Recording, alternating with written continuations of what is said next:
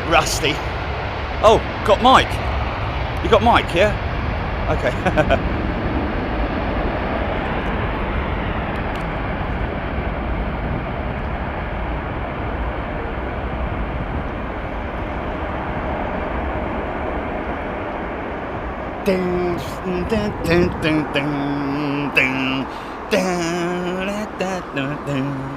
Sorry.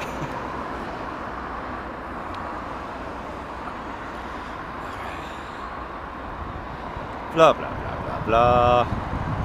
La la la la. Da da dee dee dum dee dee.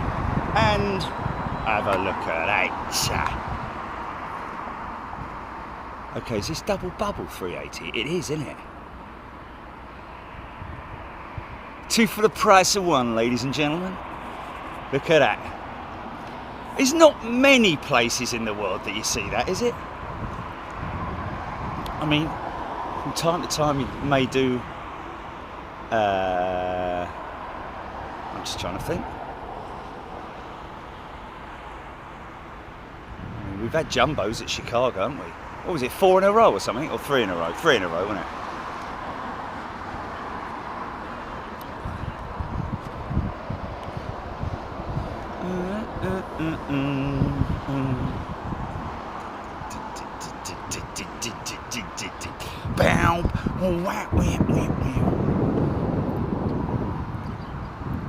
Yeah.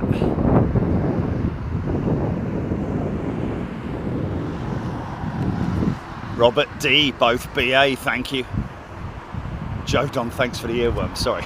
It's not a bad one, is it? I'm about a foot and a half higher here, folks, because we were planning to go somewhere else, but I opted for the Renaissance.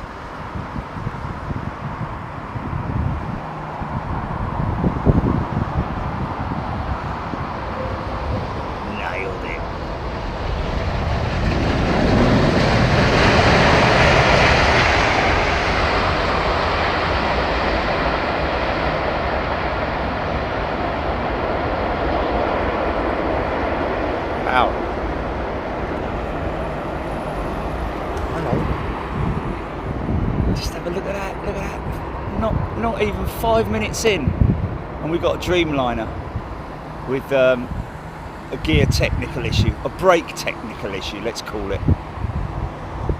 Does look odd, doesn't it? Looks like a prototype flight.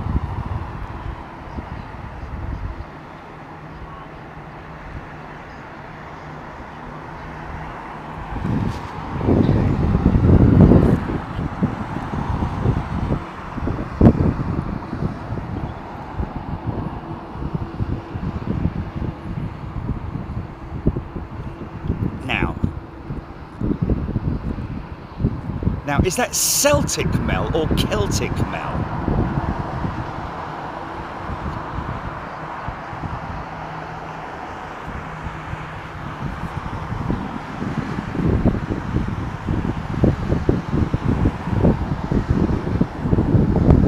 Oh, nice breeze, man. Oh, what a lovely breeze that is. Might get a bit of thermal activity here, you know. A little bit of vagueness. Pretty sure that Emirates 380 the other day was just about a little bit too high speed on approach. Oh, he's not missing this one, is he? Yeah!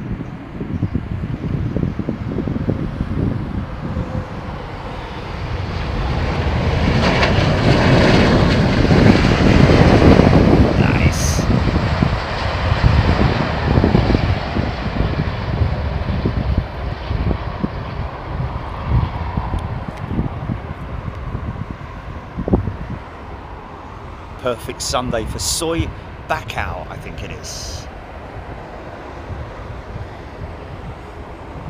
Got their lunch and Big Jet TV. Don't spill anything. Is it on your lap or is it sitting at the table? Who sits at the table for their lunch these days? Blimey, big old load of stuff on remote stand, look. Look at that. Couple of United jets. 2 Cathay Pacific jets, 1 350 and a 777, and an Air Canada jet. What's going on?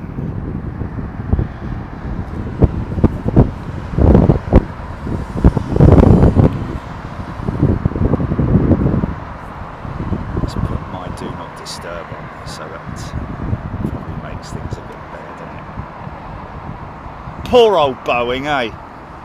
Just when they had some good news, the workforce are going on strike, or planning to. I don't know how they're going to dig themselves out of this one, because at 40% wage increase is what they're demanding, or looking for, should I say. And this is these are the final assembly line workers and all that mob. I think it is, but yeah, they just can't. They can't get a break, can they? Old Boeing. What a shame, mate. Certification for the 777-9 has now started. That's all in hand. A huge order for 777. How many buses? Huge order. Well, five 777 freighters for Emirates cargo.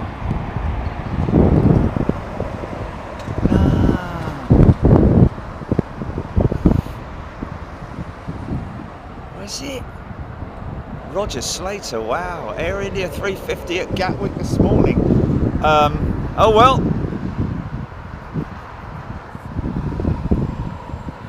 Kevin Hillier, what was the name of the shop you visited recently? Aviation Retail Direct, Kevin. ARD. AviationRetailDirect.com. I think it is, if you want to visit them. I tell you, be warned, if you're going to go to ARD, if you're actually going to visit there, take sandwiches.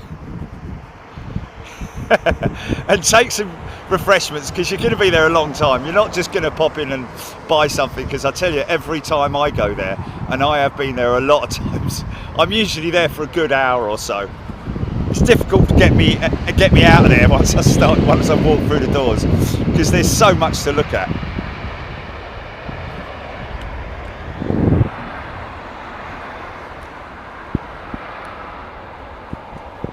Regs, towards the end of the A340 show, someone gifted me a membership. I didn't get a chance to say thanks then, so whoever it was, thank you.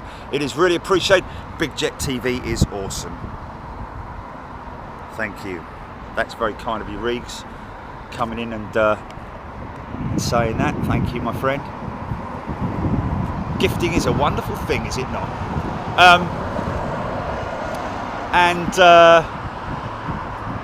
Well, this is the last show before Honolulu, folks. Next stop, Honolulu. All aboard for the Honolulu Express. It's not exactly going to be an express, is it? It's going to be a very long flight, man. Oh, dear oh Lord. All you've got to do is get yourself well prepped for a big, long flight like that. It's like going to Alaska in a funny sort of way, isn't it? Is it longer than Alaska? Oh, Greece, that one. Sarah Parry is a returning member. Welcome back, Sarah. Good to see you. Of course, all premium members, don't forget, all premium members will get to see the Honolulu shows a week after. You're running that audio for a particular reason, GP.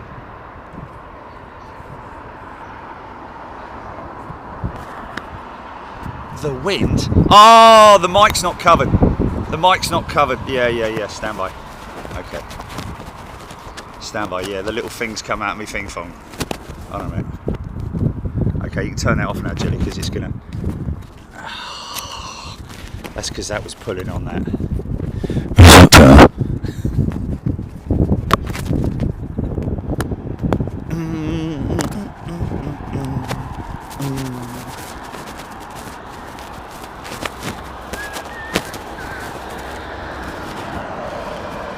There you go. How's that? Ooh, how's that? I'm just doing it. Got you out, I beat you out. How's that? These guys not happy with their Neo jets at the moment, are they? Turkish, or is it? No. There's so many variables, so many different things going on in the whole Neo thing with the Pratt & Whitney engines. Was it? I think that might be wrong, actually. I think I might be quoting the wrong airline. But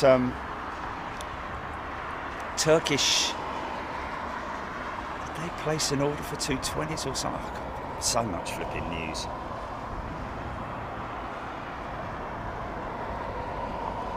GN Man has gifted a membership, 5 memberships, thank you GN Man. John Mackenzie has gifted 10 memberships, wow. All you folks who are gifted memberships are going to be joining us in Honolulu next week. Oh look, Jilly!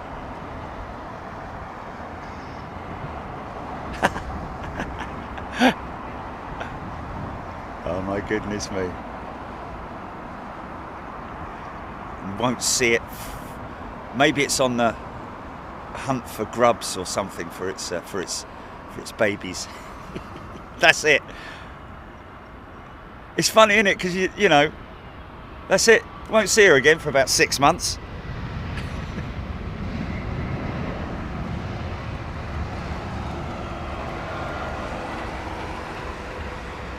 See, that's all these planes out of position.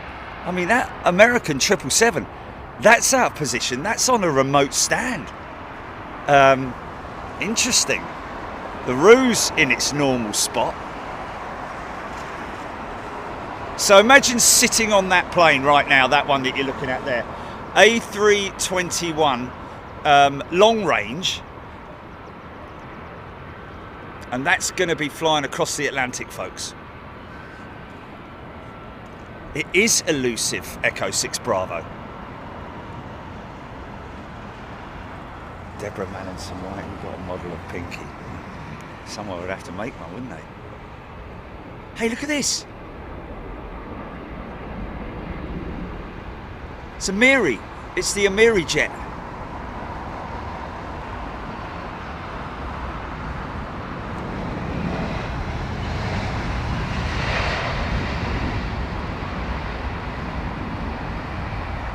I can guarantee you the inside of that does not look anything like the inside of any standard 320. That's for sure. Gareth Allen, g'day. Neil. Spooky Cindy favourites.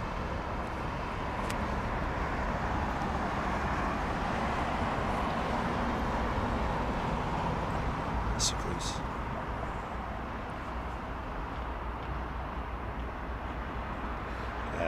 Sandy, we will at some point put. Oh, hello. That's a bit of an odd one, isn't it, Chilly? That looks like he's miles out of. What's that all about then? And his gear's still down. That's very odd. Can't be wind shear. What's going on there? What's going on? That's very peculiar, I have to say. And that was miles out. Have a look at that aircraft. The gear going up now. Scott Hetherington's gifted a membership. Thanks, Scotty. That's very odd.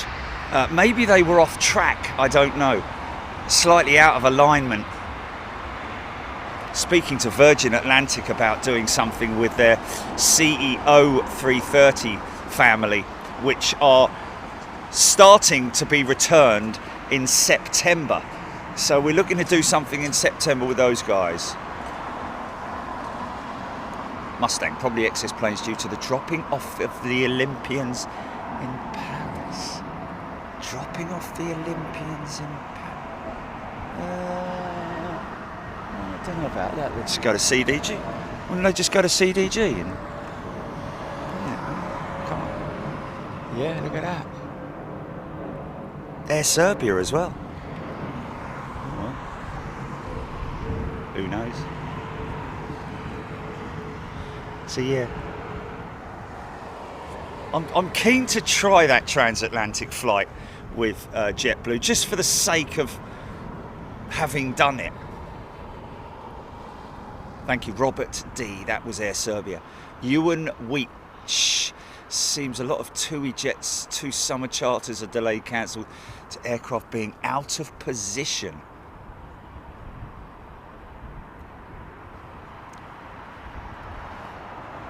Steph, it is one hell of a missed approach.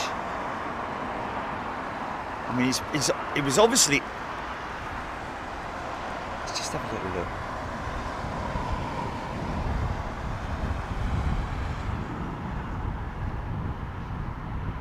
That was a long way out, man. It was on the right approach pattern, that Serbian jet.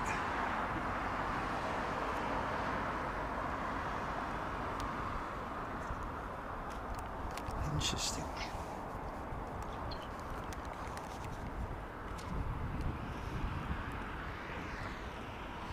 It's a slightly higher platform here today. We are slightly above where we usually are, probably about another maybe 2 feet. Makes all the difference. Easy, son, easy. There we go.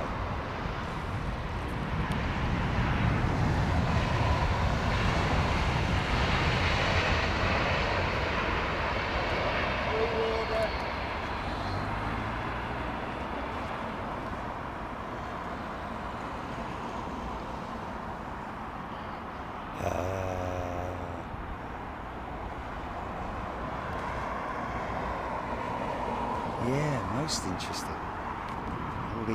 All these aircraft. Is there I mean, I'd understand if it was all American or transatlantic stuff, but 2 Cathay Pacifics on. I mean, we saw one the other day. It's not massively.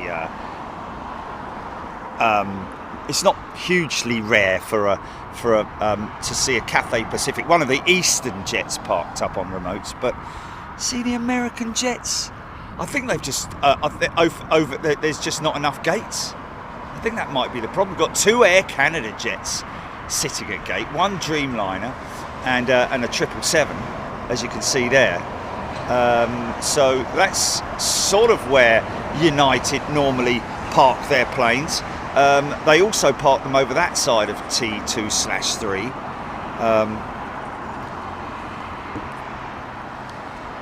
All those gates down there, all reserved for single aisle stuff. And then of course these 2 remote stands here as well.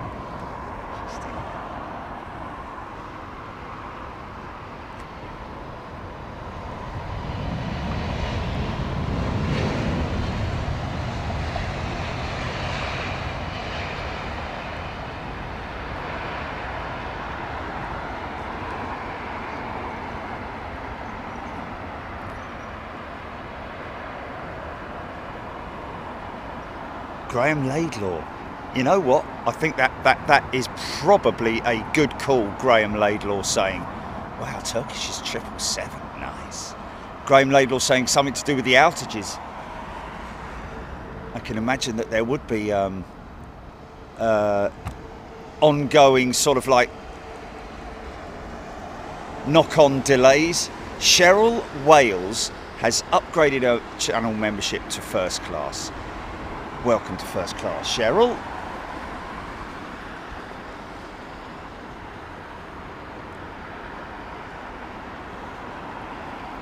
What was that, bottle of champagne, Jilly? I thought I was you popping a cork there. Oh. Oh, God. Cheryl Wales.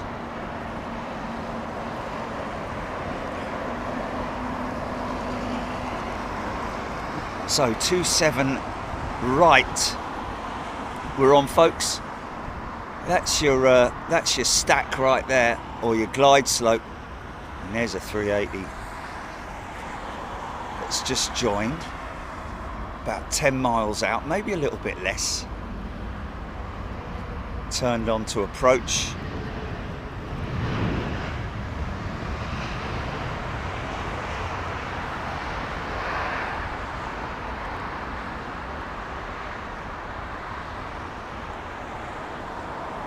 This looks so odd with just the outboard gear, doesn't it? But then it gives birth to the body gear, and here it comes now. The body gear cannot be extended until the outboard gear, the wing gear, has fully extended and the doors have closed. It's just synchronicity. Different going up. Everything goes up at once.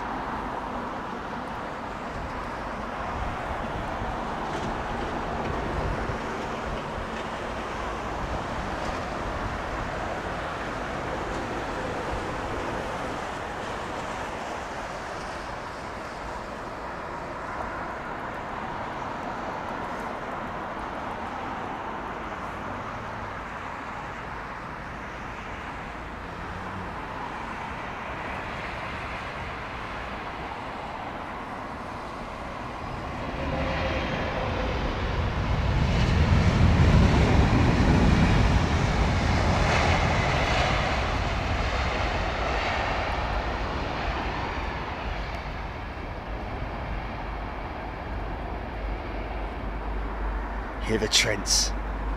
Feel that hum, man.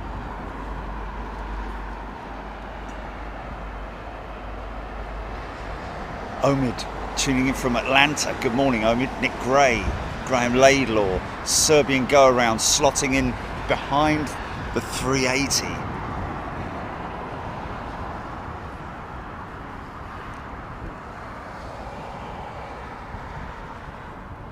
I just didn't know that old Scotty Bateman had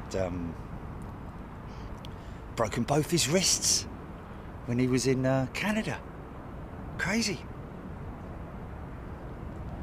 Whether that's a scaphoid break, I don't know. It's one of the harshest breaks you can get. Like the scaphoid, tiny little bone. Stephen H. Long delays at London Heathrow yesterday. Several departures after midnight, with the final one, Turkish 330, not departing till 0:42. I think I might have heard that one going out. Yeah, it has. Ellen saying that USA must still be a bit messed up from cancellations. Yeah, I know that Frontier and a number of operators were quite heavily affected. Nice smooth approach here for Emirates.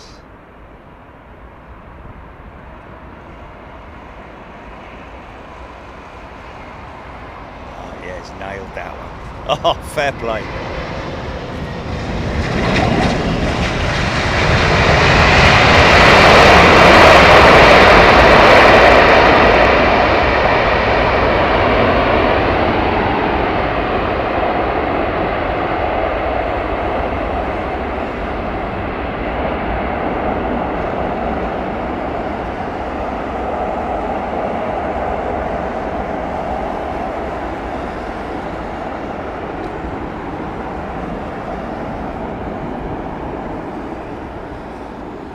Clouding over again.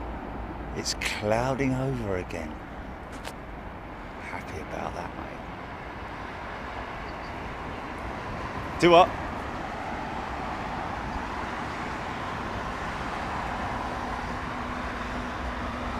Robert D. Emirates 777 was nearly 2 hours delayed on departure from Newcastle yesterday. Jay Patel tuning in from Dubai. Andrew Ryder. BXBY Pizza flying out of London Heathrow on Wednesday of next week, flying a 777 to Cape Town. Then I've got a connecting flight to Sydney. Wow, lots of travel for you then, BXBY.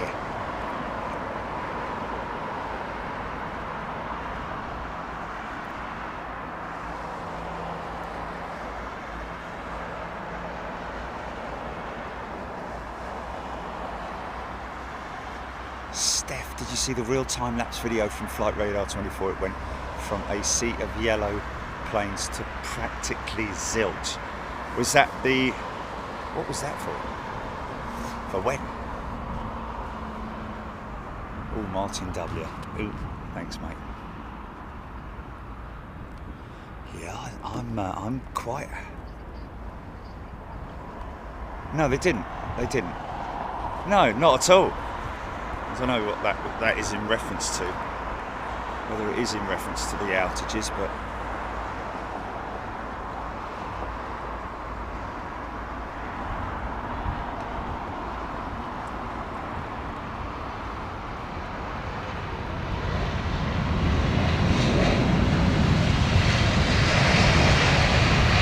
I'm just surprised that that guy had his gear down for so long. Thea Love, welcome back, Thea. Nice to see you. Nice to see everybody. Hope you're doing well. Relaxing on a Sunday afternoon.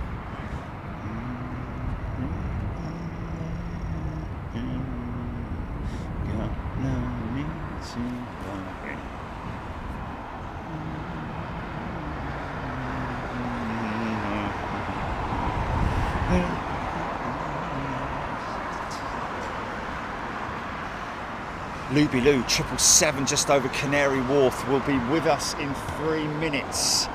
Yeah, went to pick up the back to Battersea the other day for the prescription glasses, and they were on. They must have been on. Yeah, it was these operations, wasn't it? They were landing 27. Oh, they were landing 27 left, were they? 27 right. Yeah. Yeah. Yeah. Banking over the top of, lining up over the top of the Battersea Power Station, or as it's called, what's it called? We're gonna rock down to Electric Avenue, gonna take it down.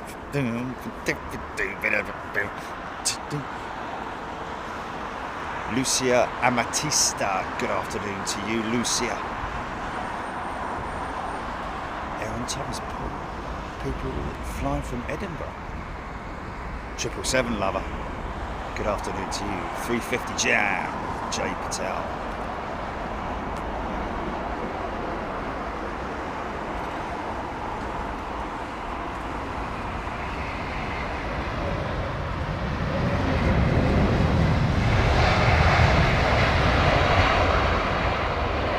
Problem these operators face when they have aircraft with sort of like beautiful, like with Virgin Atlantic, that's pearlescence sort of red, which is beautiful, but over time that pearlescent colour fades, and you end up with engine cowlings mismatching, and sometimes looks a bit dodgy, doesn't it?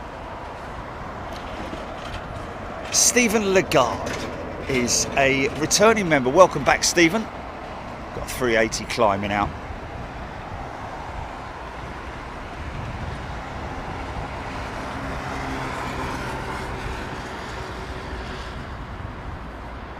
It's crazy how low and slow and lazy that looks from here, and yet when we're down there at the end of that runway and they come hurtling over the top, it is just amazing. All 4 Trents at full send. Listen to the look at this. I nearly said Brent, Trents.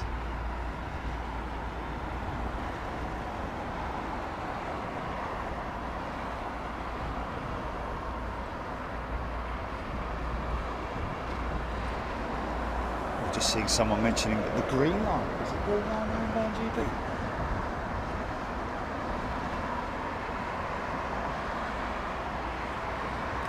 Hello.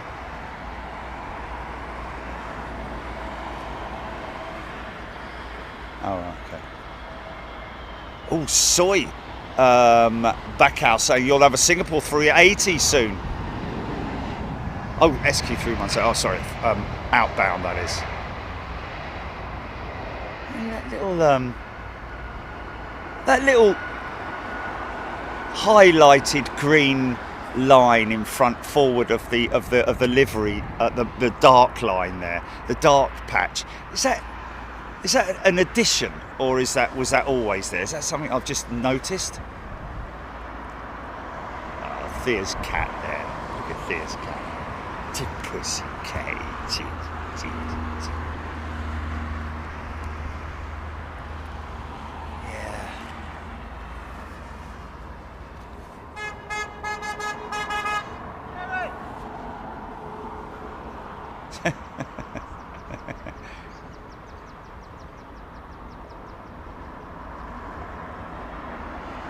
What's an upside down table? Huh? Oh. Yeah. Nicely done.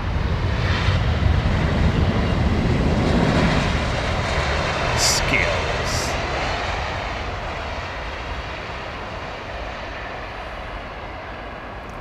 I think BA are sort of desperate to renew their, freshen up their fleet, aren't they? Lots of old 777s and 320s, and obviously it's just they're just going to have to do what everybody else does, just play the waiting game, isn't it?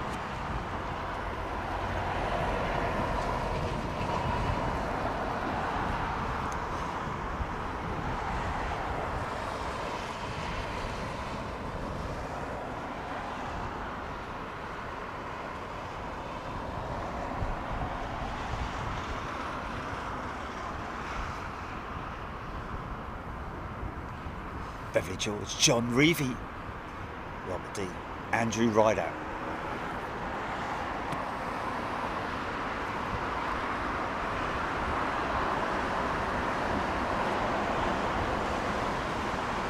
Cheryl Howard liking the Air Canada liveries. 3 parked up at London at the moment. Gareth Lydia, Brian Stewart.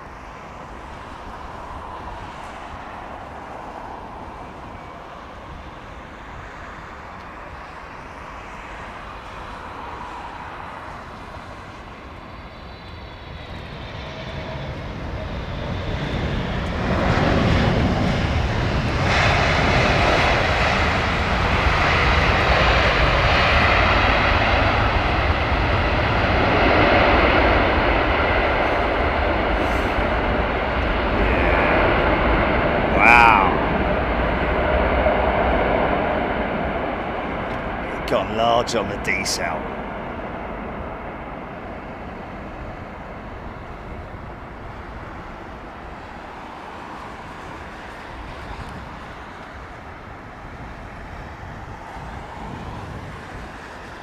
Yeah, it must obviously was there. It's just something that I sort of like, I must have just missed it.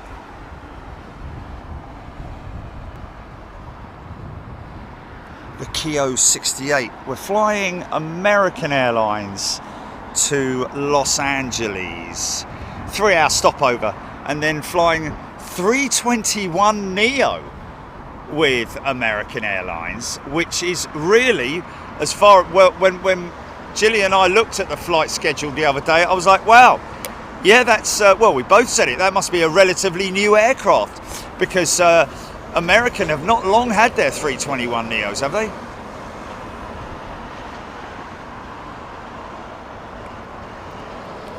Robert D, Qatar 380 due 30 minutes. Thank you, Robert D. Steph. BA93. Who's this? Gavans 4. Katie D.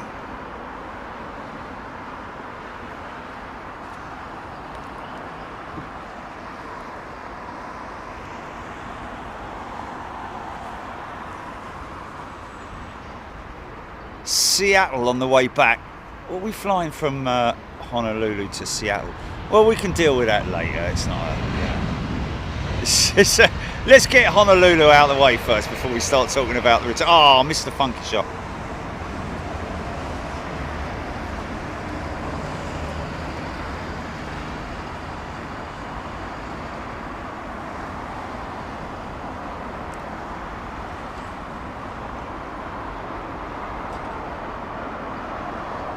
Wharf 2000, another spirals on the centre of the spinning engine there to indicate to the ground crew how fast it. Wharf, good point actually. Why is the spinner, as they are commonly known,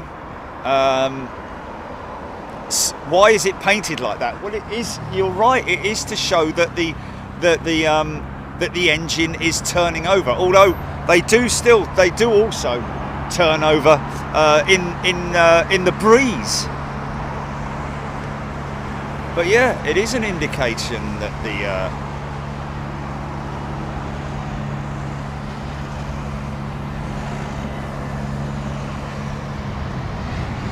the engine is spinning. Good question, that.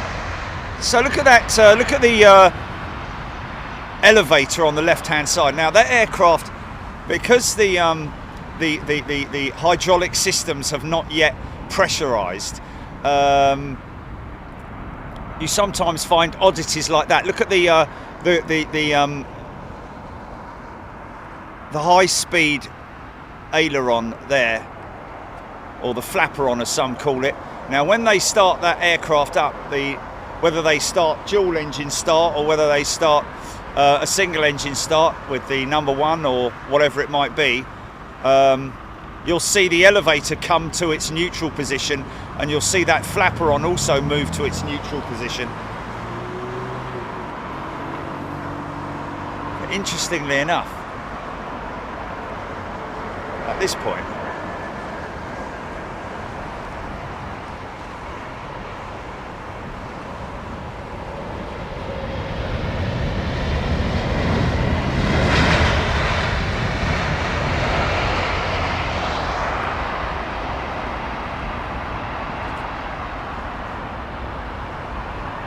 quite surprised that it hasn't actually.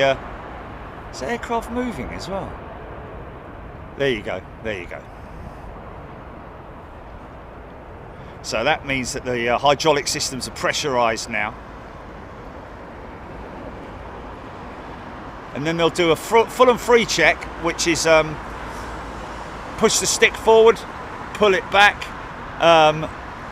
left and right as well.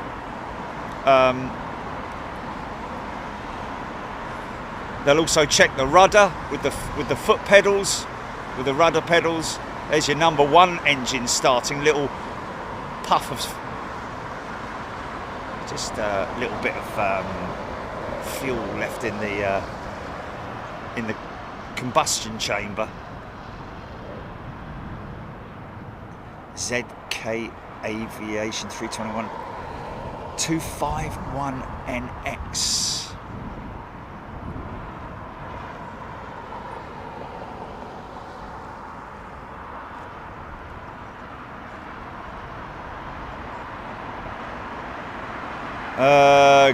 Gallovidian asking, do you think anything will come of the Boom Supersonic jetliner? Yeah, believe it when you see it. Or, you know, it's, to be honest with you, I think they're a long way off with that, even though I'm hearing that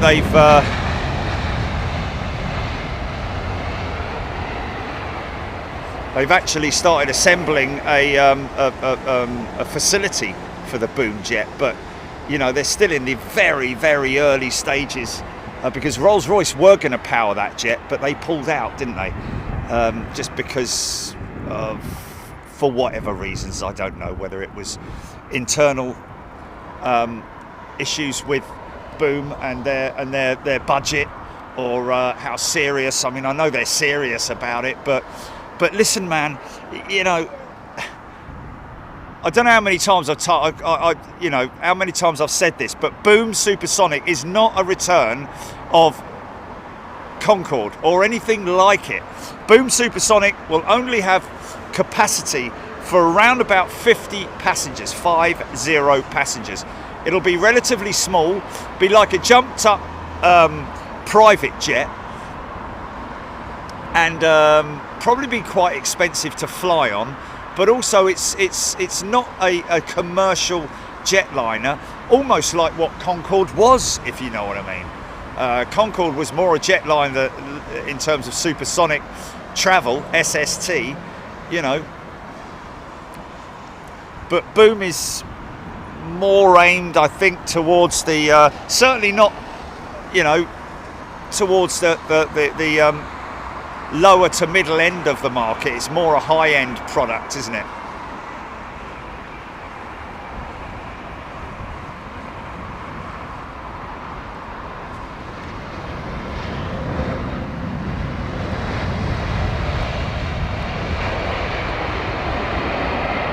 (787-10).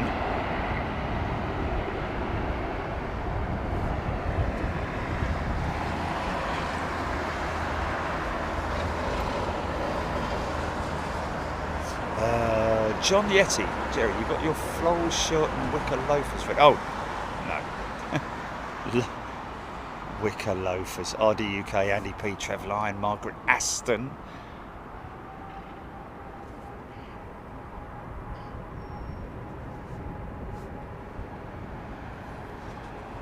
That sounds like a 380. Probably not. It's 777. There's 2 United Star Alliance jets in.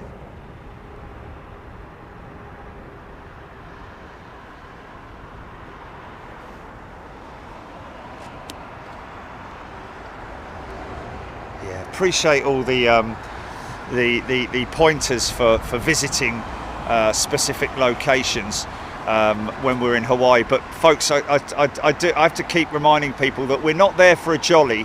This is work related, what we're going out there for, and that is to bring our members aviation from different parts of the world, really.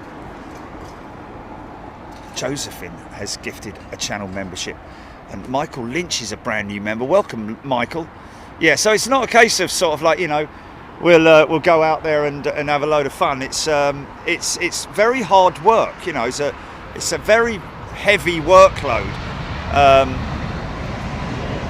We're getting there with one day to sort of like do our recce's, set up our tech, all those kinds of things. That takes time, obviously, you know, by the end of the day, when I finish filming it, the last thing I want to do is go to a restaurant or anything like that. I'm absolutely knackered. All I want to do is sleep, literally. Eat something and go to sleep.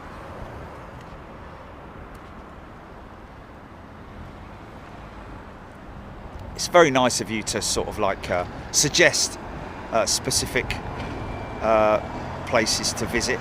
Really appreciate that. And obviously, you know, I know we're so close to Pearl Harbor. I appreciate that, but you know, unless on the Tuesday when we the first day that we're doing on our tech day, unless we get everything done very, very quickly, I'll be more keen on doing a sort of like a test stream to the members than I will do a visiting somewhere, to be honest with you folks, because our priority is with you guys at the end of the day.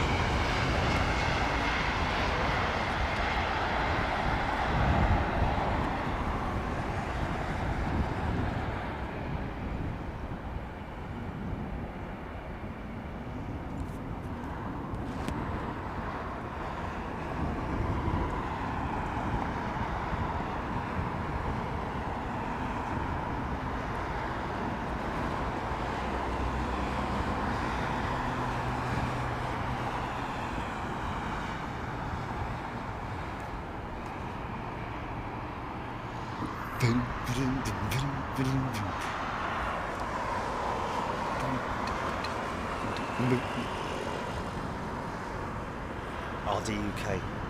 Yeah, I do love what I do. There's no doubt about it. I'm not going to try and skirt around anything like that. I love what I do. I'm very, very, very fortunate to be able to do what I do. But let's just understand that it's no cakewalk. It's tiring. Probably not for a sort of like a 20 or 30 year old doing it, but or even a 40-year-old, but 60 years old, you know. Not looking for any sympathy. No, and understandably so. People don't understand the workload. Oh, there was a bit of a funky shot there. There was a funky shot.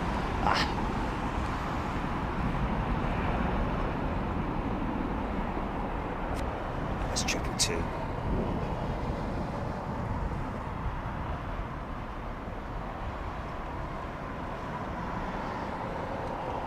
That is a good point.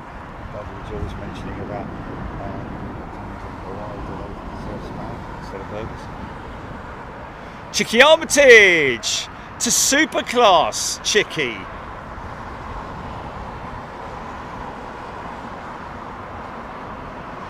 Thing is, does Honolulu have a spam filter?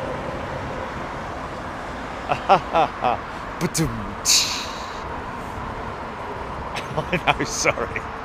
Richard Collinson, 1 foot in a grave. I don't believe it. Oh, a little bit long. Easy, Sam. Spoke to Spoke to our SAS pilot yesterday. He said he's going to Farnborough to try and get some SAS lanyards. I'm like, really? I went straight on Amazon, looked SAS lanyards up, and there's a bleeding load of $14.99 or something like that. Like really good quality ones, branded with SAS on it. I'm like, there you go. It saved your journey, mate.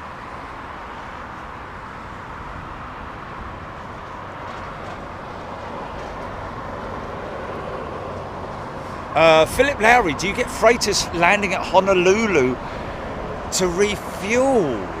I don't think so. I no doubt they do have. There's your F&F check, folks. Elevator check.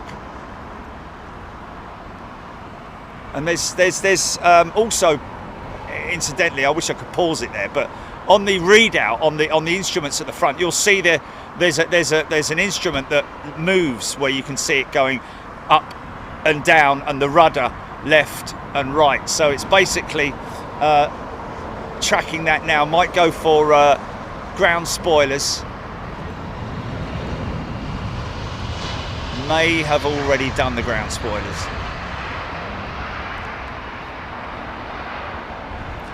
Nigel Clinning, yes, making a point there. It is true that the Airbus A321 XLR, Iberia being the launch customer, it's out of the paint shop now. She hasn't got any engines on it yet, but they are LEAP engines that it's going to be powered by.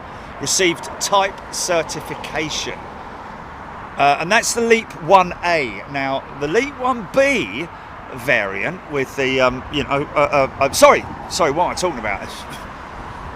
Is on the LEAP 1B is on the 737, but interestingly enough, I did hear that the FAA were giving Airbus a little bit of stick in terms of certification for the United States. I don't know if that's been resolved yet, but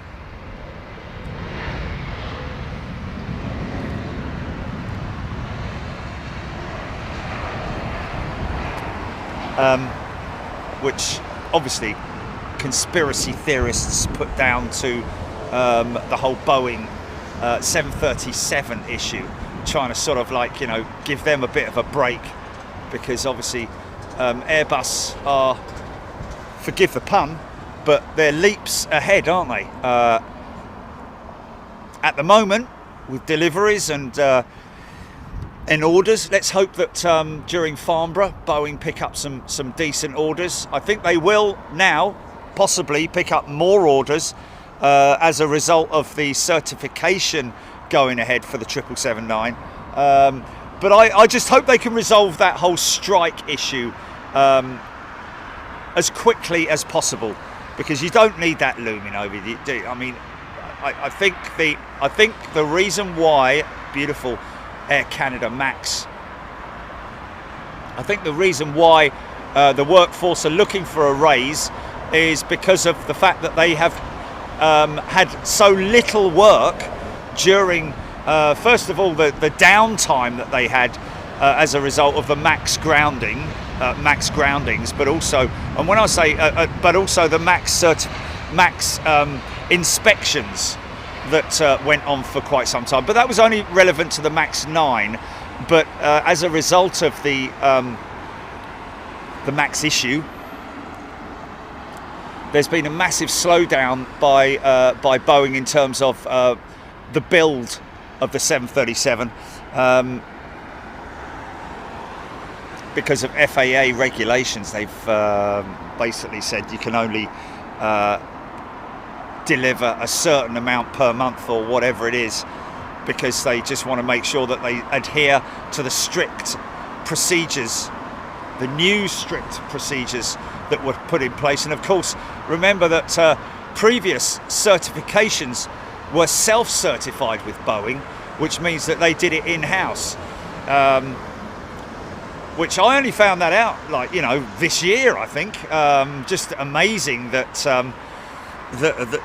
an operator can certify the aircraft themselves without having any of the regulatory body involved in it.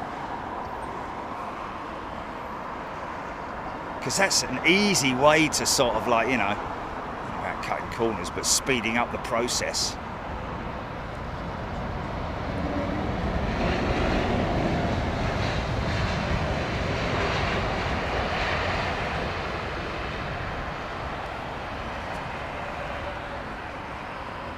Beautiful tide jet, isn't that lovely?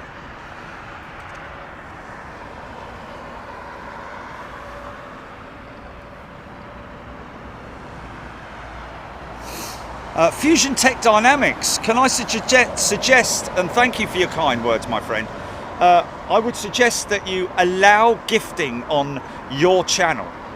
And if you've been watching as long as what you say you have, then you will be there in the applicable pile for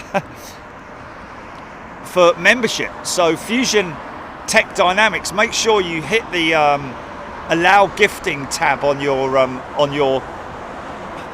channel. Is that an easy one to find, Jelly? It is. It's just along the bottom or something, isn't it? Or is it along the top? Green liner. Oh, for God's sake.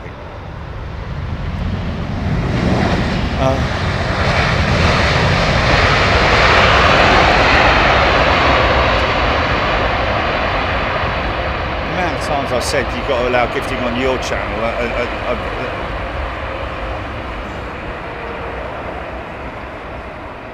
Okay. Yeah. Okay. So they're on. Yeah, they're watching on our page. Yeah. And okay, click that link that we've just dropped on the chat, Fusion Tech Dynamics, and then just hit that link and just allow gifts. Hey, this looks very old profile. This looks like an old A300. No, it's not. It's an A330. Sorry, it's because I couldn't see the wings. It looked like stubby little wings. 330 CEO by the looks of it. Malcolm Clinton's just gifted 10 channel memberships. Thank you, Malcolm.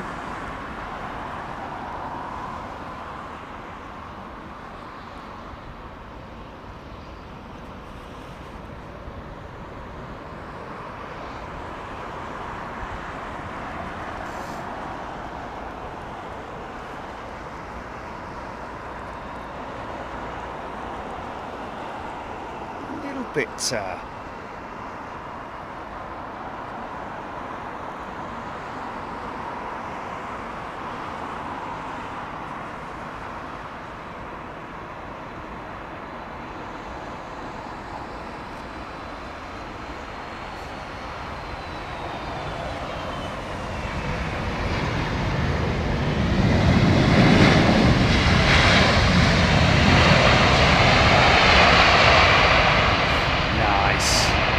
look how jacked up that thing is, man.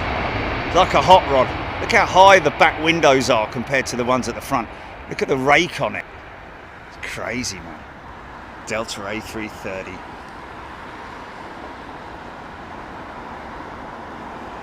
Haven't seen that in a while here, have we? EcoJet. I remember reading up about that, and it was a test platform that they were using for commercial service, of course, but they were using it for to see how far they could go in terms of the usage of reusable or you know, biodegradable products, like, you know, the cutlery that they use, you know, all of, you know, everything on board the aircraft. They were, you know, as well as, of course, the biofuel technology and all that sort of stuff, using sustainable aviation fuel, which we haven't talked about for quite some time, to be honest, because everyone's forgotten about it because it's old news, isn't it? But you know, these guys use around about, I think there's about a 5% additive mixture, a bit like your old two-stroke engine. There's about 5% additive into the fuel that they pump here at Heathrow, which doesn't sound like a lot, but over a year it is a lot when you consider the trillions of litres of aviation fuel that they use here. on an annual basis. I think it is, I don't know if it's trillions, it's certainly billions. It might even be trillions, I don't know.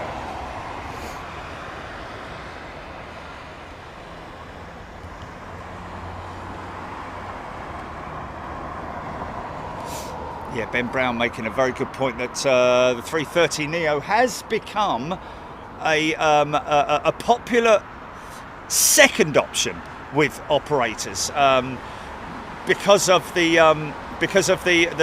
fact that it's the 350 order book is actually now almost full.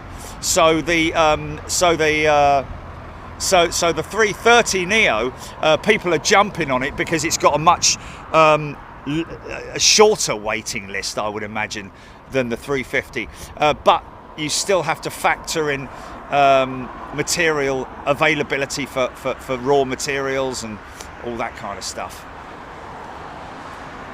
Trent's, all the Trent family engines, I think Rolls-Royce are throwing about $1 billion or more at the program to improve the engines, the Trent family, the XWBs, the Trent 1000s, the Trent 7000 engines for operating in hot temperature climates, and a lot of that technology is being brought over from the UltraFan program. So they're obviously improving the technology of the engines, but a lot of that technology is being brought over from UltraFan and to improve the older Trent engines, or even newer Trent engines, because obviously at this stage all 350s will come with the XWB engine. That's why we had a problem. Rolls-Royce and Airbus had an issue with Emirates in the order for their A350s, going just with the 900s at this stage till they prove themselves for operation in hot climates, hot and dusty climates. Valerie Bullen is a returning member. Welcome back, Valerie. Did I shout Steph out for her 20 memberships? Thank you, Steph. I think I'm up to date on that. We've got Malcolm and we've got Valerie as a returning channel member.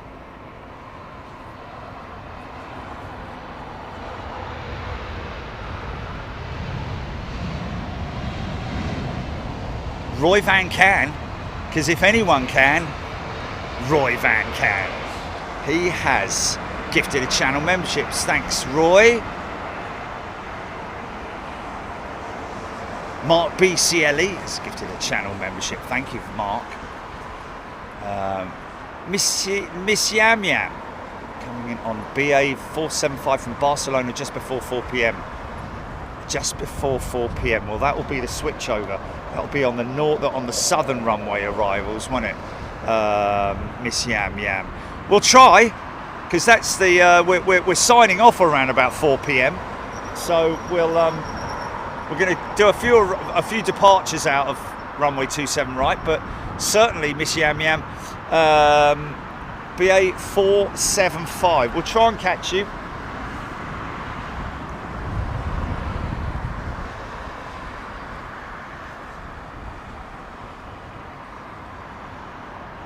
Darren Golding, 744 experience all booked in now, thanks to Jerry contacting Dan and the man. Much confusion over the name and daughter's name, but yeah, we got it all sorted out. Thank you, Darren. Incidentally, the latest issue of hold on a minute, I can jump down and get it, can't I? Are you with me?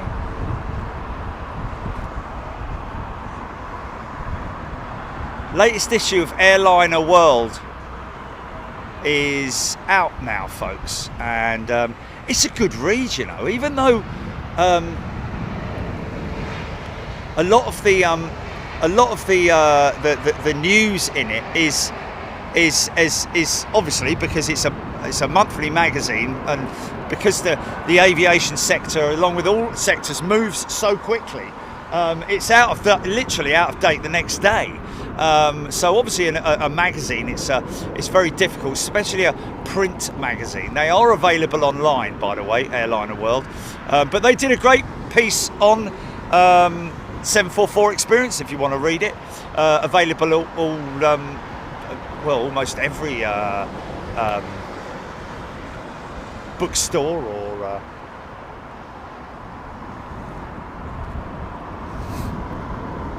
Perth Refueler 72. G'day from Perth. A Perth Refueler. Is he or she a legitimate refueler?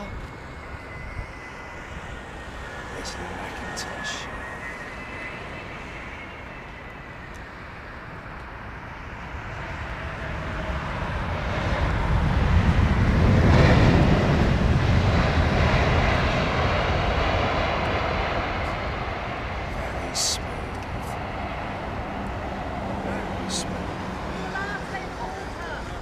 Oh, right, cheers, mate. That's all right. Remember last time. Oh, don't come up, mate. Don't come up. Thanks, man. I appreciate it. That's all right. That's very kind of you. Thank you. No worries. Cheers, mate. Thank you. Have a good day. You off? Yeah, just stayed the night. Oh, nice. Watching you on the telly. Did you get stickers? Have you got stickers? Yeah, we got some last. All right, thanks, guys. Drive carefully, yeah? Thank you so much for the coffee. Moon equipped speed shop. Oh, look, he likes his truck, look. Look at his truck. It's what we're going to get. It's what we're going to get in Hawaii, innit, Jilly? Something like that. That's a nice truck.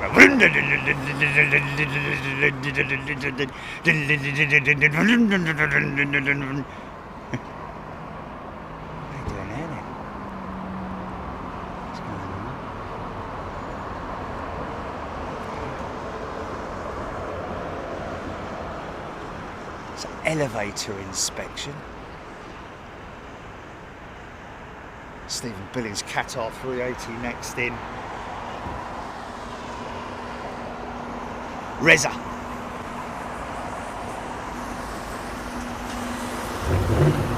Oh yeah, it's got a nice audio and all. Oh, it does sound nice. Oh mate, that's a proper tool, that is. Left-hand drive and all.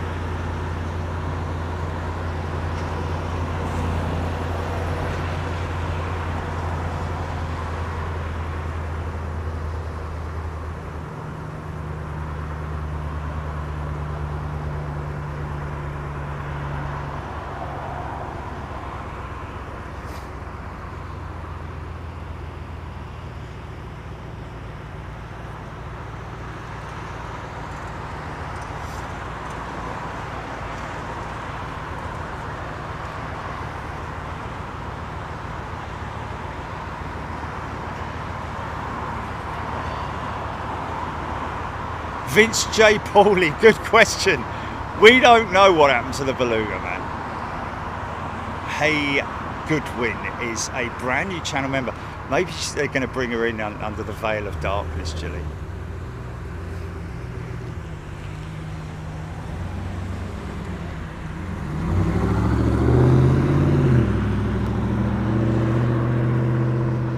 Well, Ben, I think you're right about the A330neo order with Virgin potentially.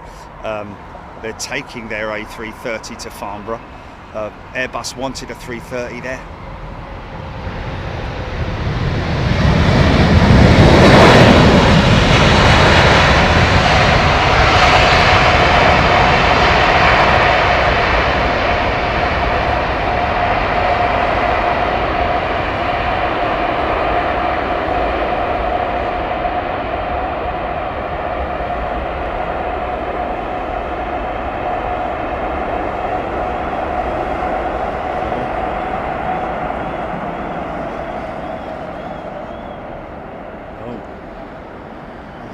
Virgin potentially going all Airbus long term.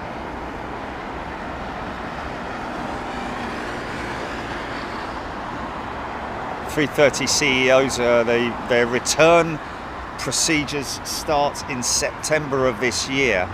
to return their 330 CEOs back to the lease companies. Obviously, there's quite a lot of stuff going on when you're returning an aeroplane. It's a bit like when you lease a car. You know, you have to return it back to the lease company within reason, obviously fair wear and tear and all that kind of stuff. But, you know, if it's got damage to it, it needs to be repaired. It needs to go back to the lease company in more or less the same state as it was when it went to the operator.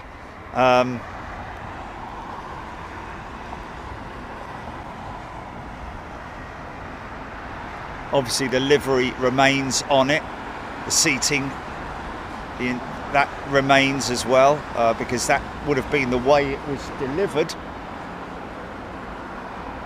to Virgin Atlantic.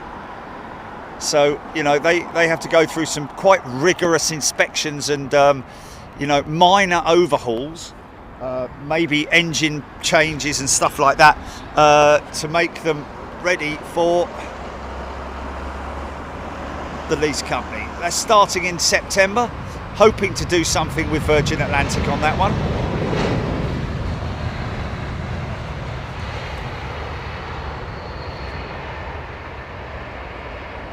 PEA is out.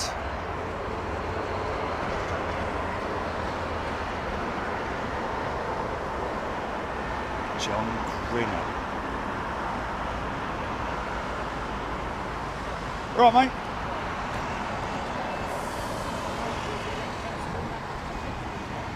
Yeah, of course you can, mate. Yeah. Well, do you want to just stand in front and then you can take them up? Yeah. That's all right, mate.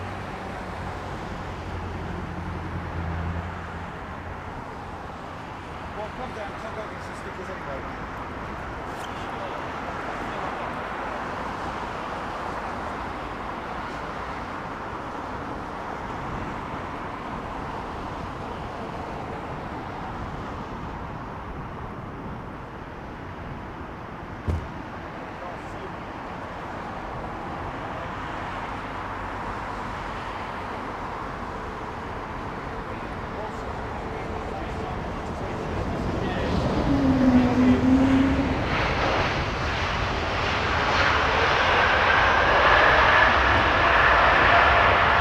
Jack Russell. Tell you what, I don't know if the operators were given some maximum levels to run those engines at when they were new, but I'll tell you what, they've bedded them in well now, haven't they?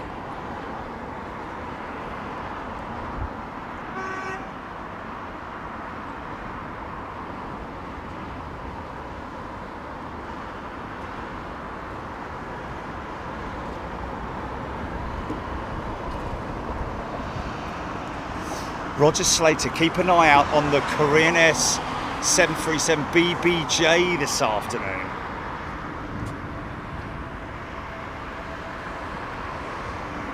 Is that another diplomatic jet coming in, possibly? I imagine so. There's been quite a lot of diplomatic visits this week, haven't there? We've got the Amiri flight 320 that was in an hour or so ago. Of course, we had the Azerbaijan 346 along with the 319, and now we got this BBJ.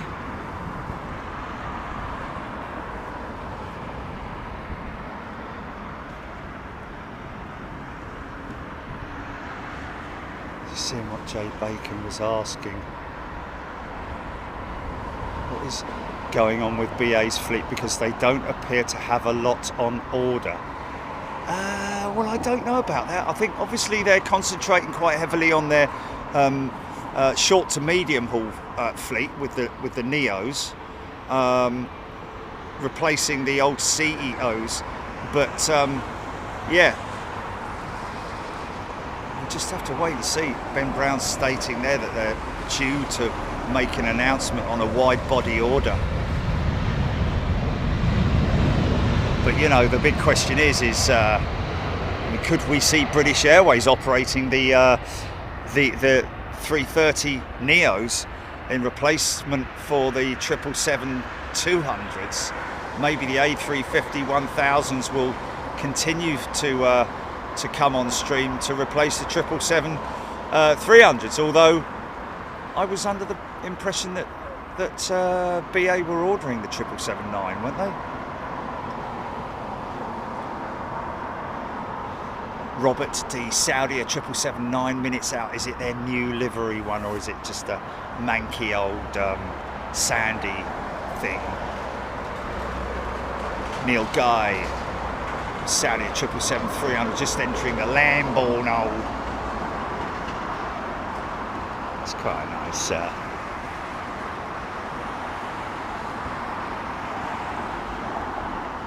Where's that?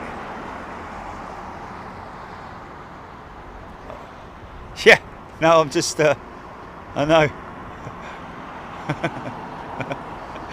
Yeah, thanks for that. I'm intrigued to know what's going on. Very nosy indeed. Don't forget their 330neo is going to be flying into Farnborough next week, so they did want me to cover it, but obviously we couldn't because we're away. That's a Dreamliner. How do I know that's a Dreamliner? Look, there's a flapper on there. See the flapper on? It's a Boeing. That shows that it's a Boeing jet.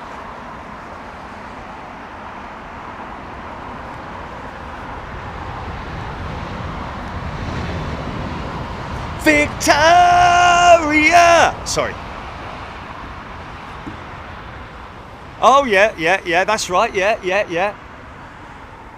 Oh. So is Victoria on the feed? Is she on the chat? Oh, okay. Well,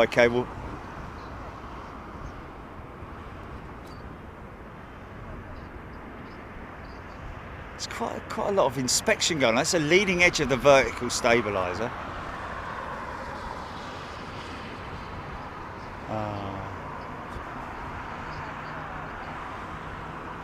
Oh, okay.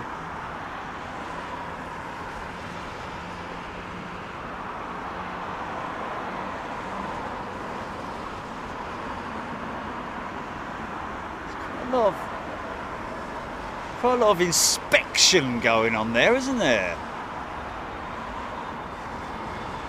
Fusion Tech Dynamics.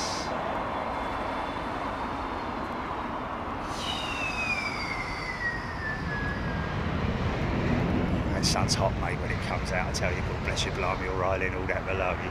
Icelandair's 767.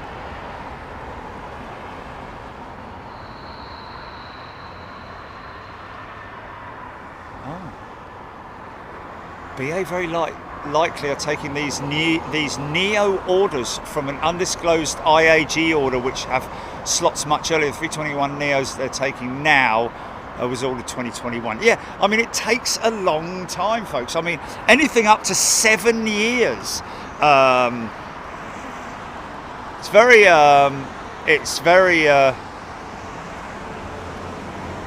unlikely, but it can take anywhere up to 7 years from the moment of the letter of intent being signed through to the actual delivery of the aircraft.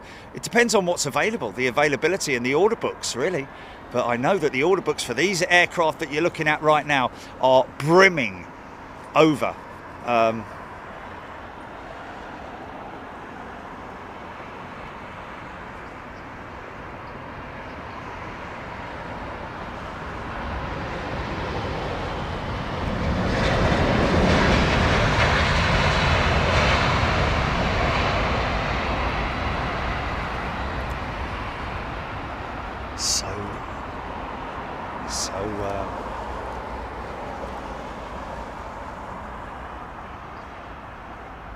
Dave Bourne, will there be a midweek and weekend show? Well, Dave, we're away. If you're a first class member, then the answer is, or super class member, the answer is obviously yes for the midweek show. We're going to be in Honolulu next week. So, Dangerous PYT, welcome to Big Jet TV. Wow, that sun's hot when it comes out, mate. Flipping heck.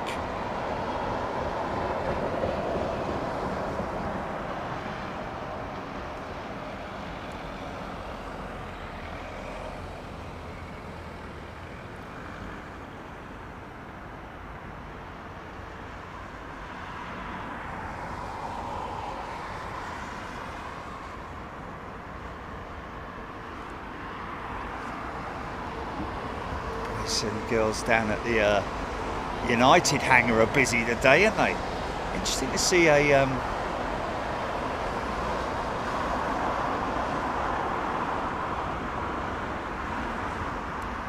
hey, I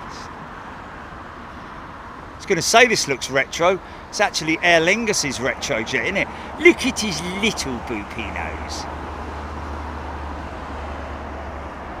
I think that black nose was done to protect the radar, the weather radar, from interference with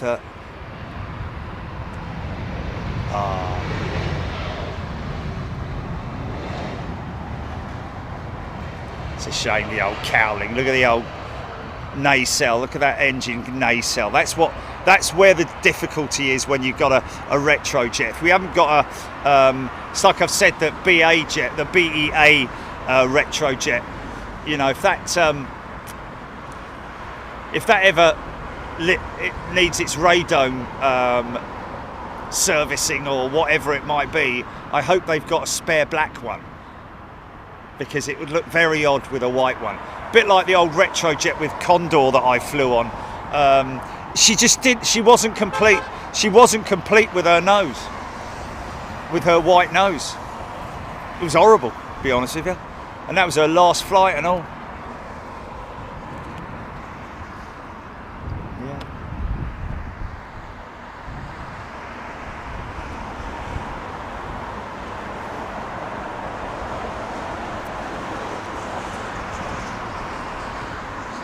Well, Neil Guy. So where the United hangar is now, it used to be BA. Before that it was British Midland. BA bought British Midland from Lufty. Surprised BA Heathrow Airport gave the United space. Well, to be honest with you, I think it was a surplus hangar, really. I mean, it's not like they built a new one, but I think they've got enough.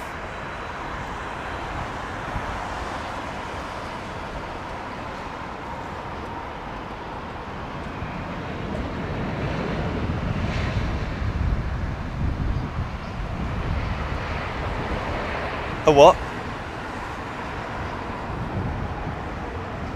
Oh, cool. Yeah. Don't wear them on the plane on the way back, though, Jelly.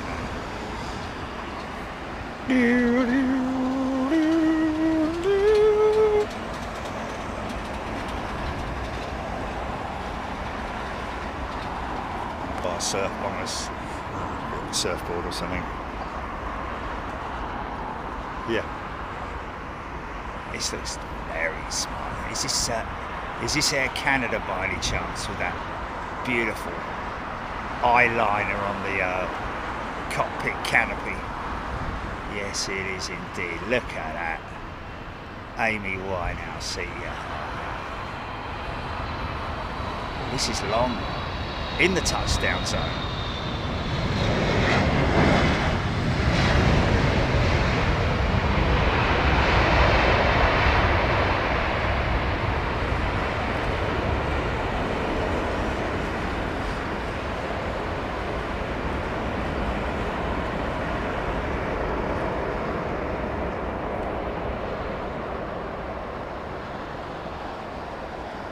Oh, it is the new livery, Dan. Finally saying. Thanks, Dan. Now you see the leading edge nacelles on that jet. The engines should be all white, as opposed to having those green nacelles, which obviously the other ones have gone off for servicing or repair potentially as well. But it just kind of ruins it, doesn't it?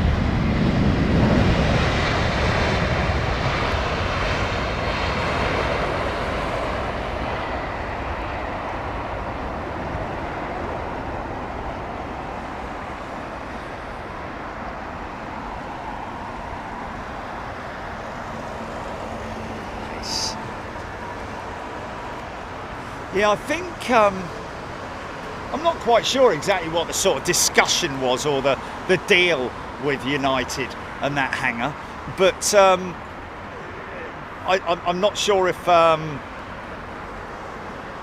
well, it's Heathrow Airport Limited, isn't it? Really, it's not so much British Airways. I think that hangar is possibly, you know, the property of Heathrow Airport Limited. So maybe HAL put that out there as a tender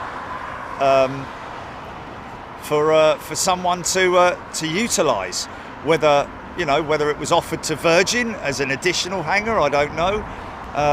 They seem to be all right with what they've got. I don't know if they still use, because they obviously had a big hangar down at Gatwick, didn't they, for the 747s with Virgin Atlantic.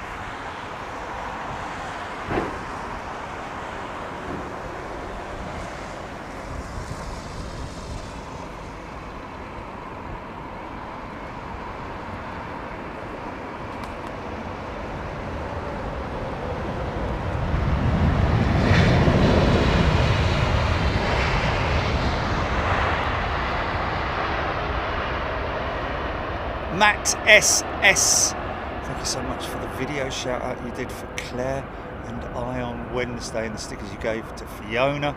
You made our days. Big shout out to all our Border Force officers. Yes, somebody from Border Force came out and said hello, didn't they? That must have been Matt. No, wait a minute. No, it was Fiona, wasn't it? Fiona who came out. It was yeah, it was Fiona. And I gave stickers for Claire, that was it. Yeah, there we go. We got there in the end. Thanks, Matt. Hey, listen, thank you to absolutely the guys at Border Force. What a job they have, man. You know, it can get very, very busy. There's so much to do in there, especially early mornings when there's so much stuff coming in. You've got to deal with a lot of things happening, and irate people as well, all that kind of stuff.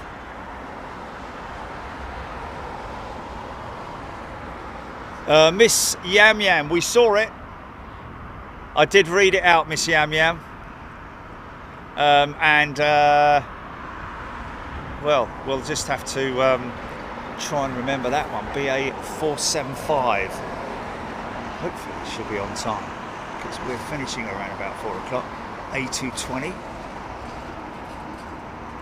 We obviously are quite strict on our close down today, folks.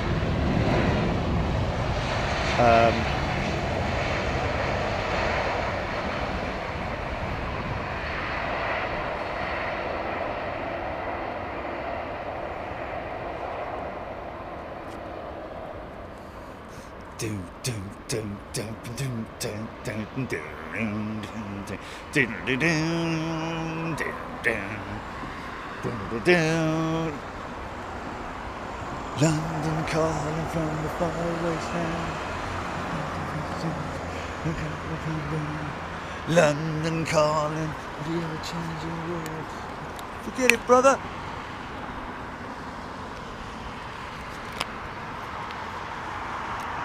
Jill, Honolulu shirts should be readily available. Well, I said the other way, by the way, folks. That there is the aiming point on this particular runway. For the pilots, that's the aiming point. Now they are within the touchdown zone. The touchdown zone markers. Obviously, there's I think the last of the touchdown zone markers is right here, set out in 250-yard increments, I think. Obviously changes on different runways. It's it raw. Oh, Paul Skinner's going to be here to catch the departure tomorrow, GP. Well, we could feed that all in soon as I got my spectacles going, haven't I? We do the whole sort of like, yeah. No, we'll use his footage. We'll use his footage. What? Southern. Will it be Southern? No, it'd be Northern. Yeah.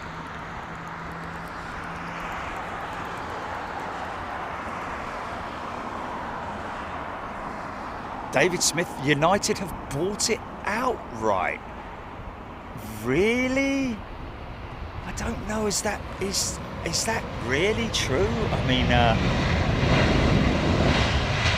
I was under the impression that all this property that you see here is leased by Heathrow Airport Limited, the company, and I think you'll find, unless of course they did a deal, I find it surprising to. Nice.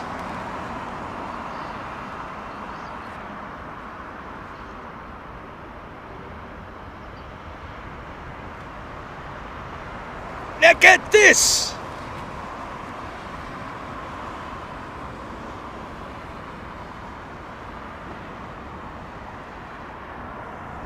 London calling.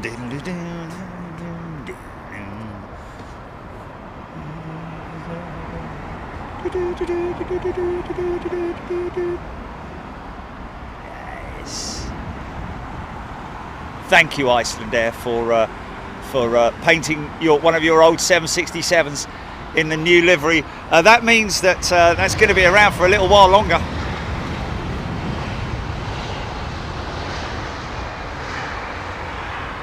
As opposed to the 737 MAX.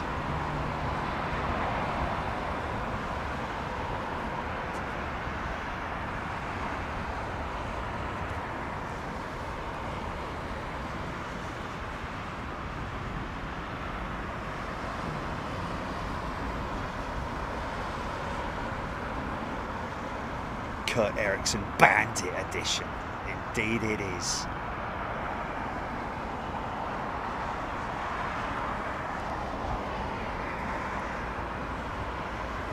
It's a nice big tree.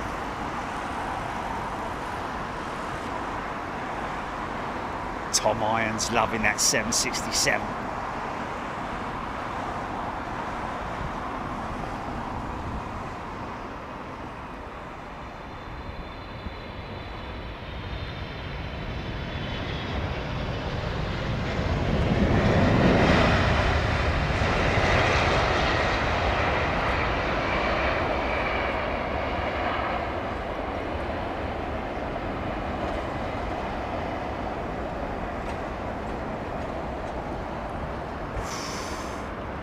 Beautiful tide jet.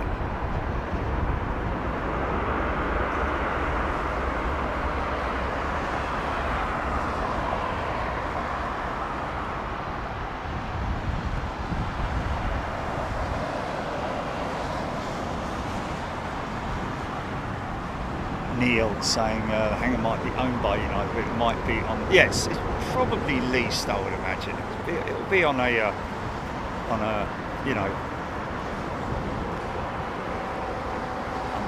Undisclosed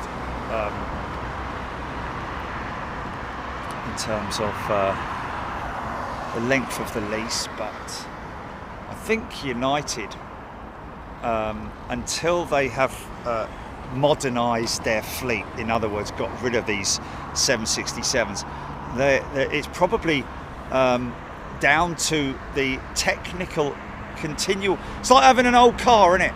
If you run it a lot, you're gonna have problems with it. So these old 767s,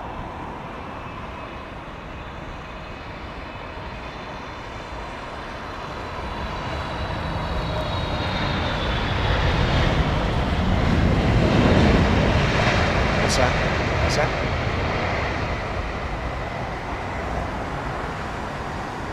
Aer Lingus.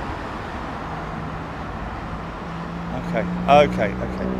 It's going to save for now.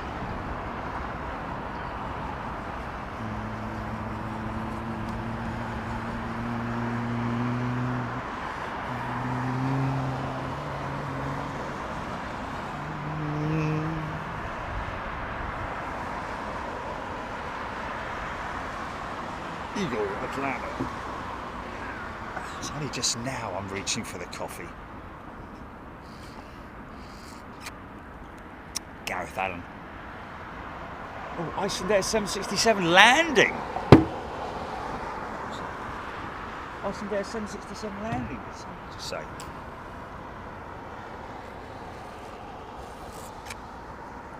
Gareth Allen.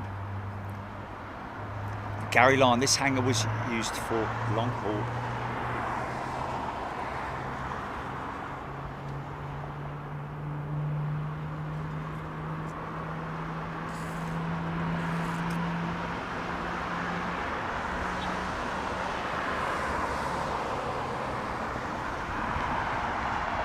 Gary line. This hangar was used for long haul casualty maintenance and engineering training, but is now owned by United Airlines, who plan to open a maintenance facility at Heathrow. Plan to open a maintenance facility? Well, that's it, isn't it? Can't get any bigger than that. Beautiful engine style.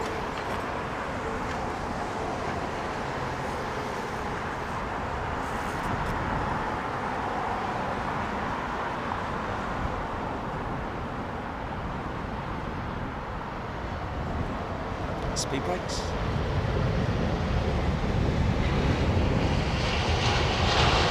Sometimes they do it on the move. Sometimes they do it while they're waiting for the taxi instructions, because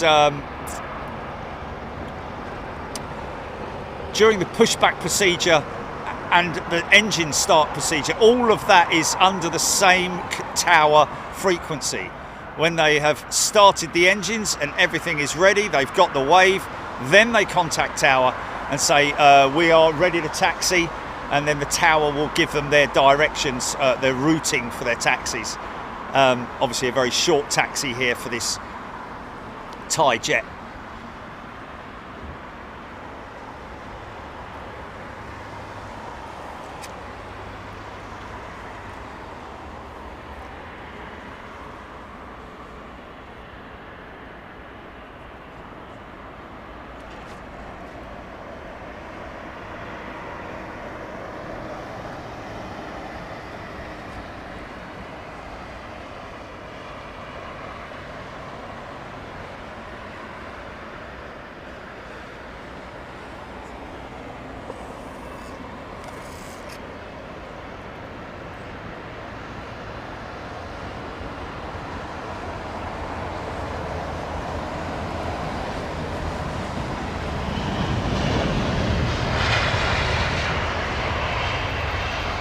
Blakeney.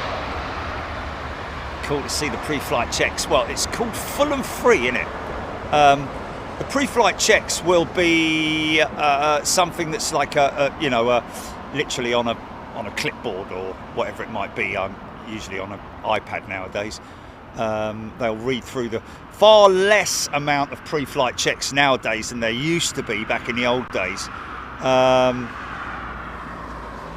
What's that? Egypt International Air Show. But the checks that you saw there with the flight surfaces, that's what's known as the F and F check. Full and free. In other words, making sure that the elevators and all the flight surfaces are working as they should be.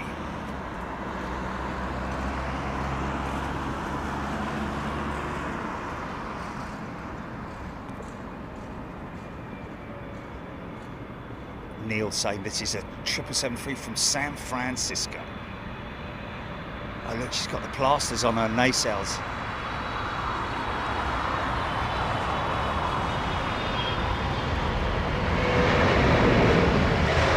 Looks like a test dummy. Oh, very interesting to see that. I mean, we've seen it a few times on this jet. It's the first time I've seen it on an aircraft where an engine nacelle has a replacement upper or lower panel. I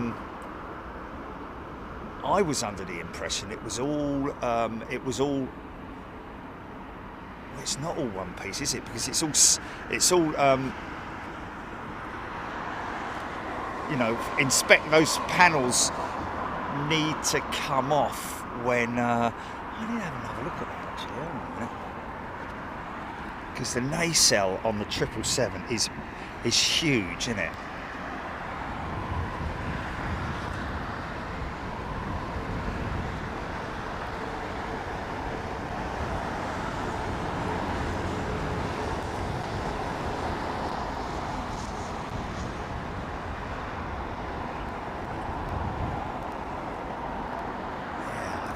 It's not often that you see that, I've got to say.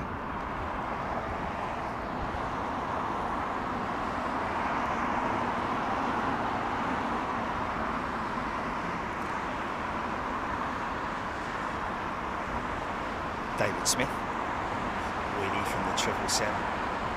Looks like another Saudia jet, this. Watch the load.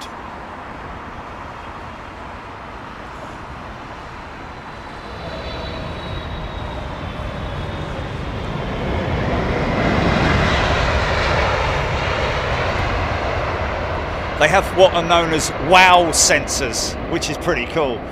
Weight on wheel sensors on the undercarriage system, which then, once those WOW sensors are activated, that basically automated the ground spoilers come up, because the ground spoilers are set to auto, I think. Simon Harding upgraded to first class. Simon going to be joining us in Honolulu next week. So I wonder which Neo they're taking to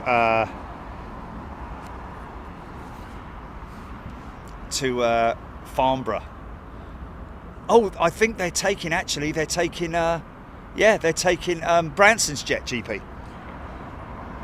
That's what Gareth told me, yeah. Brando.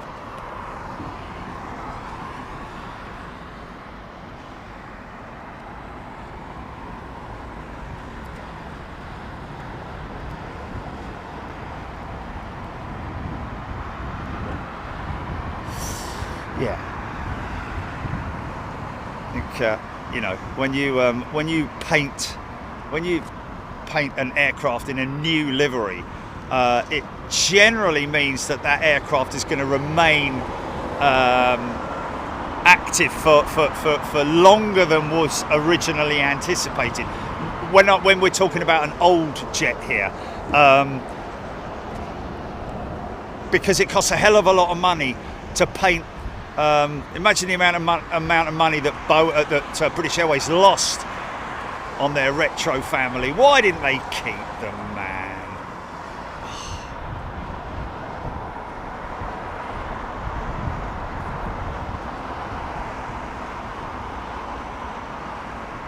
John Godson.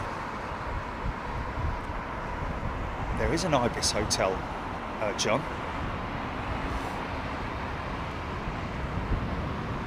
At Heathrow. It's across the street. Looks a bit tatty, if you want my personal opinion, but you know, that's my personal opinion. Delta Whiskey, what's the tall black building visible to the east of the airport? It's just a block of flats, I think. It's just a block of flats, isn't it? It's just a block of flats. I think Steve lives up there. 8th floor. There he is, look. Having his tea, look. Give us a wave, Steve!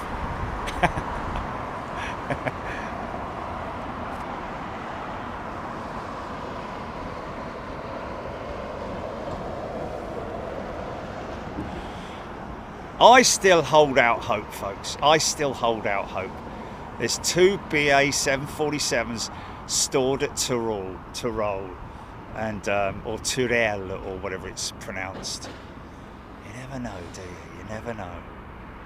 I wonder if it's actually been mentioned. Why don't we just get the 2 747s back?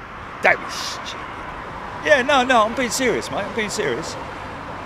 I mean, you do the exercise and see how much money you would save from, you know, from just bringing them back into operation. They've still got, I mean, they would have all been retired by now, wouldn't they?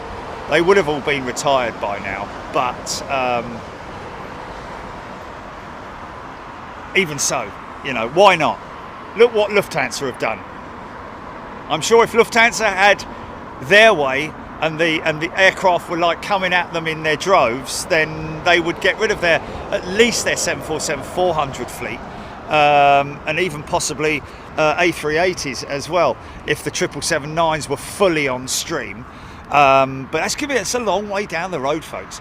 I mean, you think of how many pre-orders there are for the 777-9, and how many they've got parked up at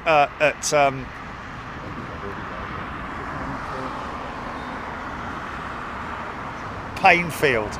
They've only got a dozen or so, 20 at the max, forgive the pun, but they've used every available parking spot at Painfield to park those 777-9s up that don't have any engines yet.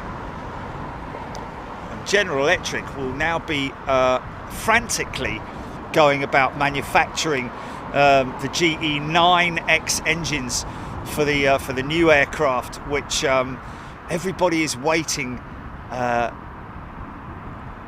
for that to happen, aren't they? You know, I mean, don't get me wrong. In another 10 years,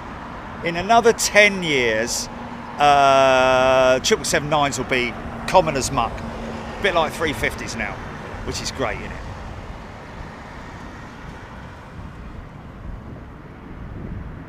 KJD, good afternoon. Fabrid,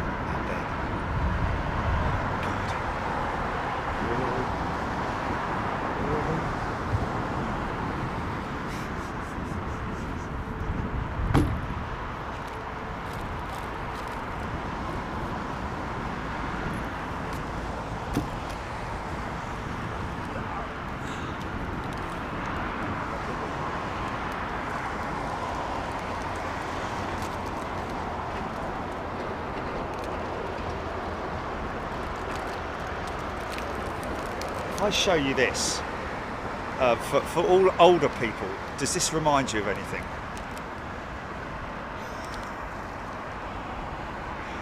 Do you remember the ice roads or whatever it was that had hundreds of thousands of them? No? Fabs, that's it, it was a fab. It was a fab.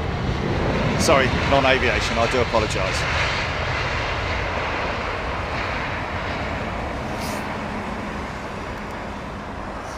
See, that's an interesting one from a non-member, which I'll read it out, but because it's just quite interesting.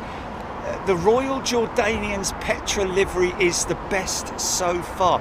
Is that for Royal Jordanian, or is that in terms of any special livery? Because I'm not a big fan of it.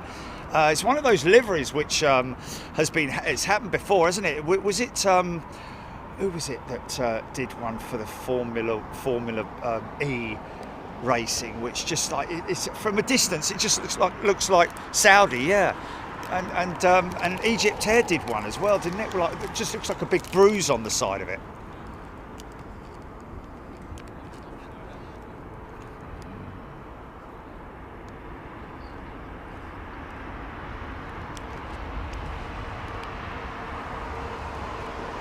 There's a perfect example of a proper workhorse, folks. The mileage that thing has done. Not so much mileage, it's hours, isn't it?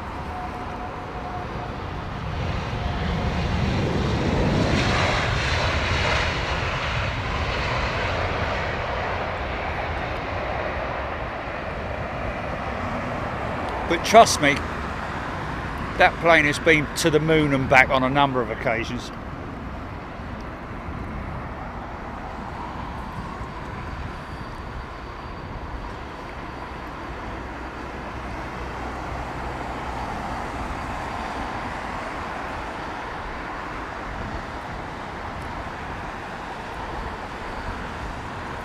Such a beautiful profile of the 777 at this point. On the turn, seeing that big long wing flexing away, man. Beautiful. Yeah. Look at that.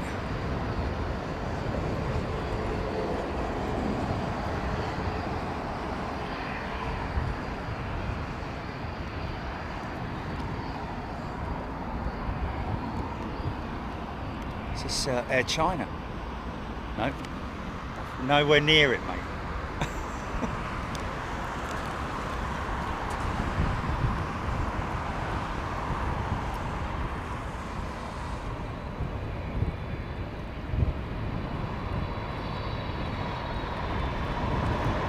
Here's an example of that.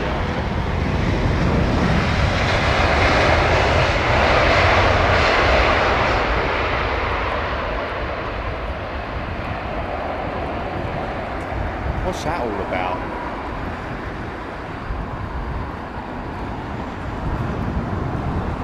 I'm not a big fan of vinyl stickers on jetliners.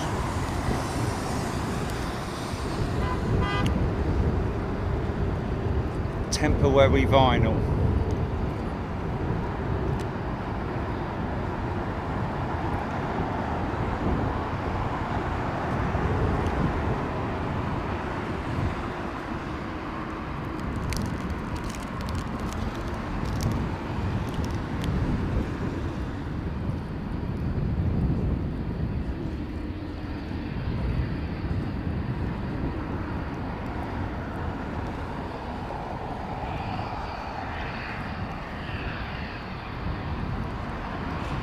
Wow.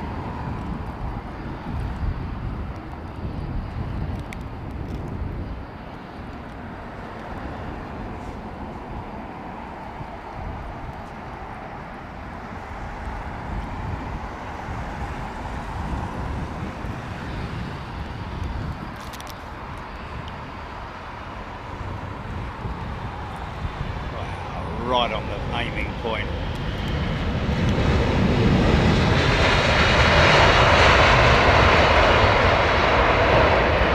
PSG livery. Is that a football team? Oh yeah, it's a footballer. See, I thought it was a fish at first, but it's a geezer, it's a footballer, isn't it? As he say, is he the goalkeeper or is he a footballer? Is he booting a ball down a... It looks like a floating man anyway.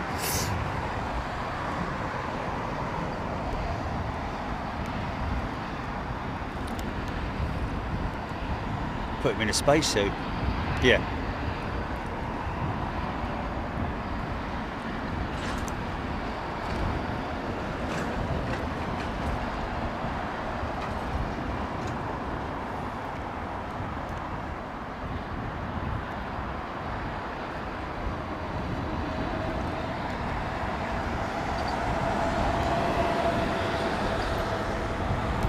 Neil, new 350F now going to be a competition slayer to the Boeing 777 freighter. Oh yeah, most definitely. 767 will still remain a very popular freighter platform. That's why Boeing are keeping the 767 freighter program open.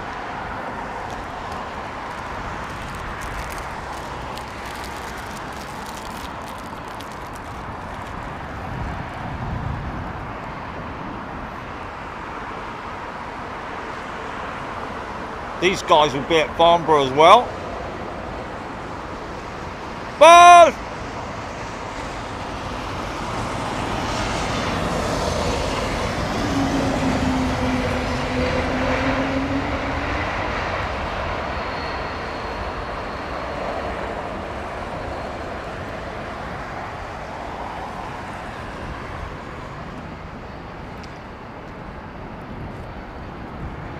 There's another airline affected quite heavily by the Pratt & Whitney engine issues.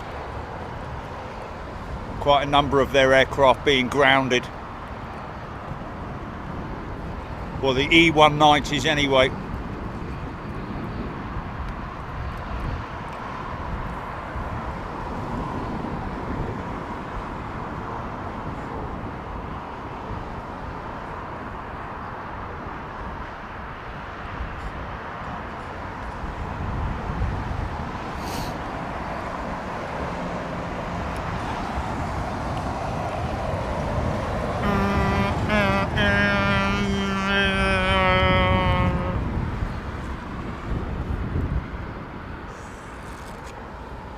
mid-kick.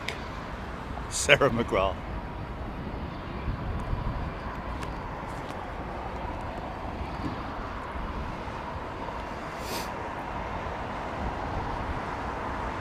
That was before the mark at the aiming point.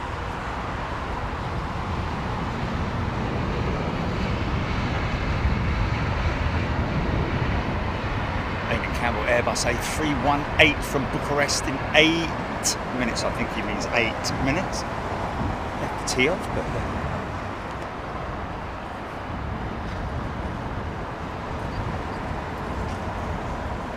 oh right, yeah. Captain Anubis, what's up with the E190? Well, it's the E2 jets, not so much the E190 or E195 or Embraer 195. It's the E2 jets that they're having the problems with the Pratt & Whitney engines. Hey, that looks like a retro nose to me. Is it? No, it's not. Sorry. See what I see. See what I see from that distance without zooming in. Anyway, whatever.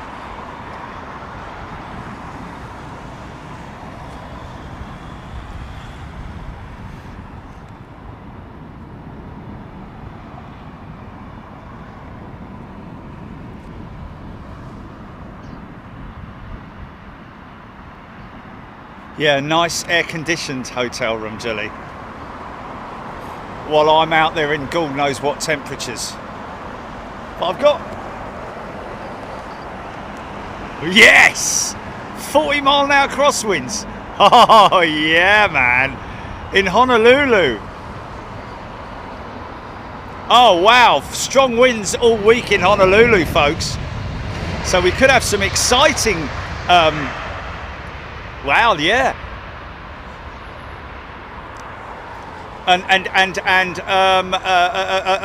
Don't forget that one of the runways is also shared by with the military folks. So we're going to have like a 737 going out on one runway and a F-35 climbing out on the other. Yeah, Raptors, man, Raptors. And because it's rim pack, isn't it? Do not use rim pack. If you have a heart issue, be careful of when you use rim pack. APAC?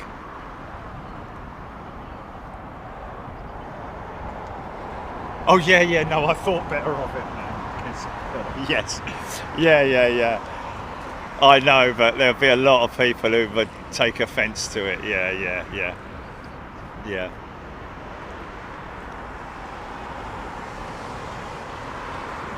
Oh, Nick Gray, 50% chance of rain every day in Honolulu this week.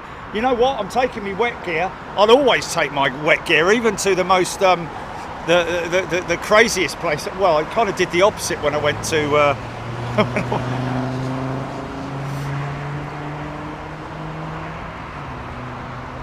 Oh, cool! Perth refueler with Air BP in Perth. Thank you so much for joining Perth refueler. That's brilliant, mate. What a great job as well. Stick the thing in the bottom of the wing and you have to be there, don't you, to oversee it.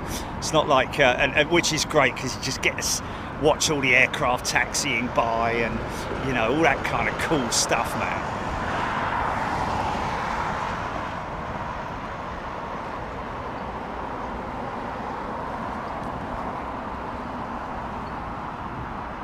Caught a glimpse of our local Pinky today, folks. If you scroll back to I don't know. Oh, can I give a shout out, by the way, to all the people that do the timestamps after we've finished. William, I cannot thank you enough. And Aviation in 4K, is it? Aviation in 4K does it as well. Aviation in 4K, we've got quite a few people that do them, but it is literally a case of, like, you know, when we get it, we pin it. But William, absolutely amazing. Thank you for all your hard work. And it is hard work because, you know, he's obviously sitting there monitoring the show right from the beginning through to the end. He literally can't take his eyes off the screen, can he? In case he misses something. fair play to you, mate. Yeah, no toilet breaks. Bit like me, really. Mind he's got his phone, he can take it to the toilet, can't he? You know. A little bit too much information, but there you go. So yeah, Rolls-Royce taking a lot of, learning a lot of lessons from the new Rolls-Royce Ultrafan program, and using a lot of the technology to improve the efficiency of the XWB, the Trent 7000, and even the Trent 1000 engine to operate better in higher, hotter and dusty climates, like out in the Middle East, which is where a lot of the competition is coming from at the moment in terms of future orders. So Airbus / Rolls-Royce are obviously doing their very best so as to not put potential orders on the back burner.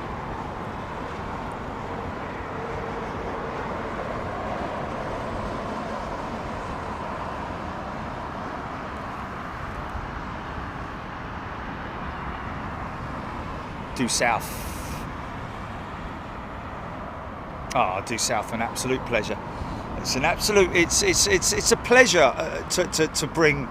You know, I still remember, folks, when I started Big Jet TV. I remember sitting on the roof of my car, saying, "Hey guys, you know, we're thinking about going overseas. You know, I mean, the furthest I'd been overseas was to test the tech when I went on the bleeding ferry across to France to see whether it would work or not.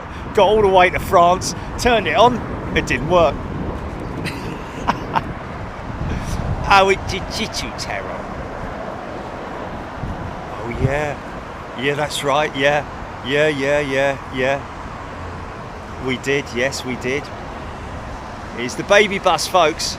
Come on, little fella. There you go.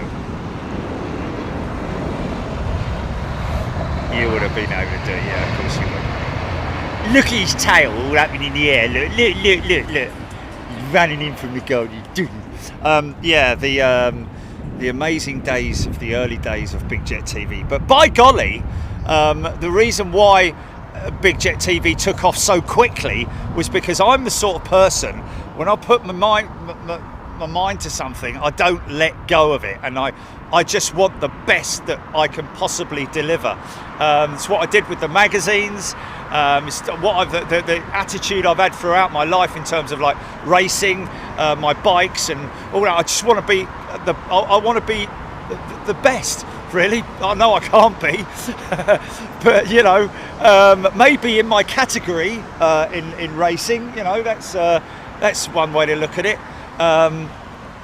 But you know, it's just there's always a challenge for me, and I've always wanted it better and better and better. And you know, we still continue to try and improve. But in terms of, you know, giving you back for your investment into the business, you know, this is your channel really. At the end of the day, Reno, welcome back, Reno. It's your channel, folks. Really, you know. It's like a hotel. You're the guests, aren't you? You know, we want to give you the absolute best experience you can possibly have, rather than just taking your money and just standing in one place for them. You know, every time you go. It seems a bit pointless, doesn't it? Arrow's gifted 5 channel memberships. Thanks, Avro. Motocross, Big Red.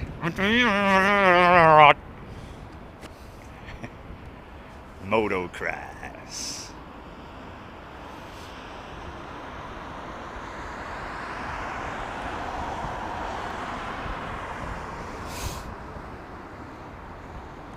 Neil, BA380 from LAX.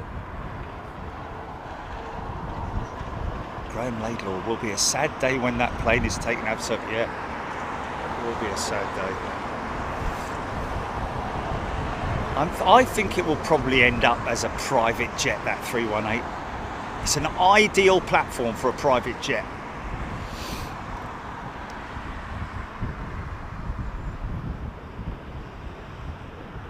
Thanks, Rick.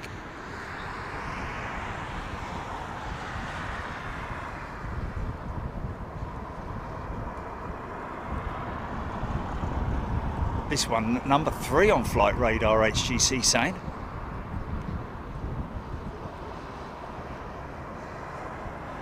Alan Shadbolt was watching your streams from Alaska last week. There we go.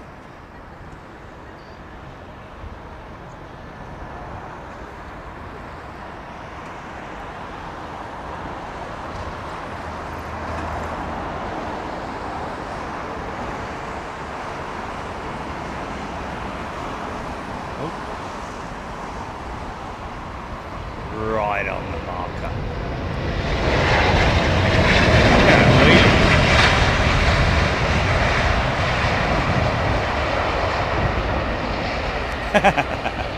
Kickstart. Squirrel's gifted a membership. Thanks, Squirrel. Kickstart. Yes. And Aidan has gifted a membership as well. Lee Hodges is a brand new member. He's organically grown member. Welcome, Lee.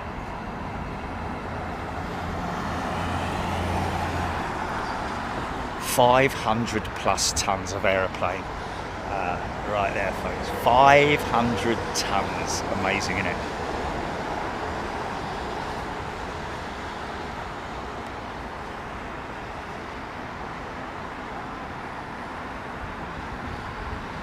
Simon Harding, hard to believe this 380 is 11 years old. Tell you what, some of the interior, you know, the cabin interiors of these BA jets, along with all the other ones, you know, those old 767s with United, when you go into the toilets, everything's worn out in it. It's all faded, you know, that it's just all, yeah.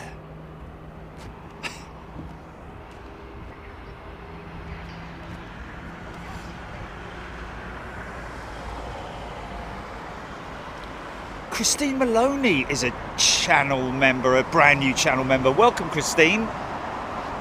Rose Foster's gifted a membership. Thank you, Rose. Christine Maloney. Isn't that nice? It's quite nice to see the MEA 330 in it.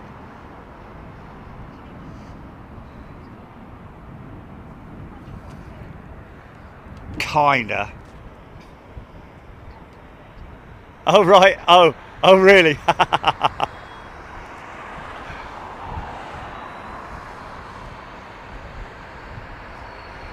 This is quite a nice jet to see.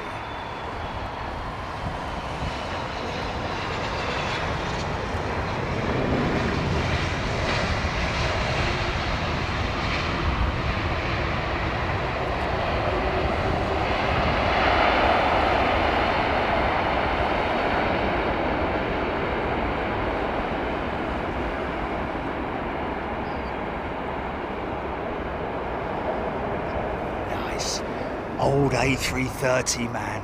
They're getting long in the tooth as well, those 330s.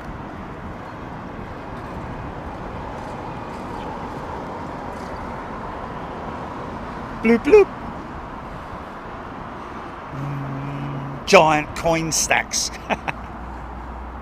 Jules Harris. Richard Groves has upgraded to first class. Christy.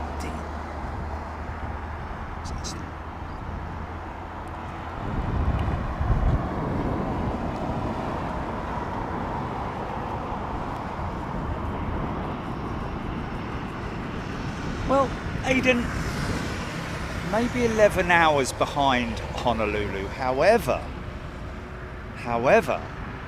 when we're live at sort of like, I mean, what time does it get light in Honolulu? Because you know, when I'm overseas, I generally, you know, I don't, you know, stay. When I'm awake at 4 o'clock in the morning, it's very difficult to get back to sleep because it's obviously like 5 o'clock in the afternoon in England or something like that, you know. So we will be live quite early in the morning out in Honolulu, which puts it at sort of like evening time here in the UK. So you'll definitely be able to get a couple of hours looking, that's for sure, unless there are quite a lot of people who go the distance, innit?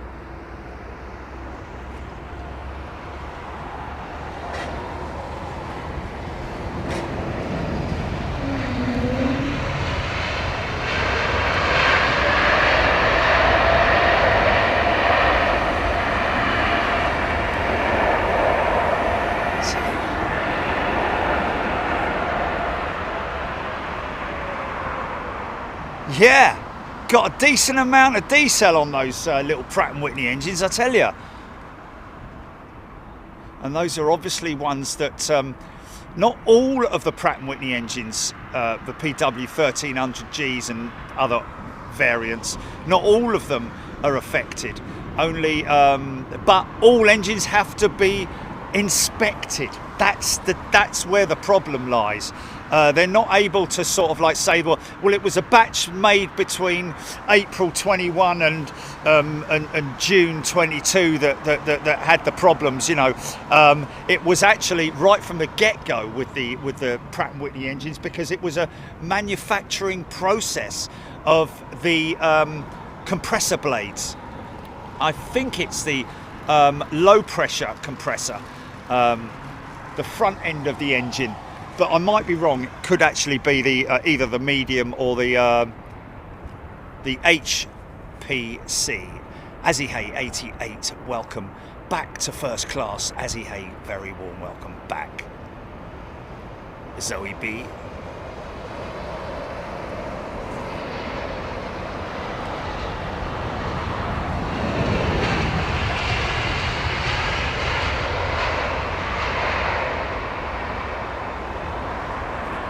AliCat 58 has gifted a channel membership. Thank you, AliCat. Nick Gray, bang, 50 memberships. Nick, wow, thank you so much. That's very kind of you, Nick. We really appreciate everybody who gifts channel memberships, folks, whether it's a one membership or, and please, at the same time, when I mention this, I'm just saying thank you. I'm not trying to, you know, say, oh, you need to give it, you know, you need to give membership. You don't need to, just sit back, enjoy the show, enjoy everything that's going on. Don't feel in any way pressurized. That's why we don't do what's it called? Super chat. Yes, why we don't do it, because I don't like to make people feel, you know, that they're pressurized into doing anything. We just felt that I'm really glad that channel membership is, yeah, okay. I'm not trying to get away from the fact that the business still gets earnings from it, and that those earnings go to spend in travel to bring you guys the stuff that we do. So it's a fueling process, isn't it, really? Channel membership. A fueling. I think they're Elite 1Bs and no, Elite 1As, sorry. I don't know if Aer Lingus are using the LEAP engine or the P&W. This is the Pratt & Whitney engine, obviously affecting the A220 as well. No A220s delivered in the last quarter of last year. I don't know what that's down to be honest with you, because obviously Airbus kept that pretty quiet.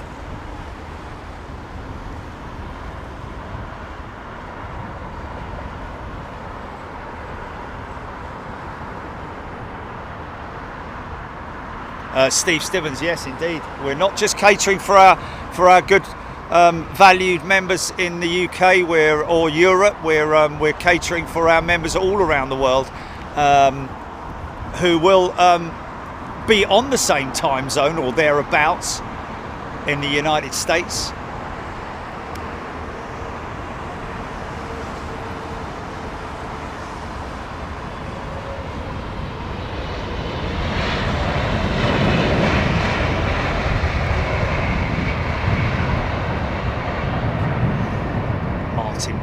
Brand new member.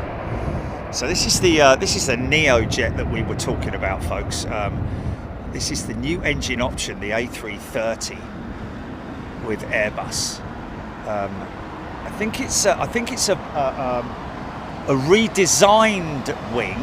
Obviously, I think they're possibly using the same assembly process for the wing as they did with the CEO. Don't think they've had to modify very much the assembly lines for the Neo. But this is obviously the Trent 7000 engine. It's a big fanned variant of the upgrade from the Trent 700. It's much more like the Trent 1000 engine, but it is a completely different engine to the Trent 1000. A lot of technology in there being introduced from the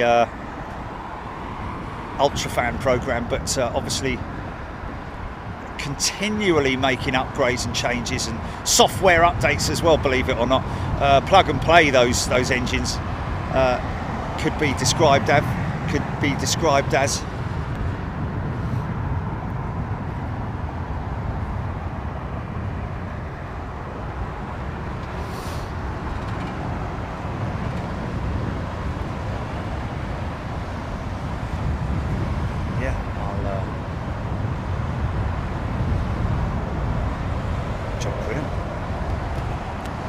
yeah, but apart from the roads, education, sanitation, no, apart from the wings and the engines, really,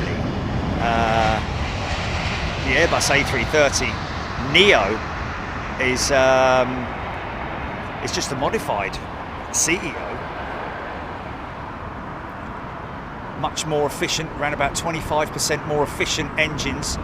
And a lot of that goes down to the bypass ratio on the engines as well. The amount of air that is ingested and used in the combustion part of the engine, around about 70% of it bypasses the core of the engine. So it just makes the aircraft a lot more efficient on fuel burn.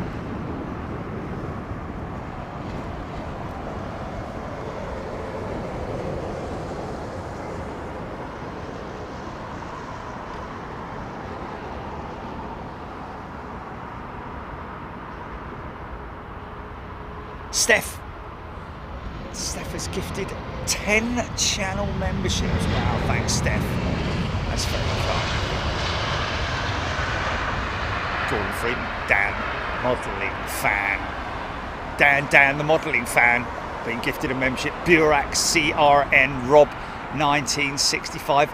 Aram Hekmat is a channel member, new gifted channel member. First time with us, of course. It is always great to see new channel members with us, who have obviously been looking to see what channel membership's about. It's a great program because we get a lot of people who, when the membership expires at the end of the month, they stick around, and you end up actually seeing them gifting channel memberships. It's a great system. It's a great model. Very, very fair and very.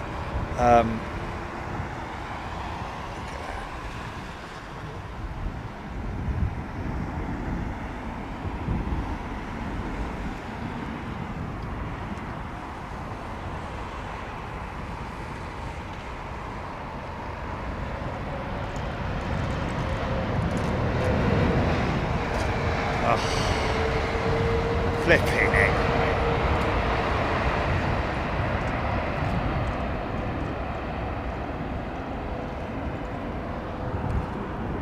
Stunner.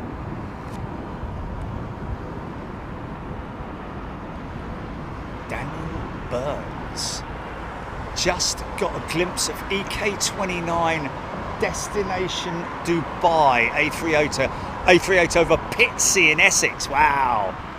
I used to know a few people who lived in Pitsea. Charles Raptor X Avro Arrow. Loving the climb out shot. Yeah, it's great, isn't it? See you, Jules. Randy Bushbaum.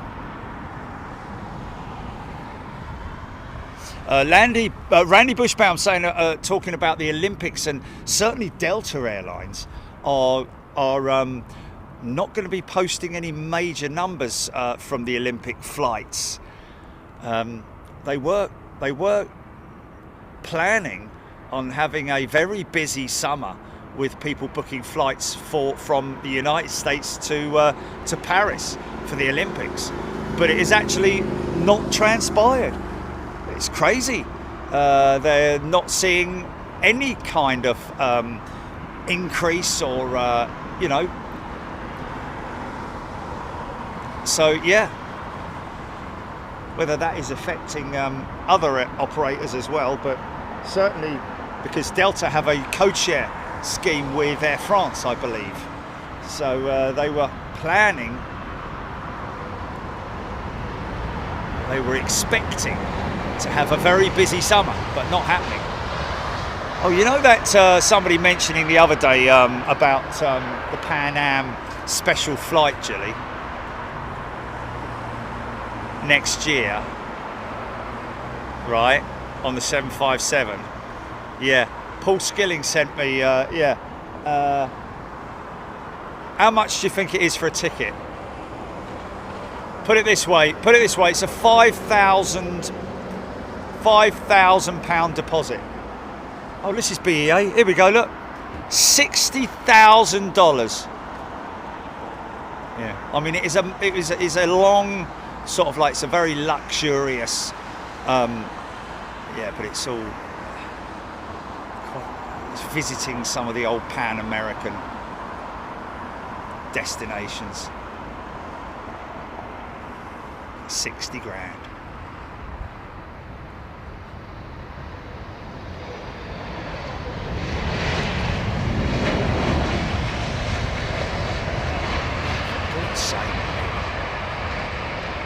See what I mean? If that aircraft had to have a radome removed and serviced, it would look very odd with a sort of like a temporary.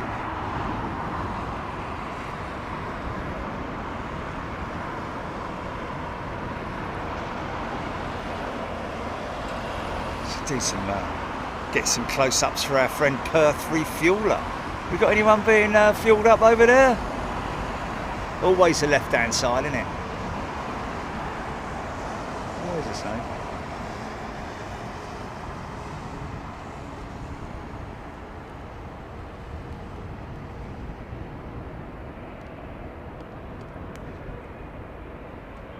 Watch all the weight collapse onto the undercarriage, mate. As the engines, as the aircraft transforms into a road vehicle. Now.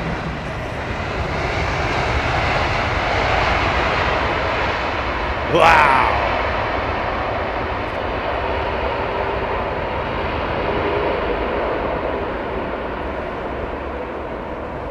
Randy Bushbaum, it's a 10-day trip, almost completely inclusive with tours and most food, like 5 cities. Yeah, I can't help but think that would be a little bit sort of like, you know, they're cramming everything into like, you know, right, come on, we're finished here, let's go, we've got to go somewhere else now. Yeah, but I wanted to go and see the, no, we've got another 10 minutes here and then we've got to get in the plane and sod off somewhere else. Oh, thanks. I was hoping to have at least 5 days here. Rob 1965 has gifted 5 channel memberships. Thanks, Robbo. I gave Steph a shout out as well, I think. Hey up.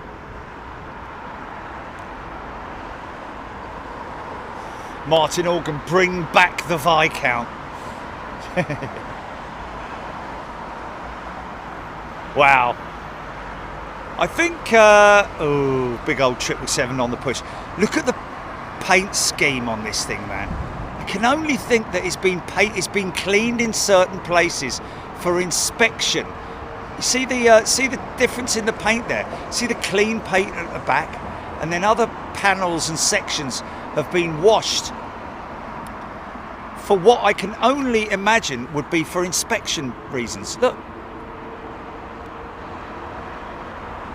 Because obviously where they're inspecting it, why they wouldn't clean the whole bleeding aircraft, I've got no idea. I mean, look, see the big, you missed a bit, mate.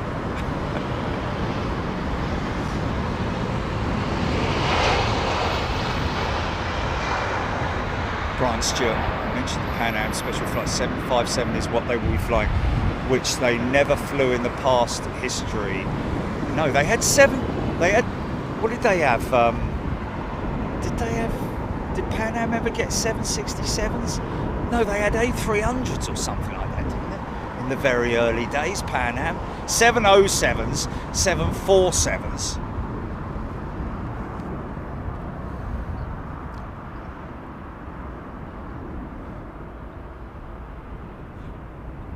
Ah. Who's that? Is that Disco Tulip? Yeah, it's a non-member. That's very kind of you, Disco Tulip. Great show today. Looking forward to seeing neighbouring airport doing their air show tomorrow. Okay, let's get this 777 firing up. Been a plane fan since a child in 1970. Thanks for bringing the joy and enthusiasm into our homes. Thank you, Disco Tulip. Graham Laidlaw, 737s and 727s. There we go. Yes, 737, 727, 707s, 747s.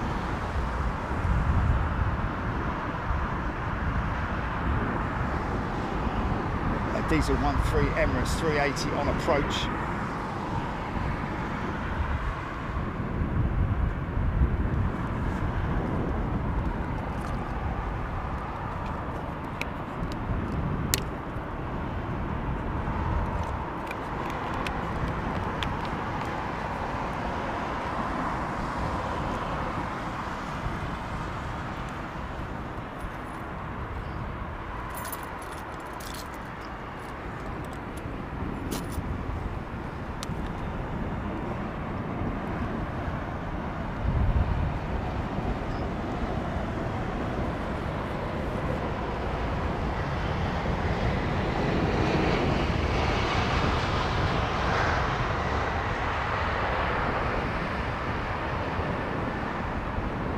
DC-8s as well, did they?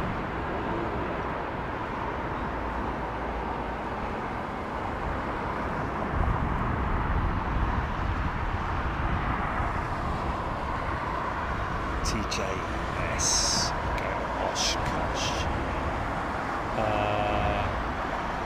I'm just going to search Pan Am Fleet.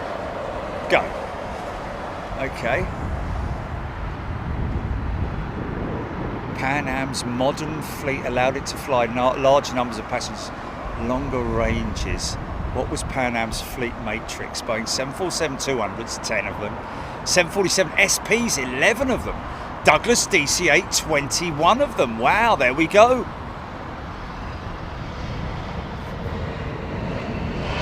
See, I never knew that. I never knew. That would have been for regional routes. I would have thought the DC-8 across America, wouldn't it? Did the 707? It did have the capability to fly transatlantic, didn't it? VC-10, 7. Well, hold on a minute. Just let me have a think about this.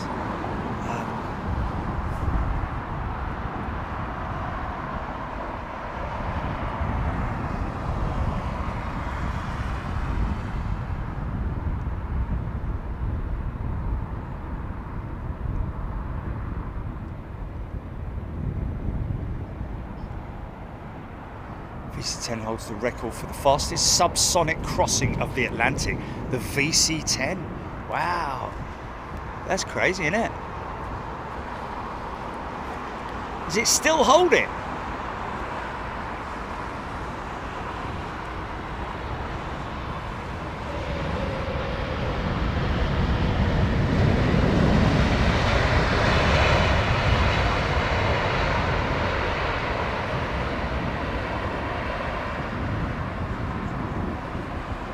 Okay.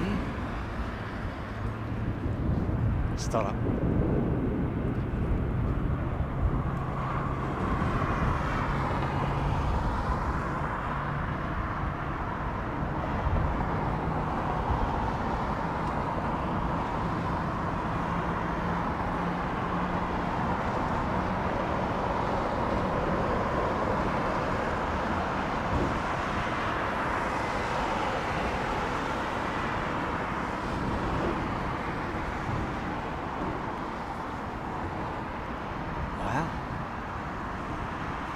Is that still a record?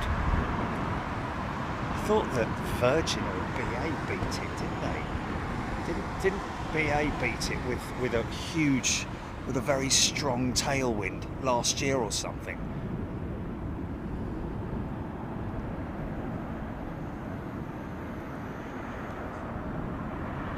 Aaron Thomas, 380 now on finals. I think I can just about see it. We've got 1, 2, 3, 4 in the hole, 4 in the stack, sorry.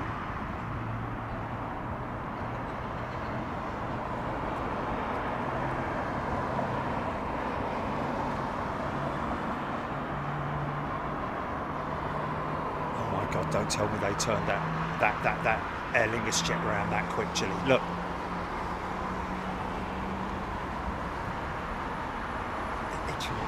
Am I going back? It seems to me that Aer Lingus jet arrived like 20 minutes ago. Quiz from Dario, 747 is a brand new member. Are you there, GP? Or have you gone off?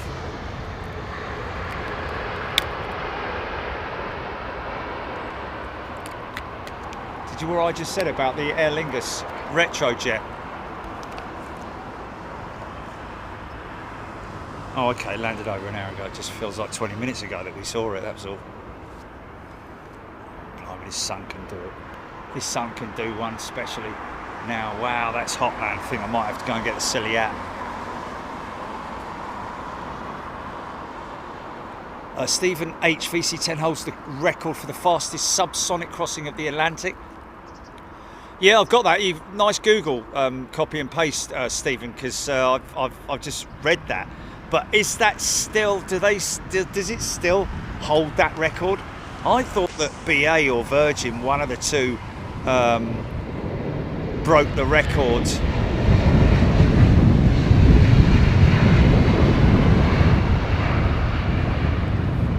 A couple of years ago, last year, or something like that.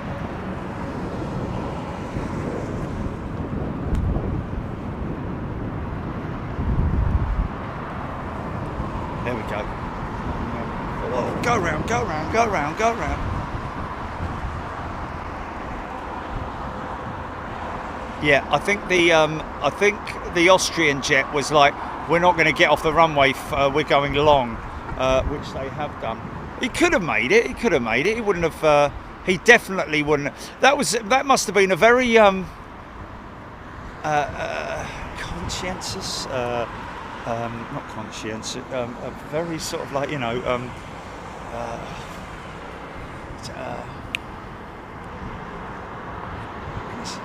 it was a long way out, man.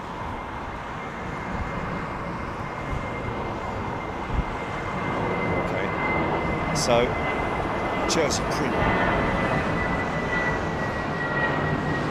The foal is fine, folks. It's just not back in the field just yet. Kenworthy saying British Airways flight 112 made the trip from New York to London in 4 hours 56 minutes. Well, there we go.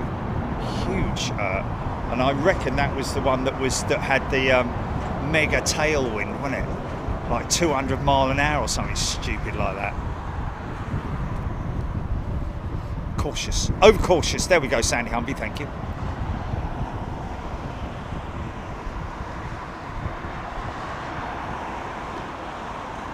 Miles high, British Airways 747-400 GCIVP took off from JFK. It landed at Heathrow's airport 4 hours and 43 minutes.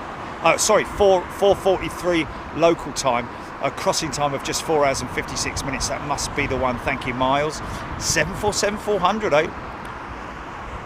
Unstable approach, possibly. Flipping heck, mate. How many bleeding buses do you want here? Mate, you could flipping heck. I mean, you couldn't have timed that any better, could you? Wow.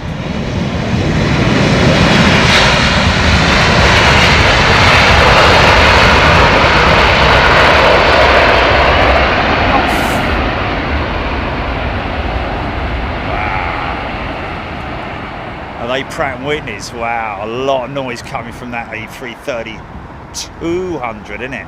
It's a 200 with Delta. Flipping, look, no bus, not a single bus anywhere. Look, no bleeding bus anywhere. And oh God, just whatever. Unstable approach, eh? It's a bit, maybe a bit gusty on the approach, on the descent, sorry.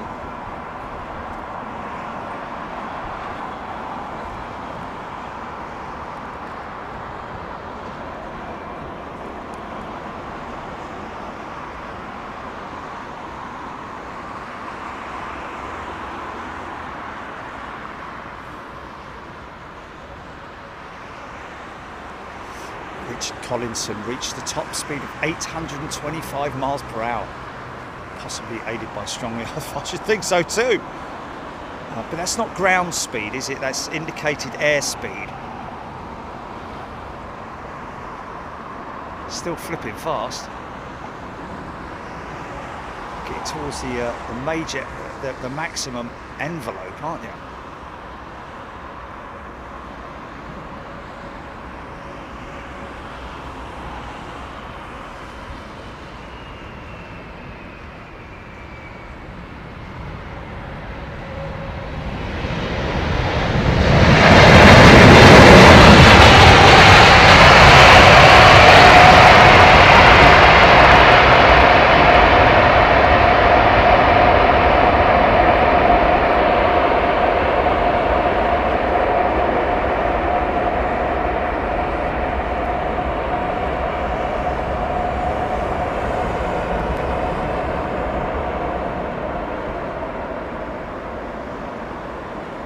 Very true. Yeah.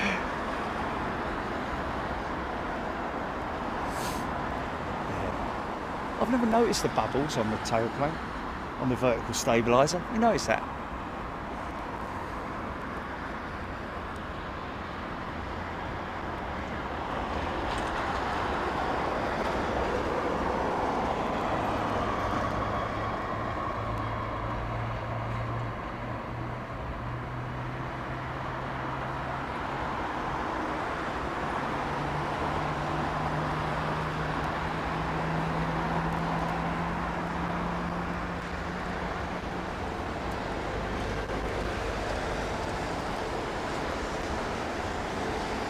Chilean Sankey not liking the livery.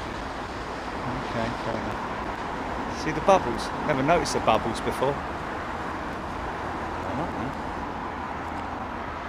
Of course, that was originally the something 2000, wasn't it?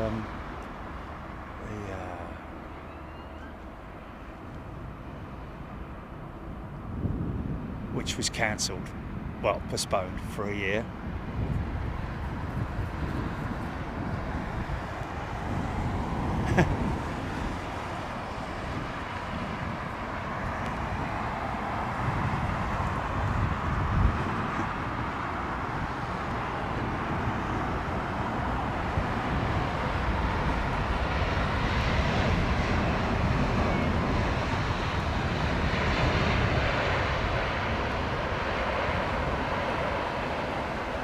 Tell you what, it's one airline that's not suffering at all with lack of aeroplanes, is it?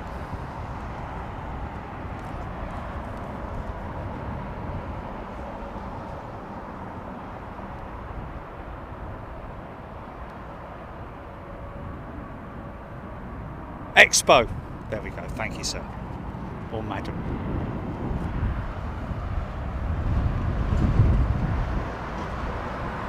Jeffrey Phillips used to like the I think it's the wildlife livery, isn't it, on the Emirates 380. They've still got that one on the I nearly said the gatekeeper at Heathrow, the Emirates model.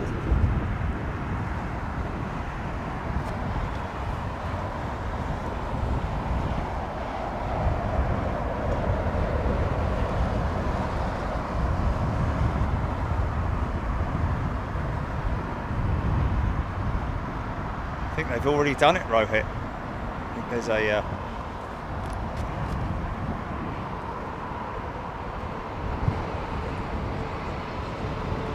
is that the go around?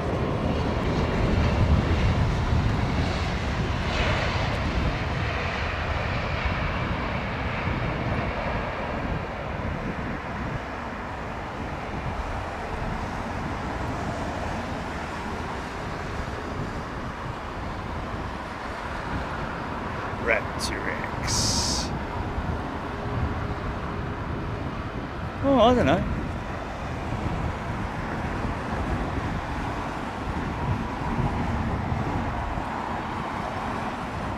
It's a little bit unstable then when I look back at her.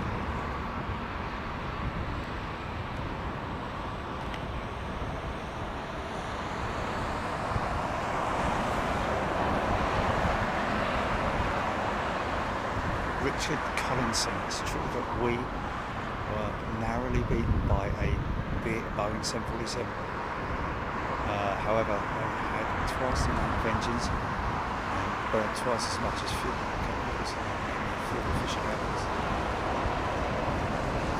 So Richard Collinson, I think, is with Virgin Atlantic.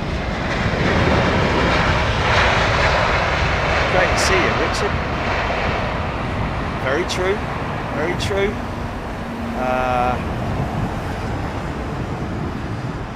And yeah, but yeah, twice the amount of engines. Obviously, it's not so much a case of it going faster per se, is it? Because I think the Trent XWB has around about 100,000 pounds of thrust, doesn't it?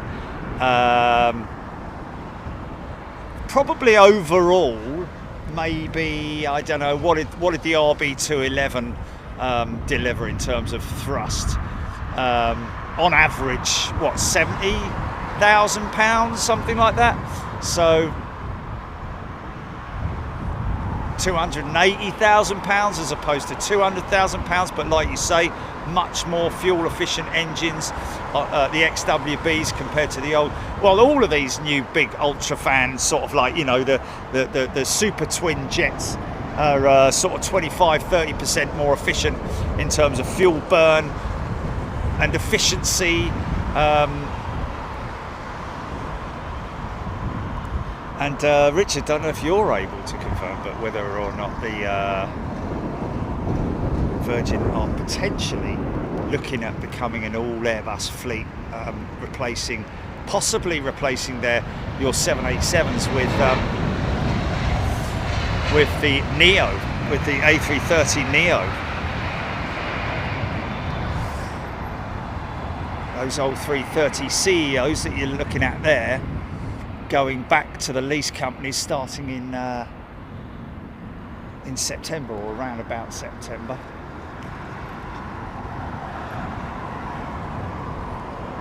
Wow, Aaron Thomas, it was 2 hours late, that go-around jet, as it was. Oh, I bet there were some very unhappy passengers on that one. Very scary copter.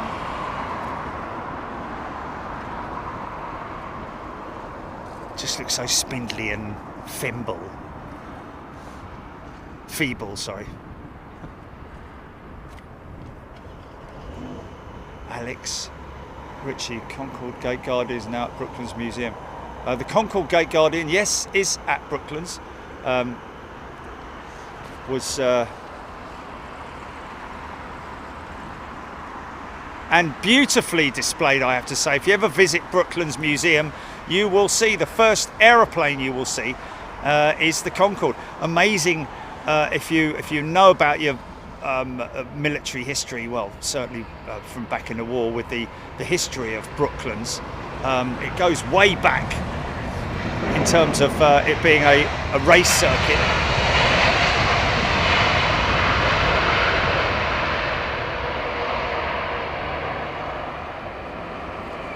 But also during the Second World War, an assembly line for the Wellington bomber. So still parts of the old airfield are, and the racetrack itself, the oval. It wasn't a perfect oval, was it? It was a sort of like, you know, had straight sections in it. But yes, great place to visit. Go check out all the beautiful they've got a VC-10 there. I don't know if they've got a Viscount there, but I tell you what, when you walk on board those old aircraft, you'll smell them, man. The smell of them is just like, you know, proper old school leather and oil and grease and due south. Maintenance and upkeep is a priority.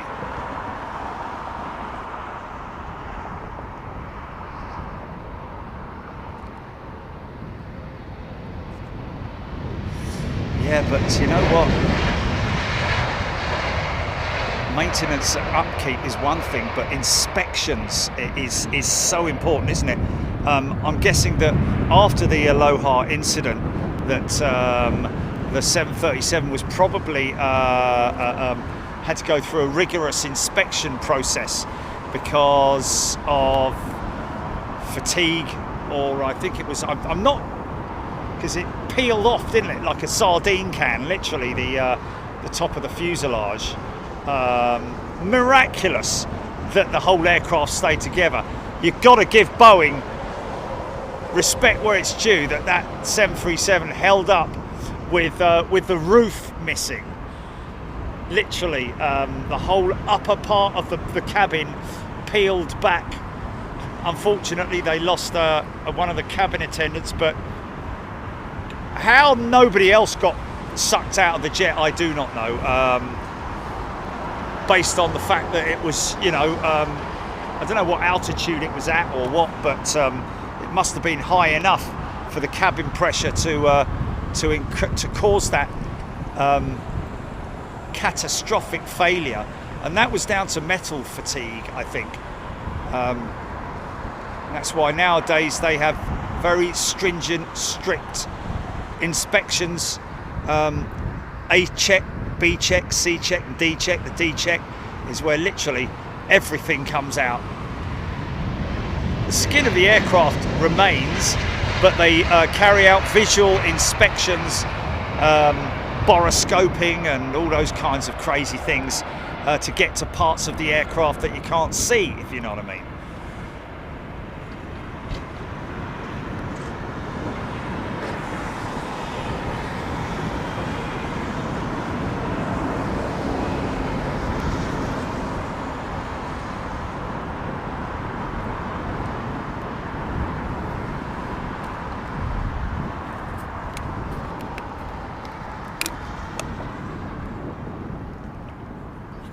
Oh, there we go, Brian Stewart. So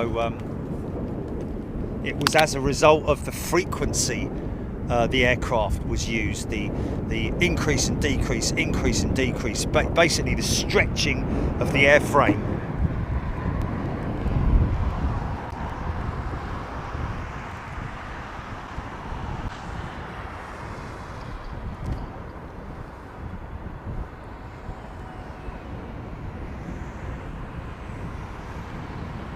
It's 23. Flipping it, where'd that go?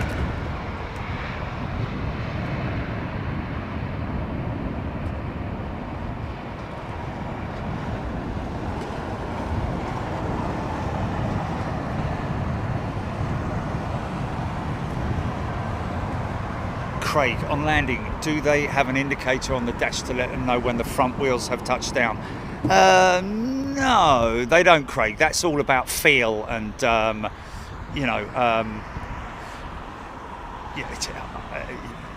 don't think there is any potential indicator or specific indicator or anything like that. The wheel is on the ground. They got weight on wheel indicators or sensors on the gear mechanism, but obviously the front wheel is something that it's just a procedure in it. You flare it, you touch it down, then slowly let the front end drop. But for a rookie, certainly like myself, I'm not a pilot in any way, shape or form. But when I flew the 747, because you are so high up on the flight deck, it's quite knowing when the front wheel is down, because you're naturally up high anyway. So you definitely don't want to have a big, attitude on flare, because you'll dump the mains, but also you'll potentially bring the nose up. Tail strike imminent. But yeah, it's just something that's done in the simulator. Specific, obviously, to the aircraft type. When it's longer, it's a little bit more tricky than it is when it is a shorter aircraft, of course. Emirates triple, nice. There's the flare. There's the touchdown. Now a little bit of elevator. Keep the elevator pitched. And then nice and soft on the front. No brakes on the front wheels, of course. So, but obviously there is a decent amount of suspended weight there as well. So it has suspension on all the oleos.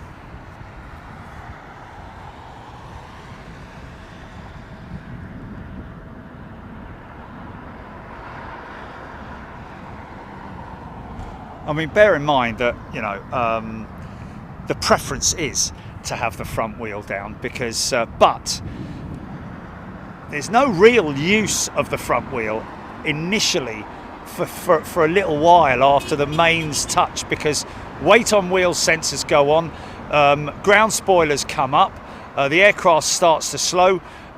You're pulling the lever up for reverse thrust. You've got your decel going on through that, and the brakes. You're applying the brakes as well. Sometimes it's auto braking, but either way, all your braking for the aircraft is being done. So you can roll it on that front on the mains to bring that front end down nice and softly, just in terms of maintenance and prolonging the time between maintenance periods for the aircraft, because obviously every component of the aircraft goes through a significant amount of maintenance, and rather than like slamming it down, letting it just drop, or aerodynamically slamming it down, what you see is pilots generally tend to use the elevators to manipulate the aircraft, the speed at which the nose comes down onto the runway, or the nose wheel, should I say.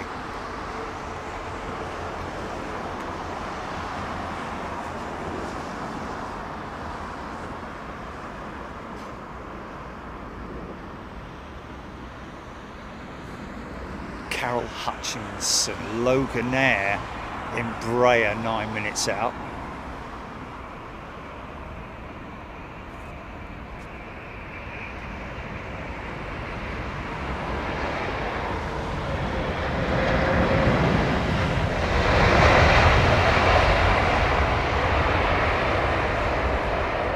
So like Ellis is saying there, that the ground spoilers, the spoilers will be armed, and I think on most aircraft, most of these modern aircraft, that means that when you arm the ground spoilers, that is relative to weight on wheels sensors. So as soon as the sensors pick up the weight on the wheels, then the ground spoilers come up, the boards, as some of them call them. And then you're sort of like into your whole landing procedure. But the front wheel is just something that it's something that as a pilot you just get to know your aircraft, get to feel that, get to know that visual height. Where the dashboard is, the top of the dash in relation to the horizon, for example. You know, it's just one of those things that you get to know the feel of your aircraft.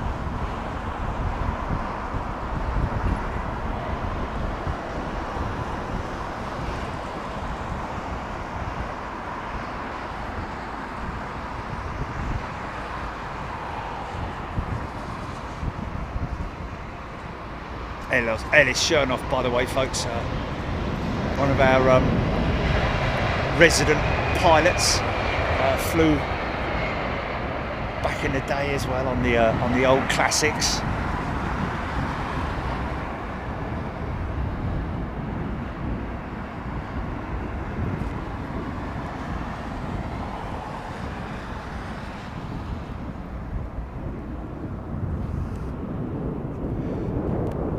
Air India 777 lining up to go out. Dulux jet. I don't know if that's one of the leased jets or because it's the ones that don't have any striping down the side are the leased ones, I think.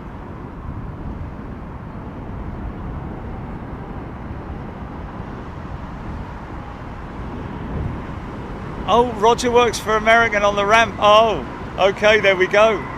Well, at least, are we on the left or the right side, Jilly? You can at least come by and give us a wave, can't he? Or we're on the right-hand side, Roger.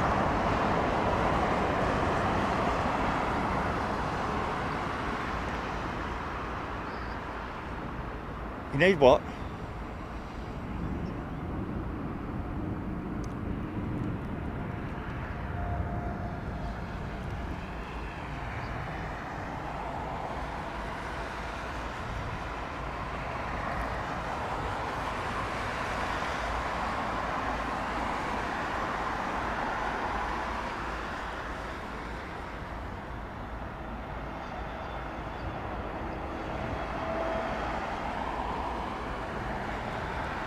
Oh, sorry about that.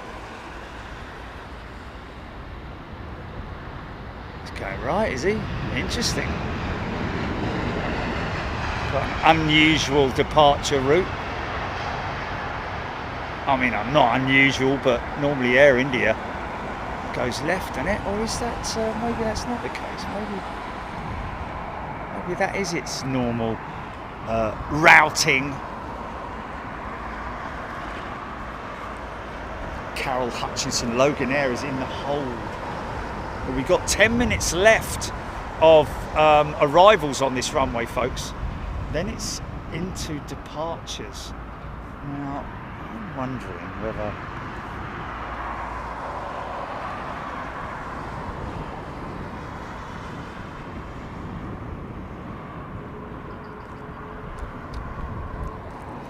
BA320 from Glasgow.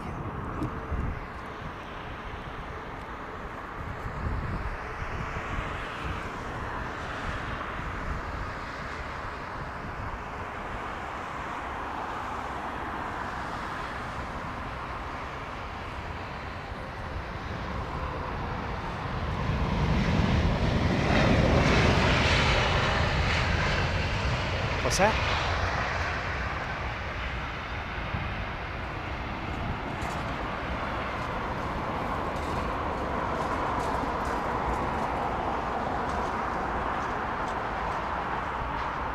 Mrs. Flufitch, the old switcheroo.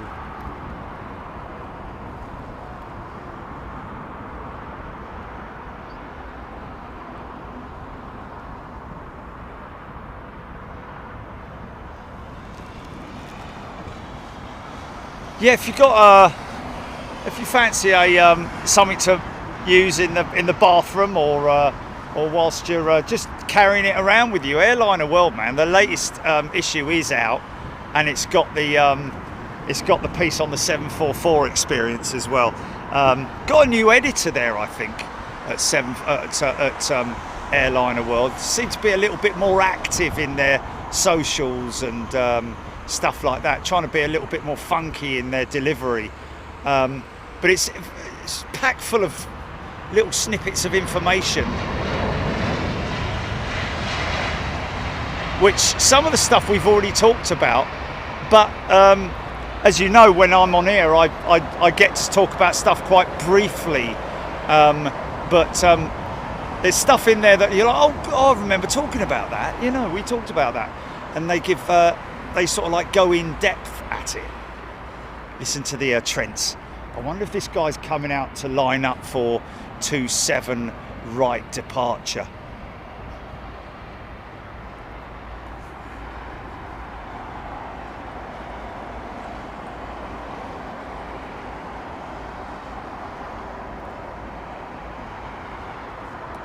God blimey. Tell you what. Doubt about it. It's curry on the menu tonight, mate. It smells lovely, mate. Absolutely gorgeous, mate.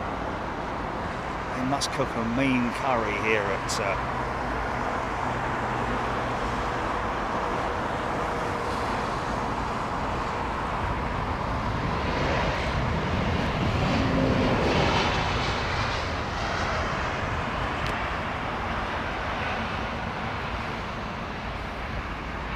Rohit, yeah, we talked about it earlier on. Pan Am's not really reviving itself. It's actually some guy who's created a one-off flight going to a number of different destinations.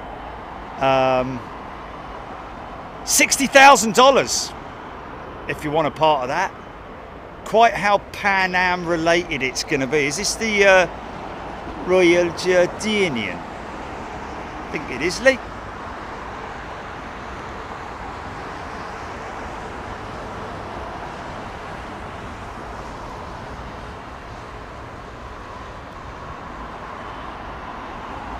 The Keo 68, that Air India leased aircraft, was in service by either at one time.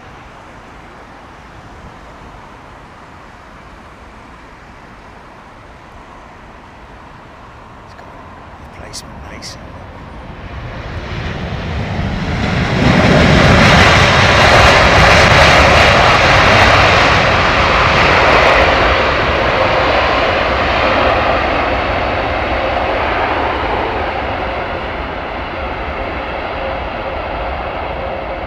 Aidan Campbell saying 787 from Abu Dhabi is probably last to land on 27 right.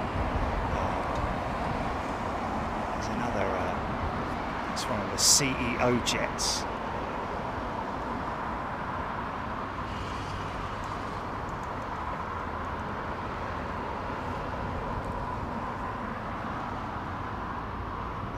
Yeah, I know a few more things I could spend 60 grand on.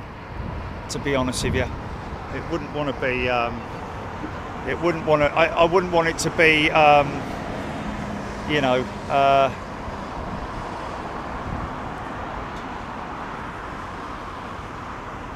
Yeah, 60 grand, man. You got to have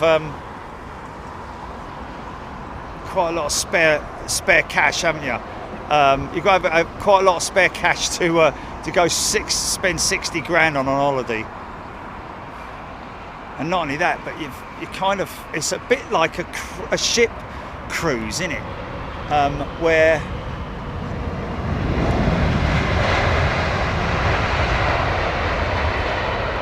you spend one night in one place and then another night in another place, and then that kind of thing where you're sort of like in with everybody else.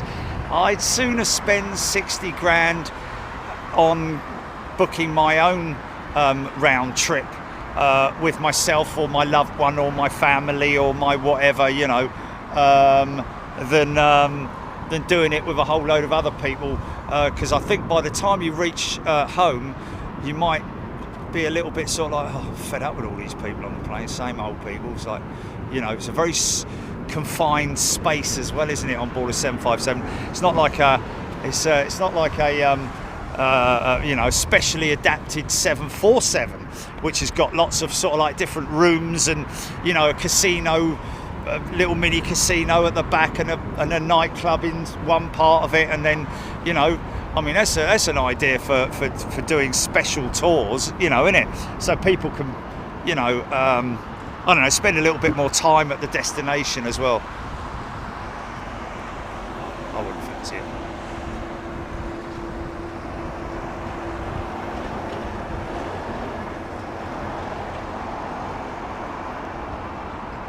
Genji or Genji, is it? Got gifted a sub, there we go. Membership badge gifted.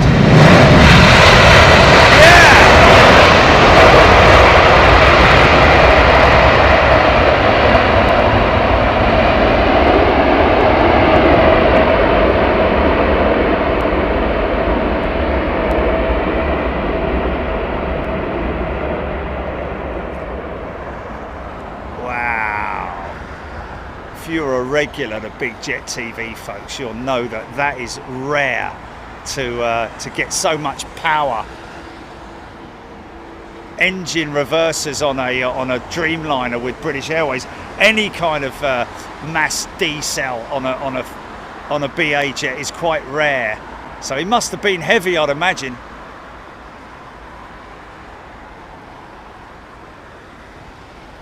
Aidan Campbell, that's the last arrival. Okay, got runway inspection going on now. Gives me time to crack open another.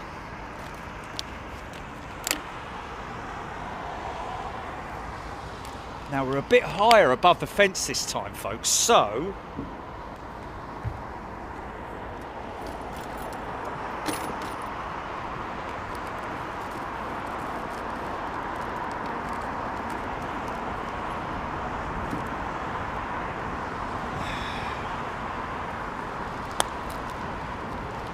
where they line up,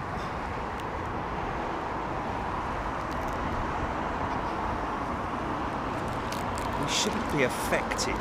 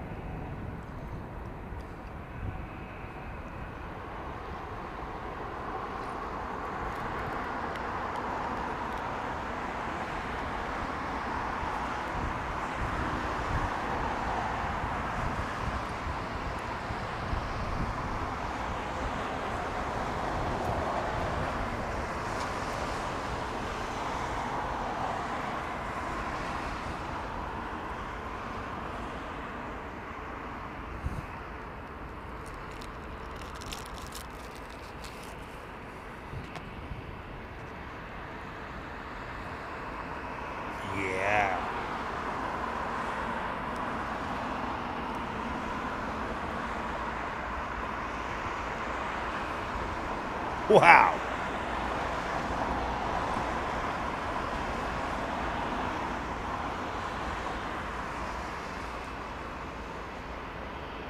Wow, full lock, man. Look at that.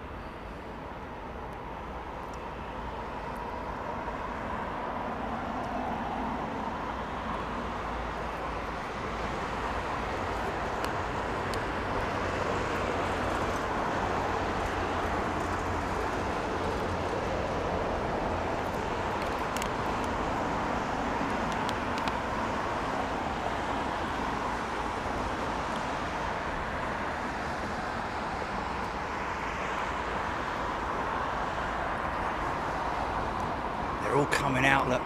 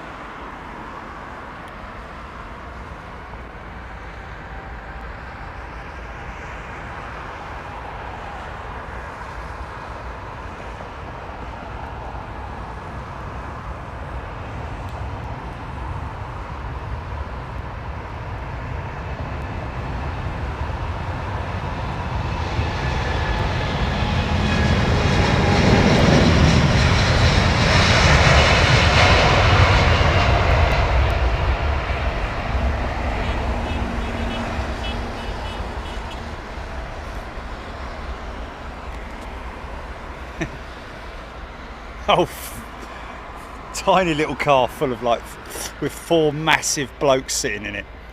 Quite funny that.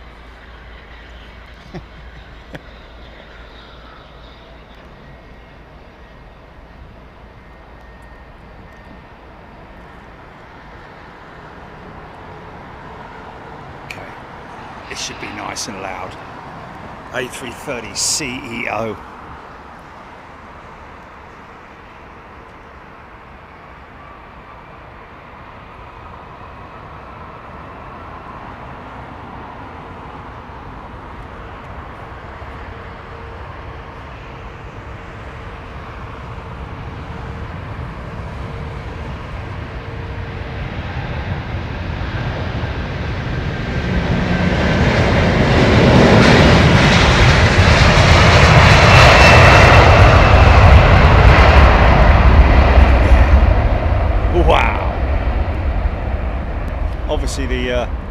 whoever had the car with the sensitive car alarms, obviously not here today, thankfully.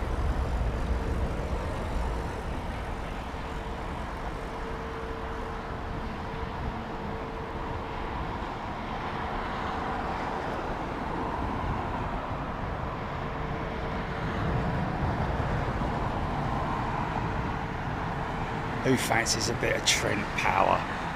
Well, we've just had it there. Look at that. Look at those engines, man. That looks like a new jet.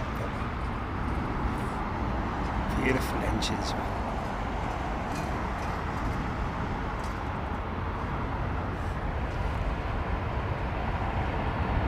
Got a bit of fogging on those Trent 8s.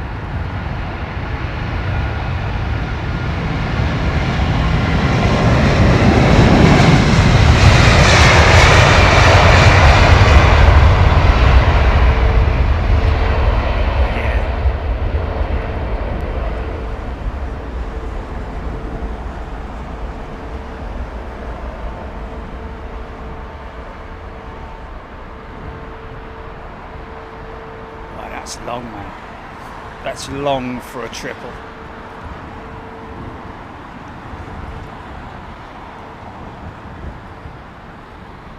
Starting to take off roll already, this 350.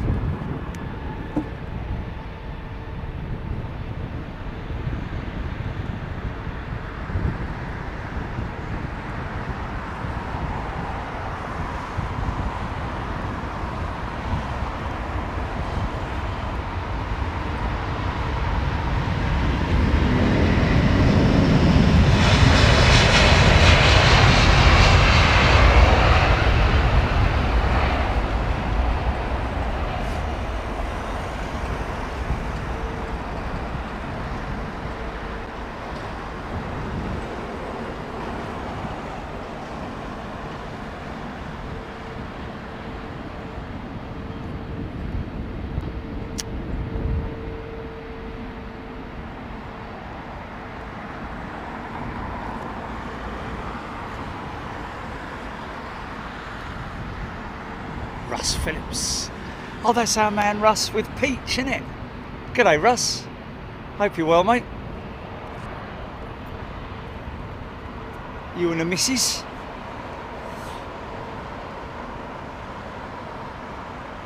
I think we should. We never took the opportunity, Julie. We should do it though. Make a, like a Japanese style, like writing shirt for our visit to Japan, shouldn't we? Really, or should have done.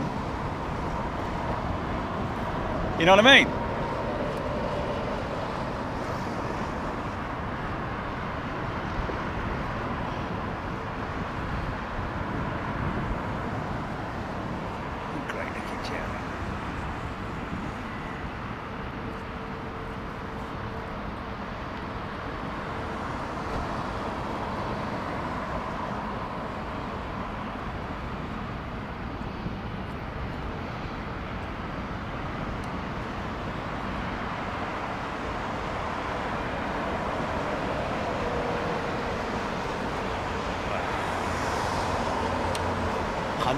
.10 degrees.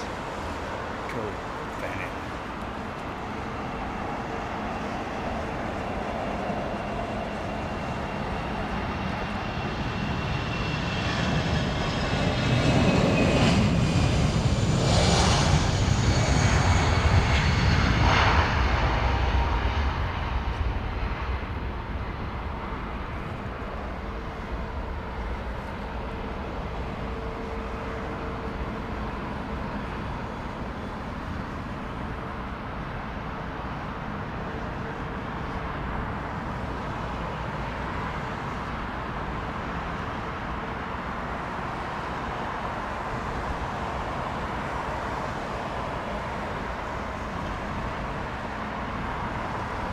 Brian Stewart, Narita was great, partially thanks to Russ and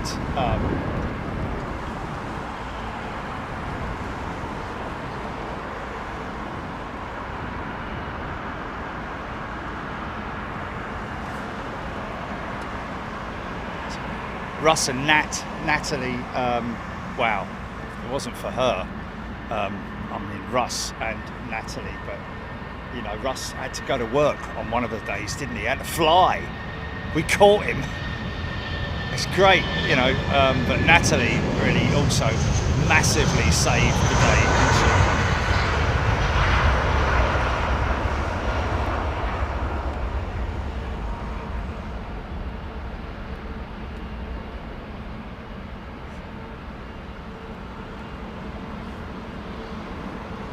So this is the A220, and this one lined up now is the E190 E2, the Profitenter.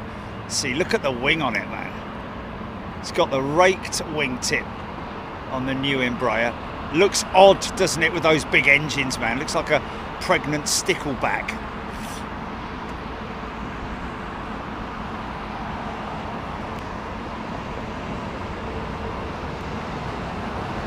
No, that's right, can't hear it.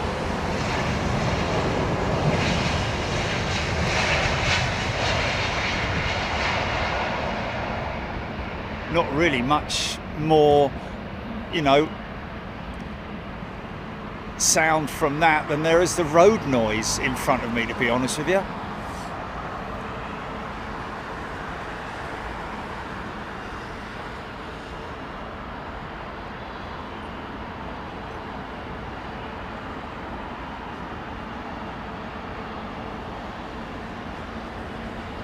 Scott Bateman is behind the Swiss. No.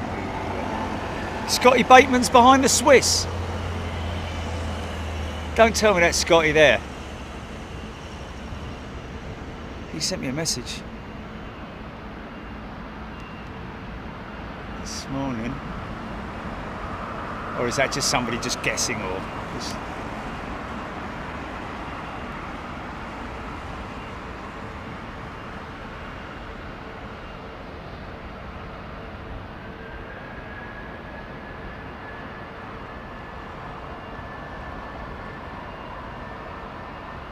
Oh, going to be one of the first, yeah, due to slot, going to be one of the first of 27 right after the switchover. That is Scott Bateman.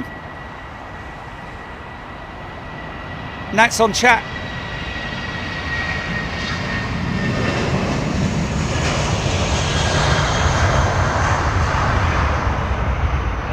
Scott Bateman, ladies and gentlemen, X747 pilot with BA. He's sitting in the right-hand seat. Don't know if he's turning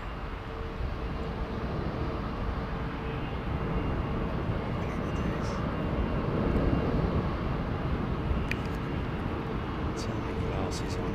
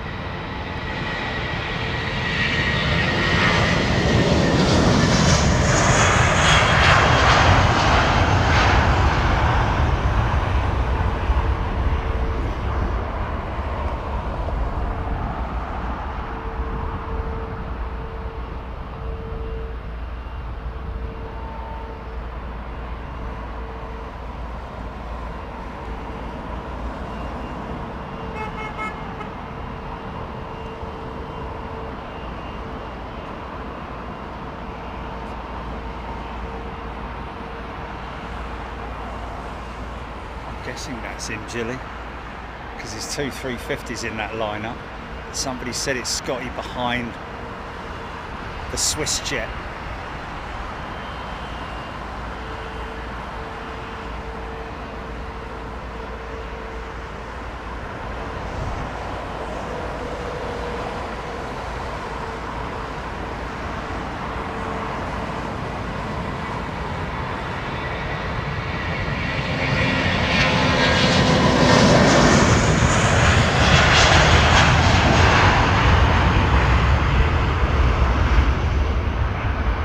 in WBB. Brilliant.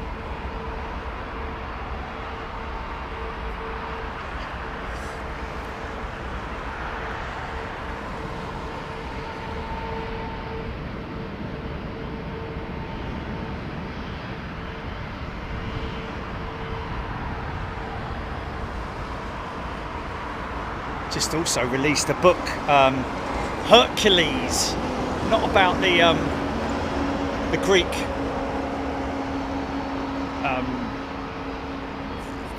strong man, but about the Hercules aircraft that he used to fly.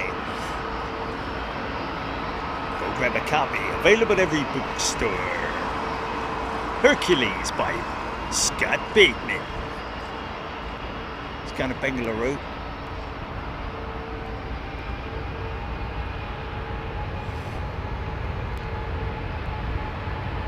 Is this the one we caught landing with the repaired nacelle?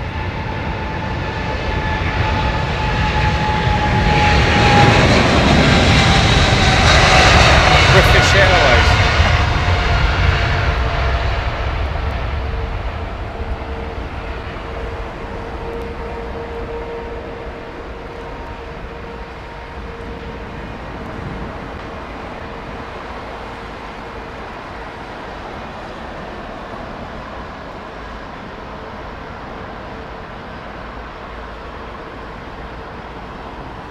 Diesel 1-3, yeah, let's get Scotty to number one. Do you want to try and do that? I know there's air shows and stuff going on around the country, but hey, we can but try. Get Scotty to number one. There he is, folks, on Bravo.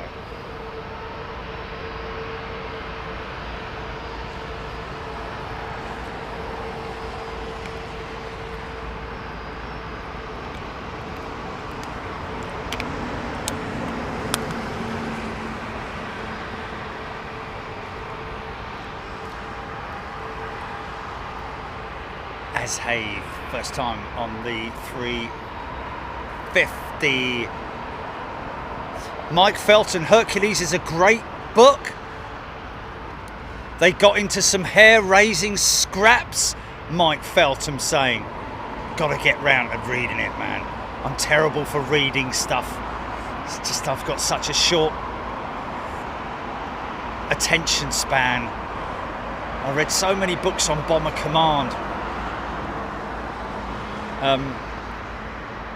But yeah, I fall asleep and all. Maybe I'll take the Honolulu with me, and because easy way for me to fall asleep is by reading a book, and it's a fair size book as well. Is old Scotty's book, Hercules. Oh, Daniel Burns, we need 11,000 and then some. Right, okay, fair enough.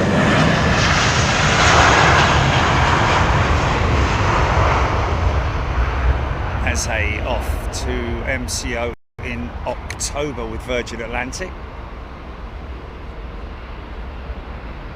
Now you might get a little nose profile here of the 350 and the A220. Look, see why I call it the little 350. There you go. Look, not. I mean, obviously, you know there are differences, but not too dissimilar. I think this 220 is coming out for Intersect, which is quite nice.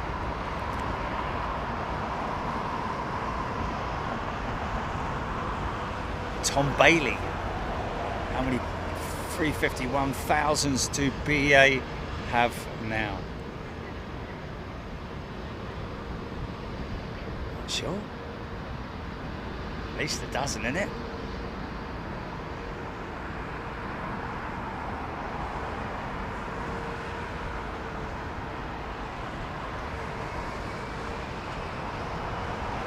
Blimey. Talk about Intersect.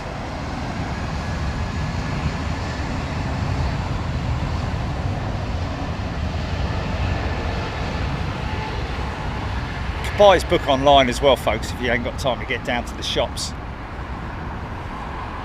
Oh, BA380 coming out, Star Airline 767. On the push.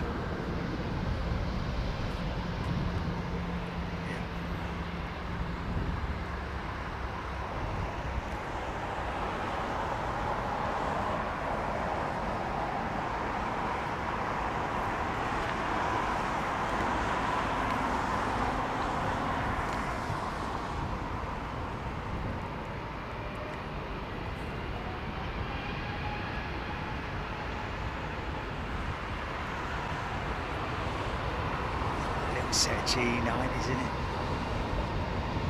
Wow, how quiet is that?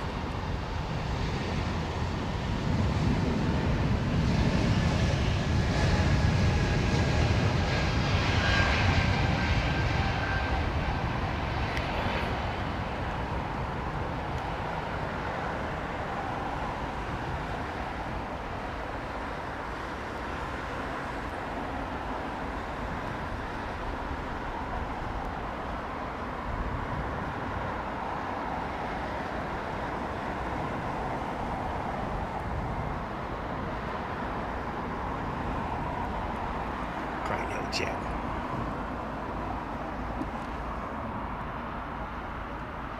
Okay, this is not Scotty. Scotty is just lining up behind him in Bravo. Catch this one going past and get Scotty pulling on.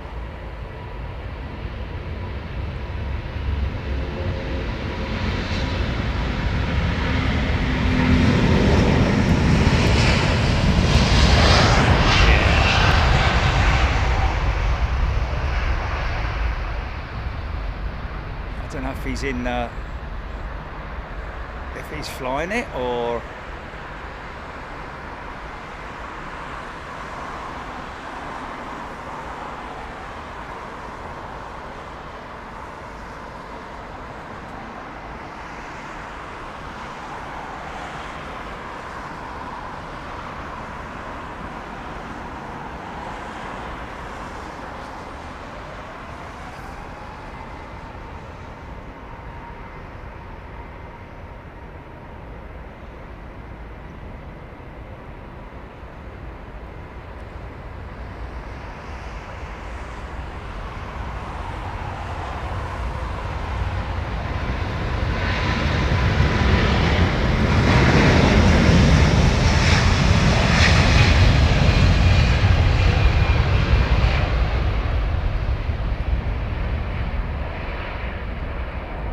Where's he off to? Bengaluru, is it?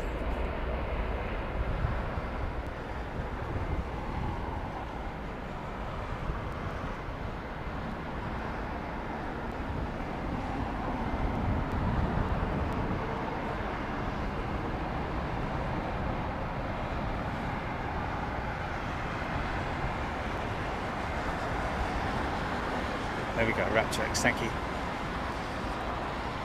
Yeah, have a good one, Scotty. Thanks for the comms, mate. God, blimey, hold on a minute. Behind me, I hear some Trents. Oh, yes, I thought I did.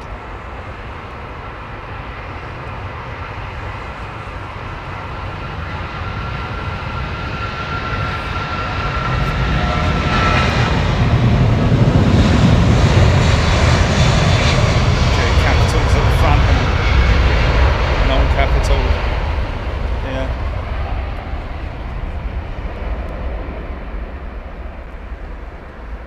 Chicago bound. Rotate.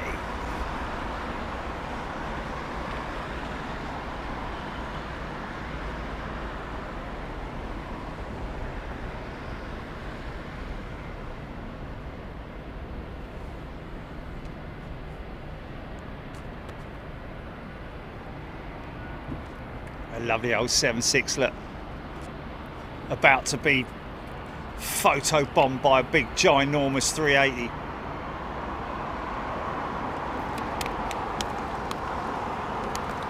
Let's go there.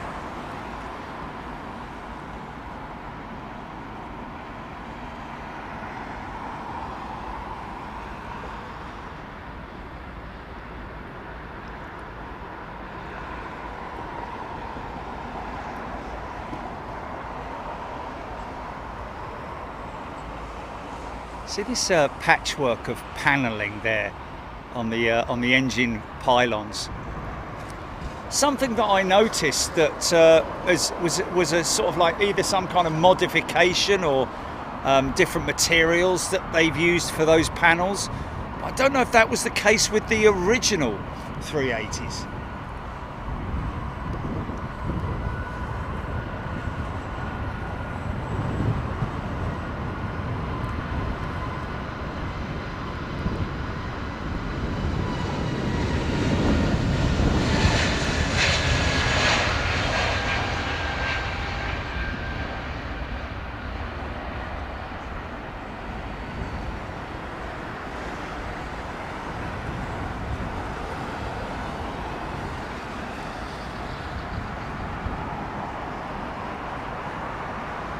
Beautiful out of them. What a beautiful sight that is. Look. Those wing tips. 11 foot tall, those winglets, man. Aaron Thomas off to LAX, that 380, BA380. And in the on approach is a big favourite of ours, Singapore Slinger. Good chance that me and Gilly have flown on that aircraft.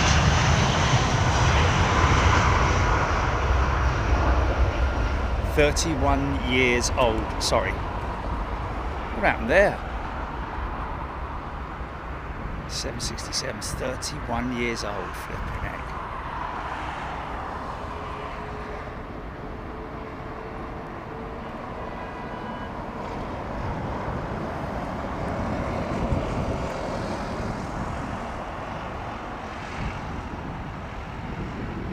Nice.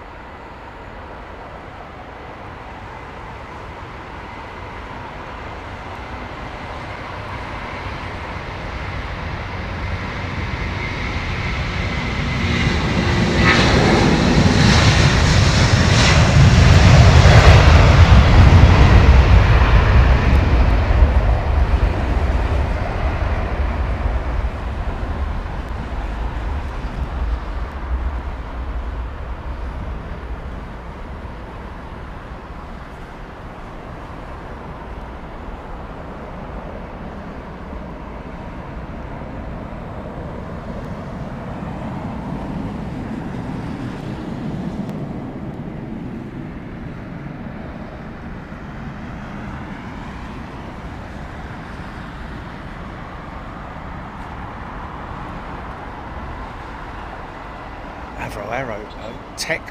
Tech issues with Delta apparently this week, as well as I think Spirit, Frontier, and a few other American operators were quite heavily affected by the Crowdstrike issues. Crazy, man, crazy.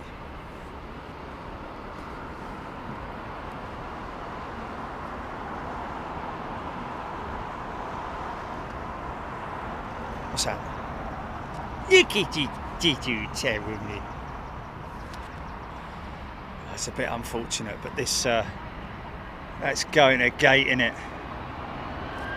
Unfortunately.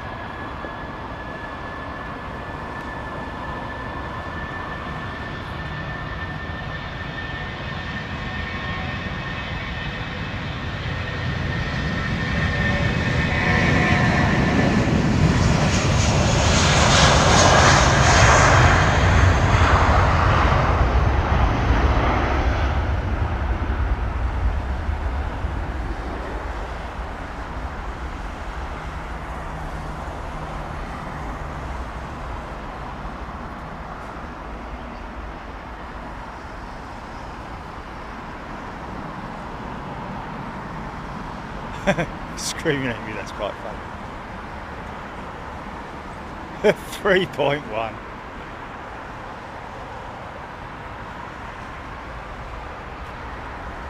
Well, I'm sure we'll keep an eye on the little Taron jet, won't we? Oh, we might. Oh, listen to these engines, man. Sounds like an old jumbo.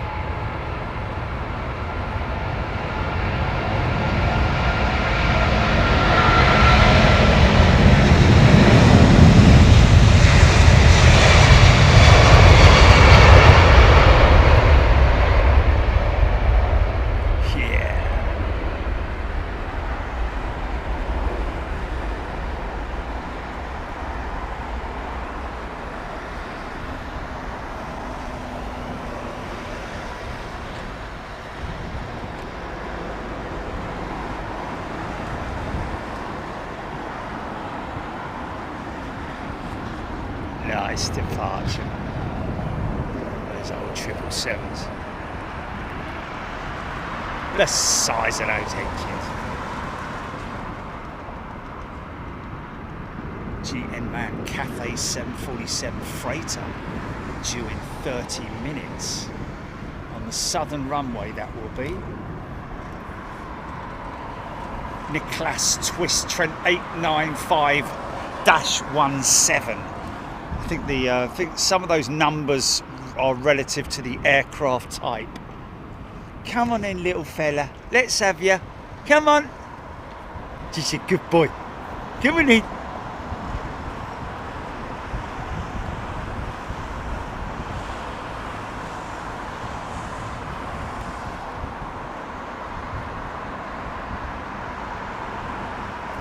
Jerry. Dying 78. Yeah, but the crazy thing was that it was quite an easy fix, but for corporations with multiple, departments, you got one person, you're all right. Reboot safe mode, delete the file, restart. Yeah.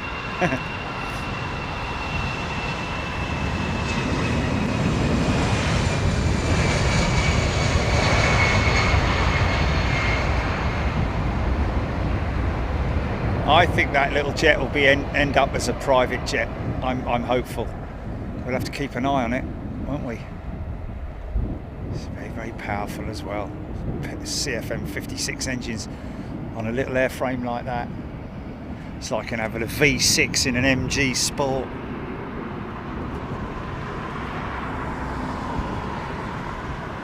Come on in, big lad.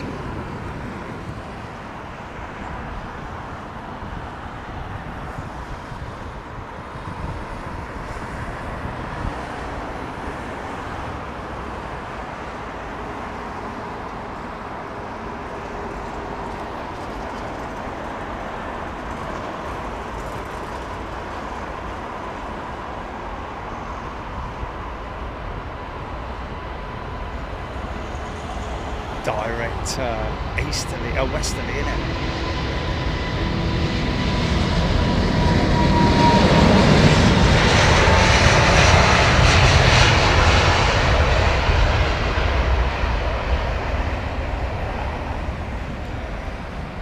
Tarom hot rod.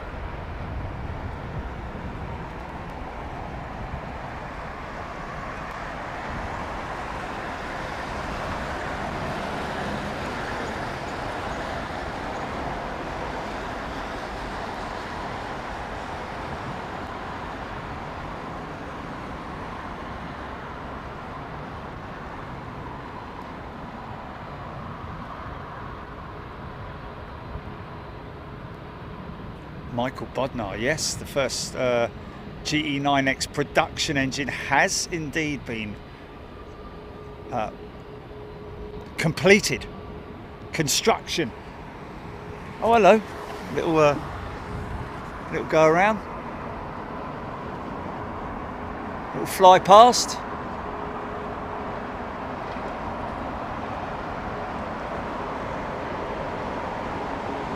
Always looks odd over an airfield, doesn't it?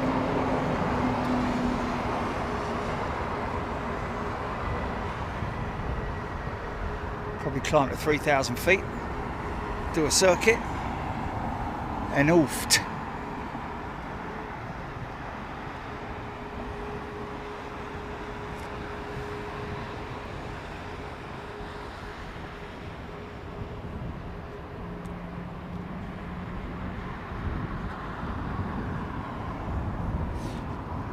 It'd be lovely if they started their engines, wouldn't it? She's on the toe, going to gate. I would imagine going to turn left, and then all the way down towards T5 around the back of the bike sheds in the cul-de-sac, I think. Screaming Emu, yeah, probably unstable approach, or they just weren't ready, or something like that, because it was a long way out, wasn't it? We had a go around earlier on that was like flipping miles out, possibly unstable as well, I would imagine. Oh, Aaron Thomas, BA447 from Malaga is a go around. That wasn't that girl that. Oh, because I've got a screenshot of it. That's hilarious if it was, mate. 475 she's on, just before 4, so that wasn't it. And anyway, it's Mallorca. Take care, Thea, thank you. Thank you, Thea, so much. And thank you once again for your gifting. Very valued member, like everybody else. Been with us for many, many years. It's Thea.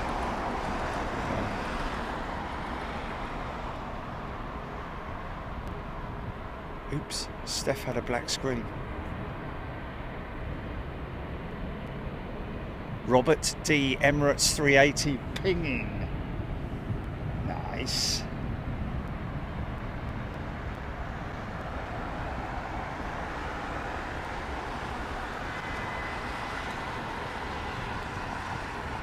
Mine that.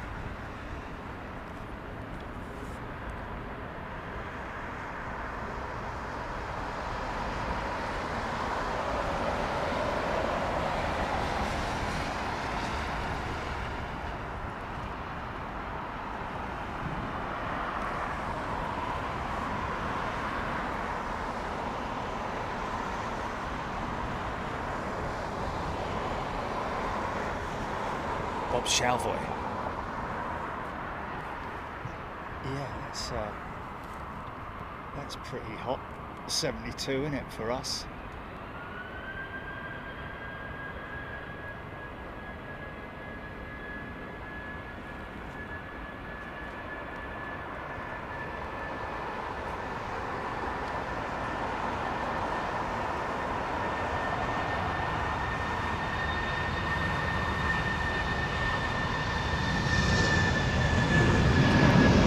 Your Emirates coming out.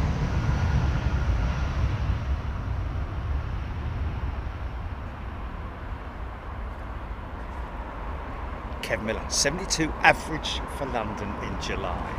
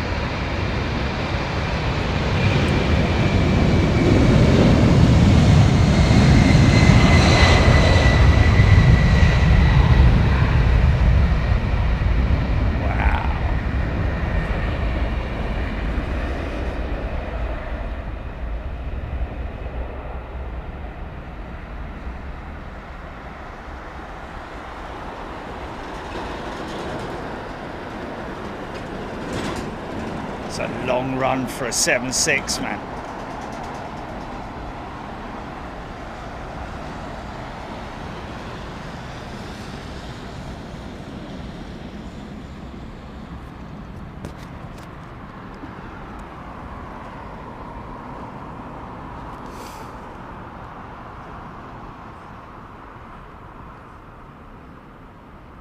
Might be Bob Savoy.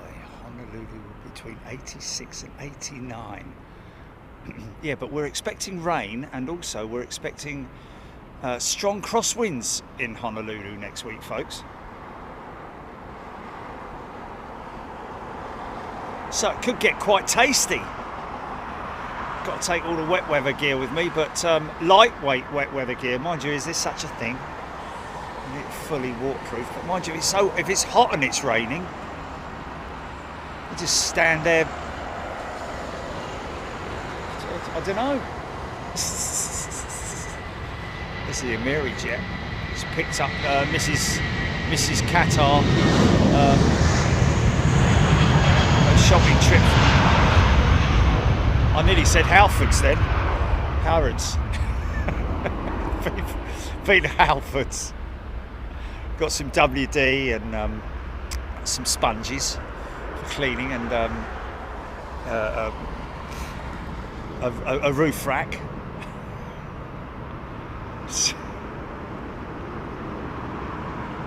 Car polish, bit car polish.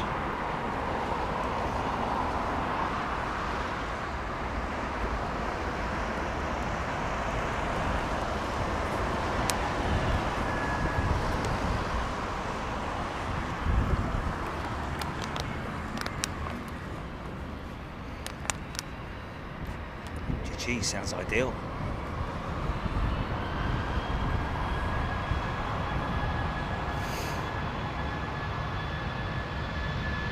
I think it will be a t-shirt, won't it?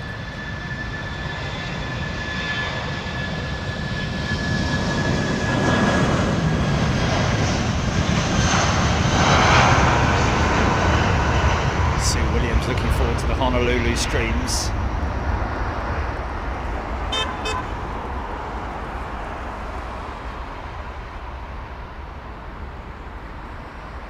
Daryl, yes, it is. Daryl, it is the Amiri flight.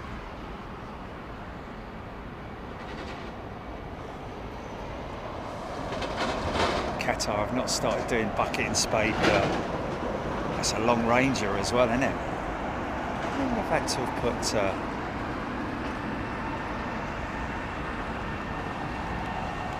long range tanks in that 320. Wow, D-rated or what?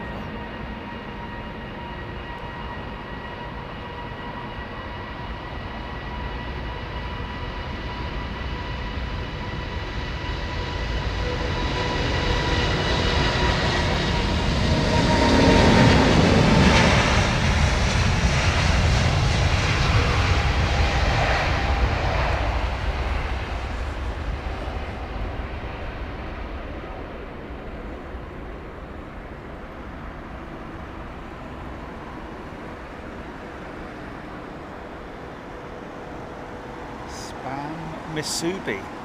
Sounds like something you need an antivirus software for, doesn't it?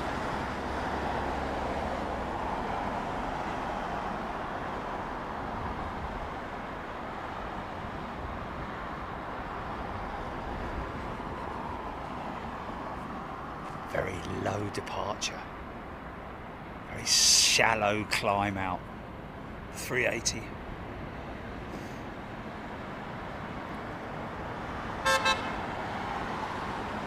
Luby Lou, I upgraded to first class this week so I could join you in Honolulu. Luby Lou, that's fantastic.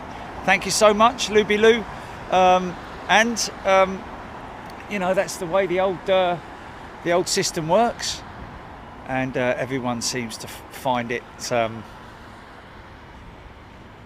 It works perfectly for them as well. The great thing is, like we've mentioned so many times before, you know, there's no minimum amount of time that you have to be a member on Big Jet TV. You know, it's you can dip in and dip out of your membership, and you retain your stripes and everything, just so long as you keep the same channel, isn't it, Julie? I think El Al's Dreamliner.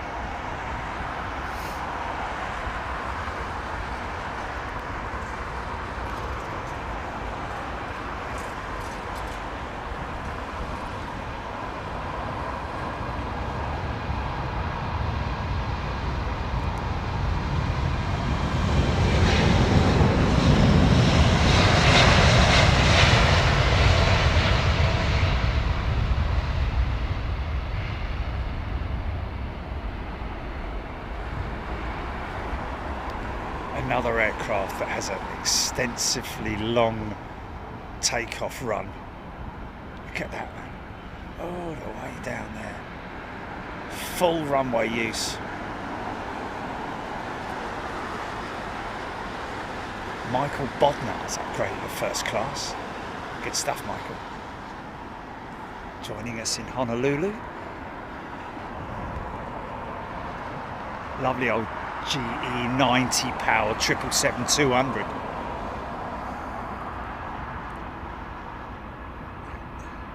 Nanato. There are 3 flights from Tokyo.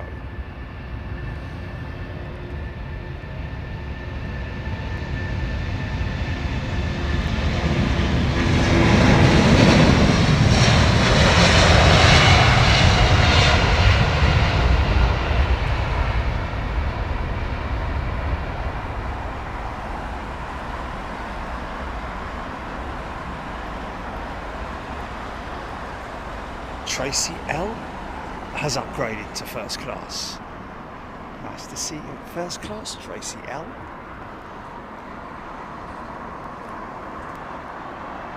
Beverly George.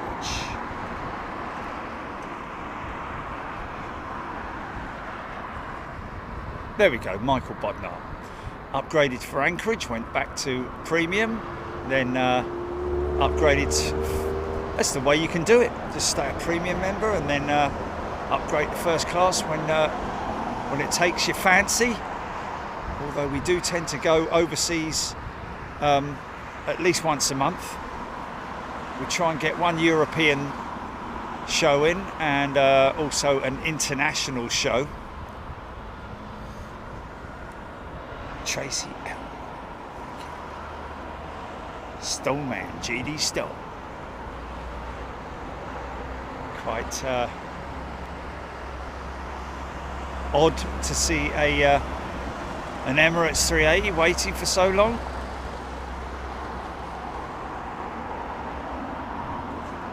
Oh, please, bus, hurry up.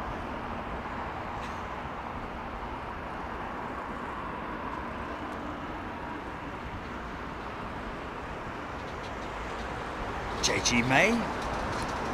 Welcome back, JG. Here we go. Ooh, flexi.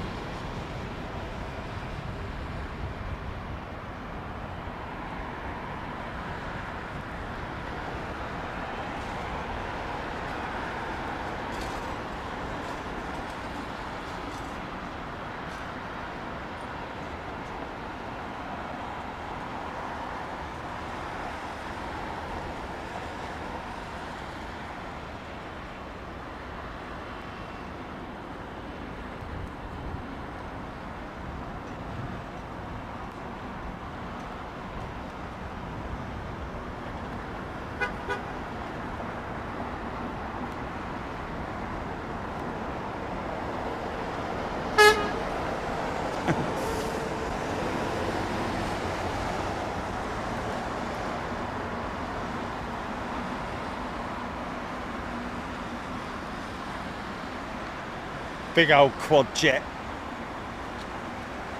Going to be around for a long more years, folks. Beverly George, thank you. Gifted a channel membership. Yeah, another 10 years, I reckon, at least. Maybe even more than that. slowly phase them out as they take delivery of the 777-9s. But of course all the other customers have got to wait for theirs as well, so you know, you're literally queuing up. I'm fine, thank you. Thank you. Oh! Oh, was it on the... Oh, was it? Oh. Meow, meow. Keep them for a hat. Thanks, mate. Appreciate it. I'm alright, thank you. Appreciate it. Thank you. Go and check that. You're alright there.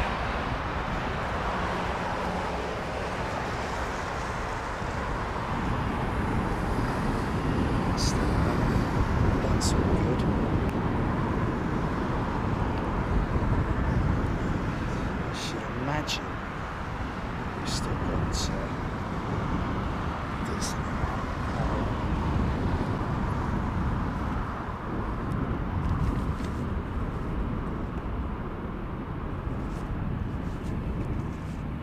Still there, GP?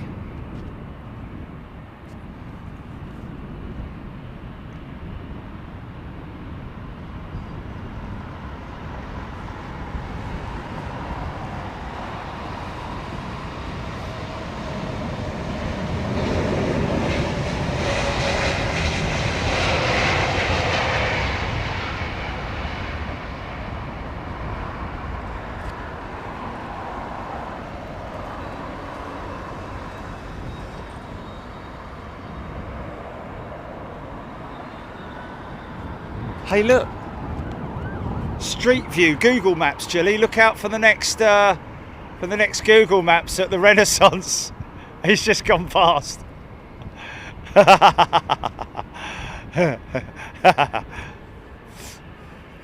Your Highness, Your Highness, Your Highness is on his way out now.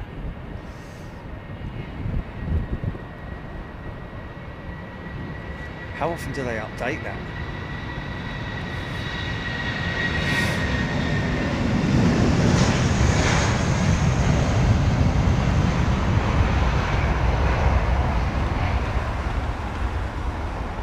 Mick Ronald has gifted a channel membership. Thank you, Mick. Thank you, everybody. Wow, that's a light aeroplane, that is, mate. Wow, I'm not even going to get anywhere near a funky shot on that one, look. Partial funky.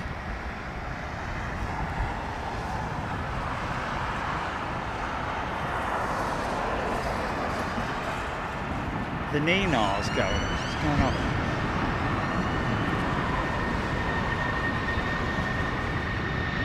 Mark BCLE, thank you.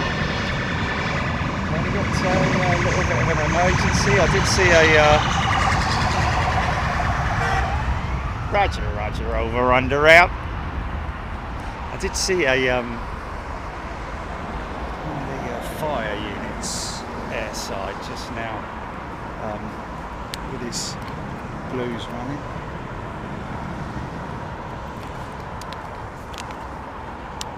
Oh, I say. Big old set of GEs ready to fire up, look.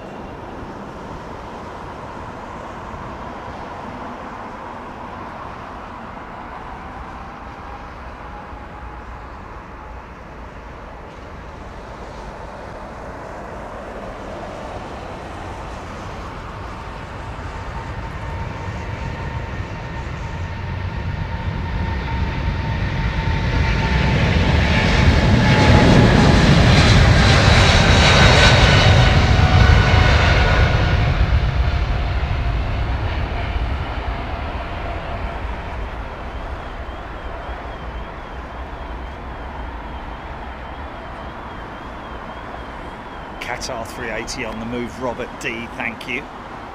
Thanks to everybody for your input today. I mean, we have currently got 2,800 people watching, but only about probably a handful, 60, maybe a maximum of 100 people on the chat.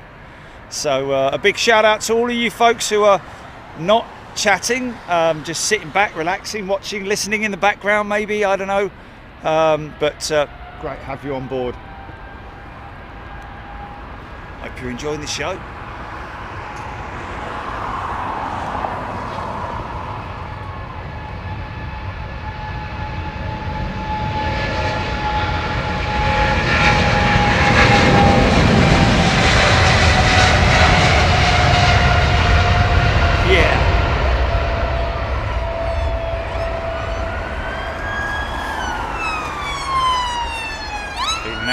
Over the other side of the airport. So Swordfish, welcome back, Swordfish. Eastern side, yeah.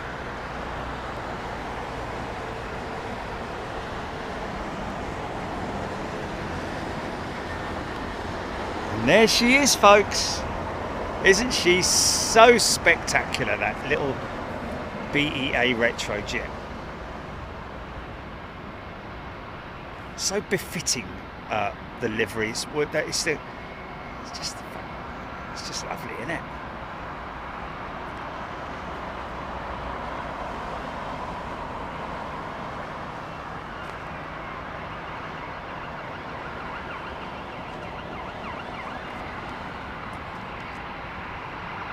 There's another one.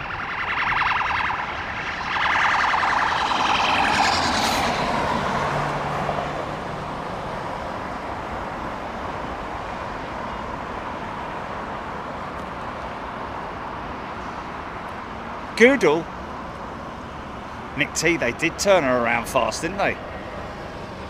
Near missing the bar.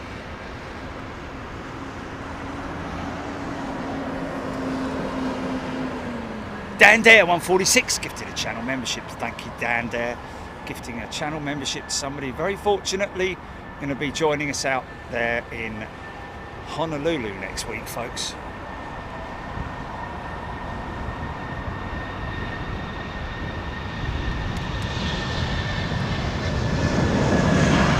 Yeah, I mean, I'd love to have a sort of a line in to someone at BEA who could give us the lowdown in terms of, like, do you have any plans for a future retro jet with one of your bigger aircraft? You know, like you did with the 747s. They probably would say something like, well, at the moment we're restructuring. We've got a lot. We're spending about £9 billion on improvements at BA. Obviously a lot of that is going to be stuff behind the scenes that we're not even going to see. Well, we're obviously going to experience the benefits of, one would hope, like new IT systems, more efficient this and more efficient that. But I don't think that involves aircraft. I don't think. Maybe cabin refits, stuff like that. James Dayton has gifted 10 channel memberships. Thanks so much, James. Well, it's getting so windy here that the flapping on.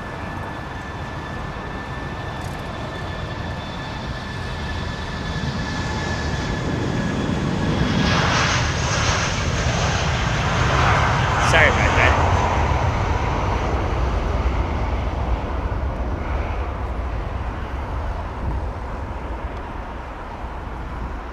Screaming Emu's gifted a channel membership. Thanks, mate. Screaming Emu, one of our resident pilots, folks, with JetBlue. Is it November this year that he jumps on the... Oh, January next year we're likely to see him here at Heathrow.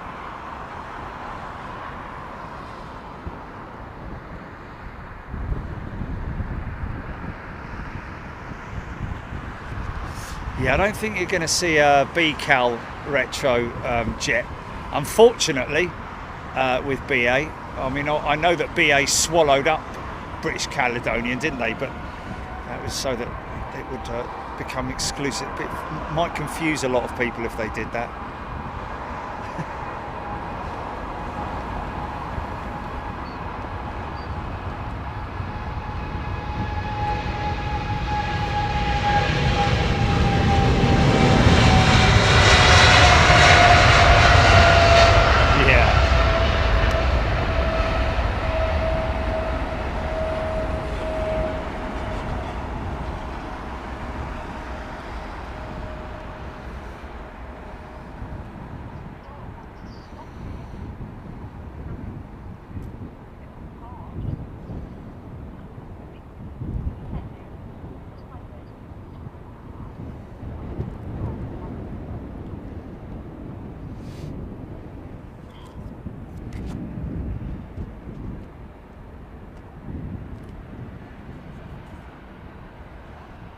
Now that picture there, that shot there, would not have been possible had it not been for the extended platform that I'm on today, folks. Still got a little bit of that roof of that little generator station or whatever it is. I don't know if it's still actually used, to be honest. I think they might have some. It might be sort of like a. Hey, there he is again. Look.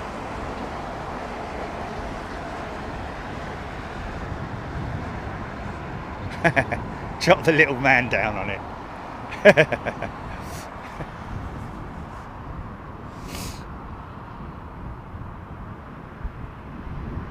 Tony Bruce likes to see the TCA Retro Trans-Canada Airlines, like on the Connie at Boeing.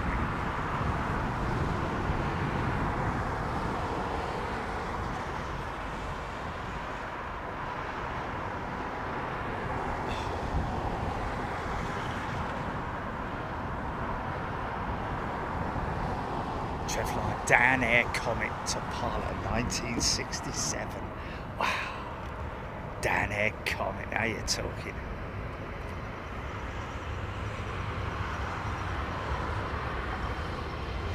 Simo Sakari, in the old days I like to listen to Pratt & Whitney JT8Ds mostly, but these days you have to settle for a GE90. Yes, I'm guessing that the modern equivalent to the enjoyment of listening to a JT8D, whistling JT8Ds or JT3Ds or whatever the variant.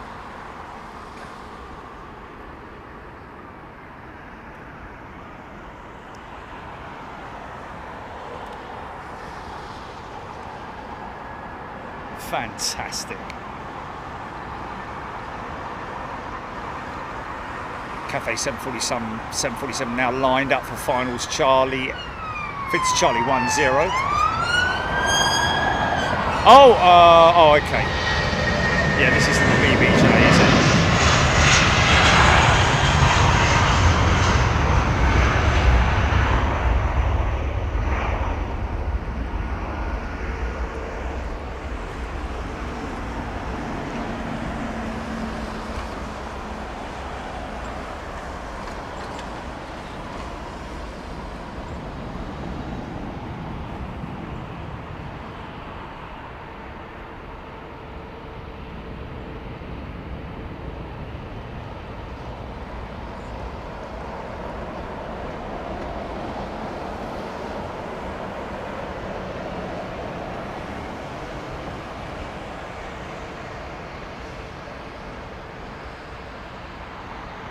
HCC, it's actually quite right. It almost doesn't look like an A319, does it?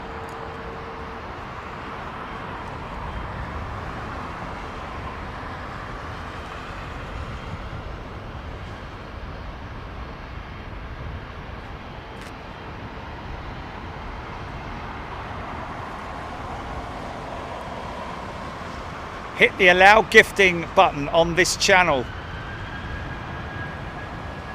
Oh God. Oh. Okay, all right. Yeah. Oh.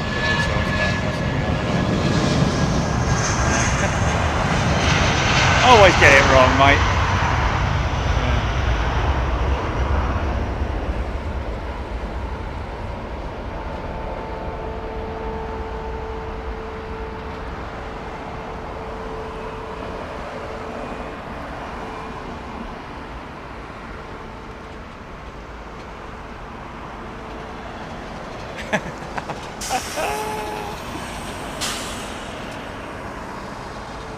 Don't go yet, BEA. Oh, he's moving, isn't he?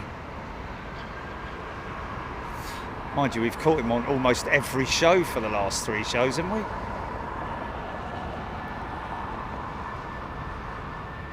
Melvin Holmes, thank you very much indeed. Just get a little look at the LV.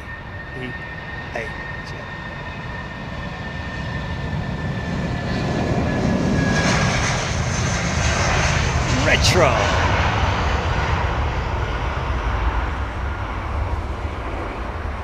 Oh look, he's got a dirty back end and all, look. Look at the clean front end and the dirty back end, look at that. That's inspections, man. I'm absolutely sure it's inspections. Oh, nice 767 pushback, here we go. That's right, yeah.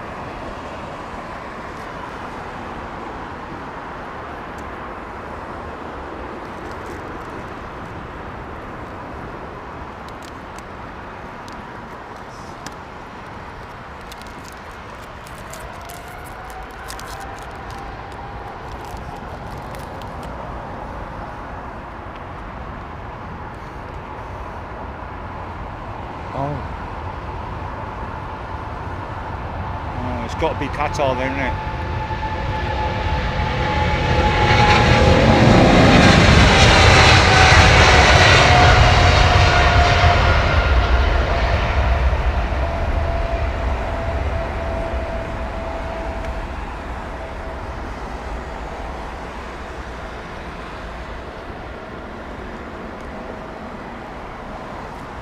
No.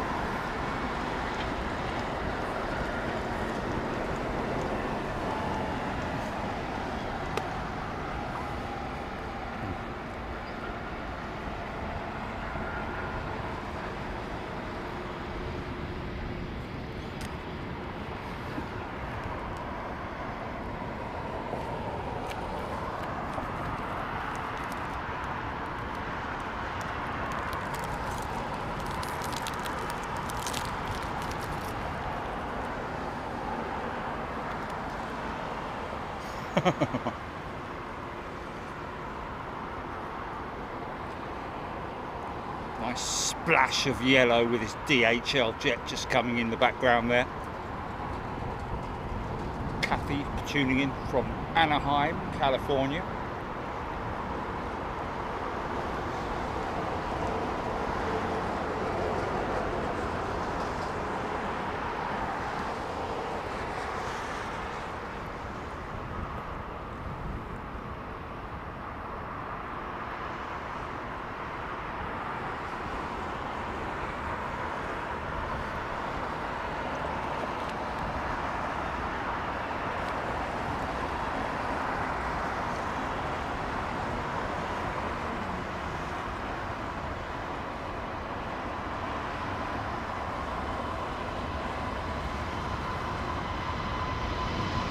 Big beaming smile for the 767.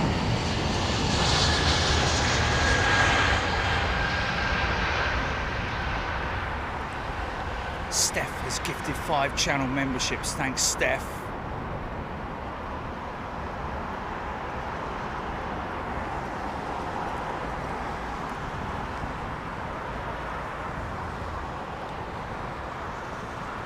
Right, folks. Well, I'll tell you what, we will.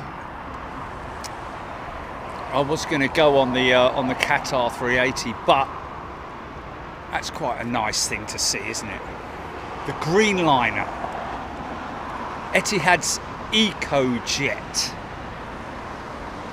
Surprised they haven't put anything on the engine cowls, you know. SAF, Sustainable Aviation Fuel.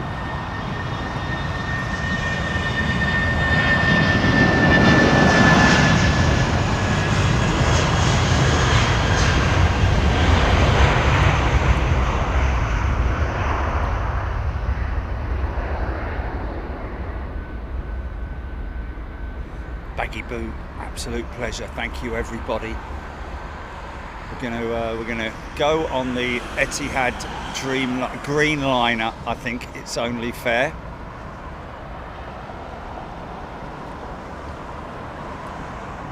John Godson, Boeing 777, wheel fire on land.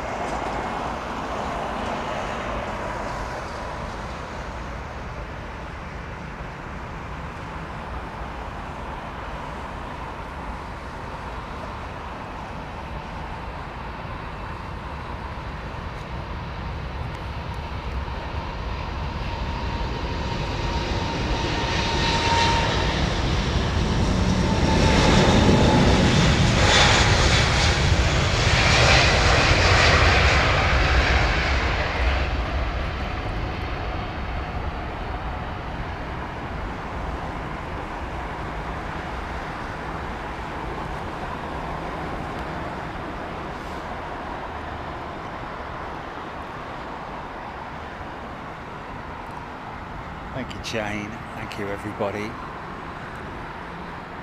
Daryl Nichols loving the Qatar 380. Flew on it last Christmas.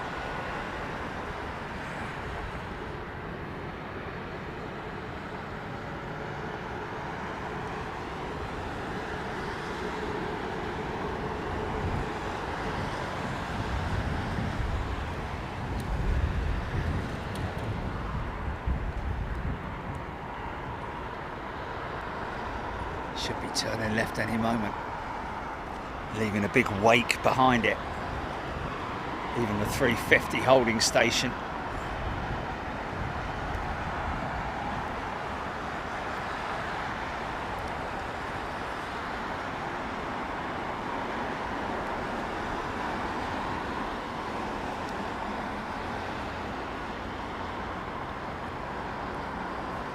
Going long, it's going long.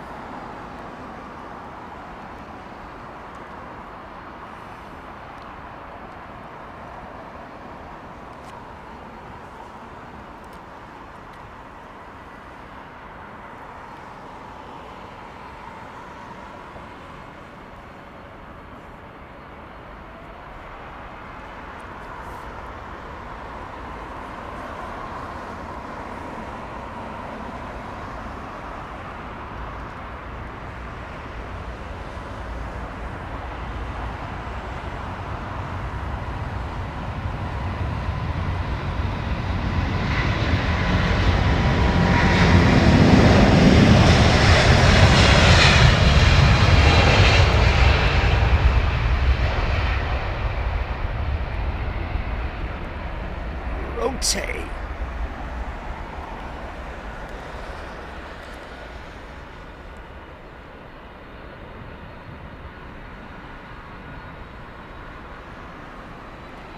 Thanks everybody for your kind words. Hopefully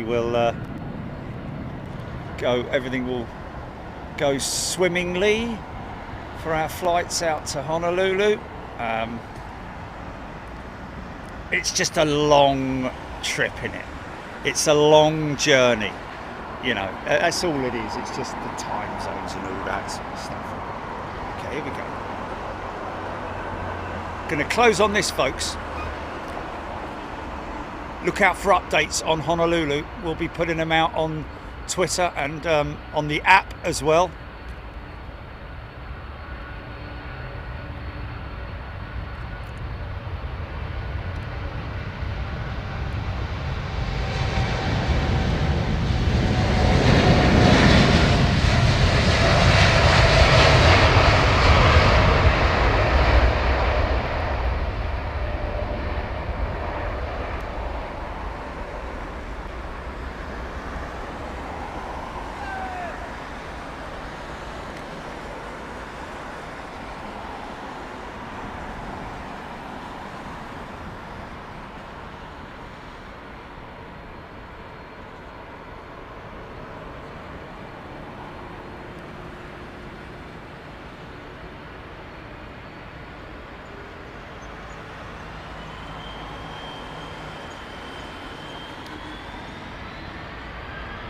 Oh, hold on.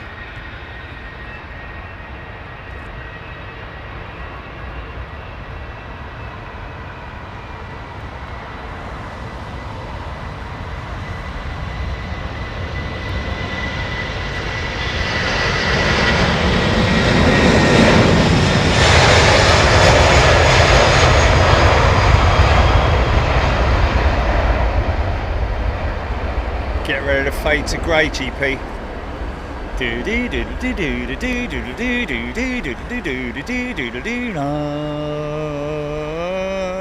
We fade to grey, fade to grey. See you in Honolulu, folks. Take care. See you out there. Bye now.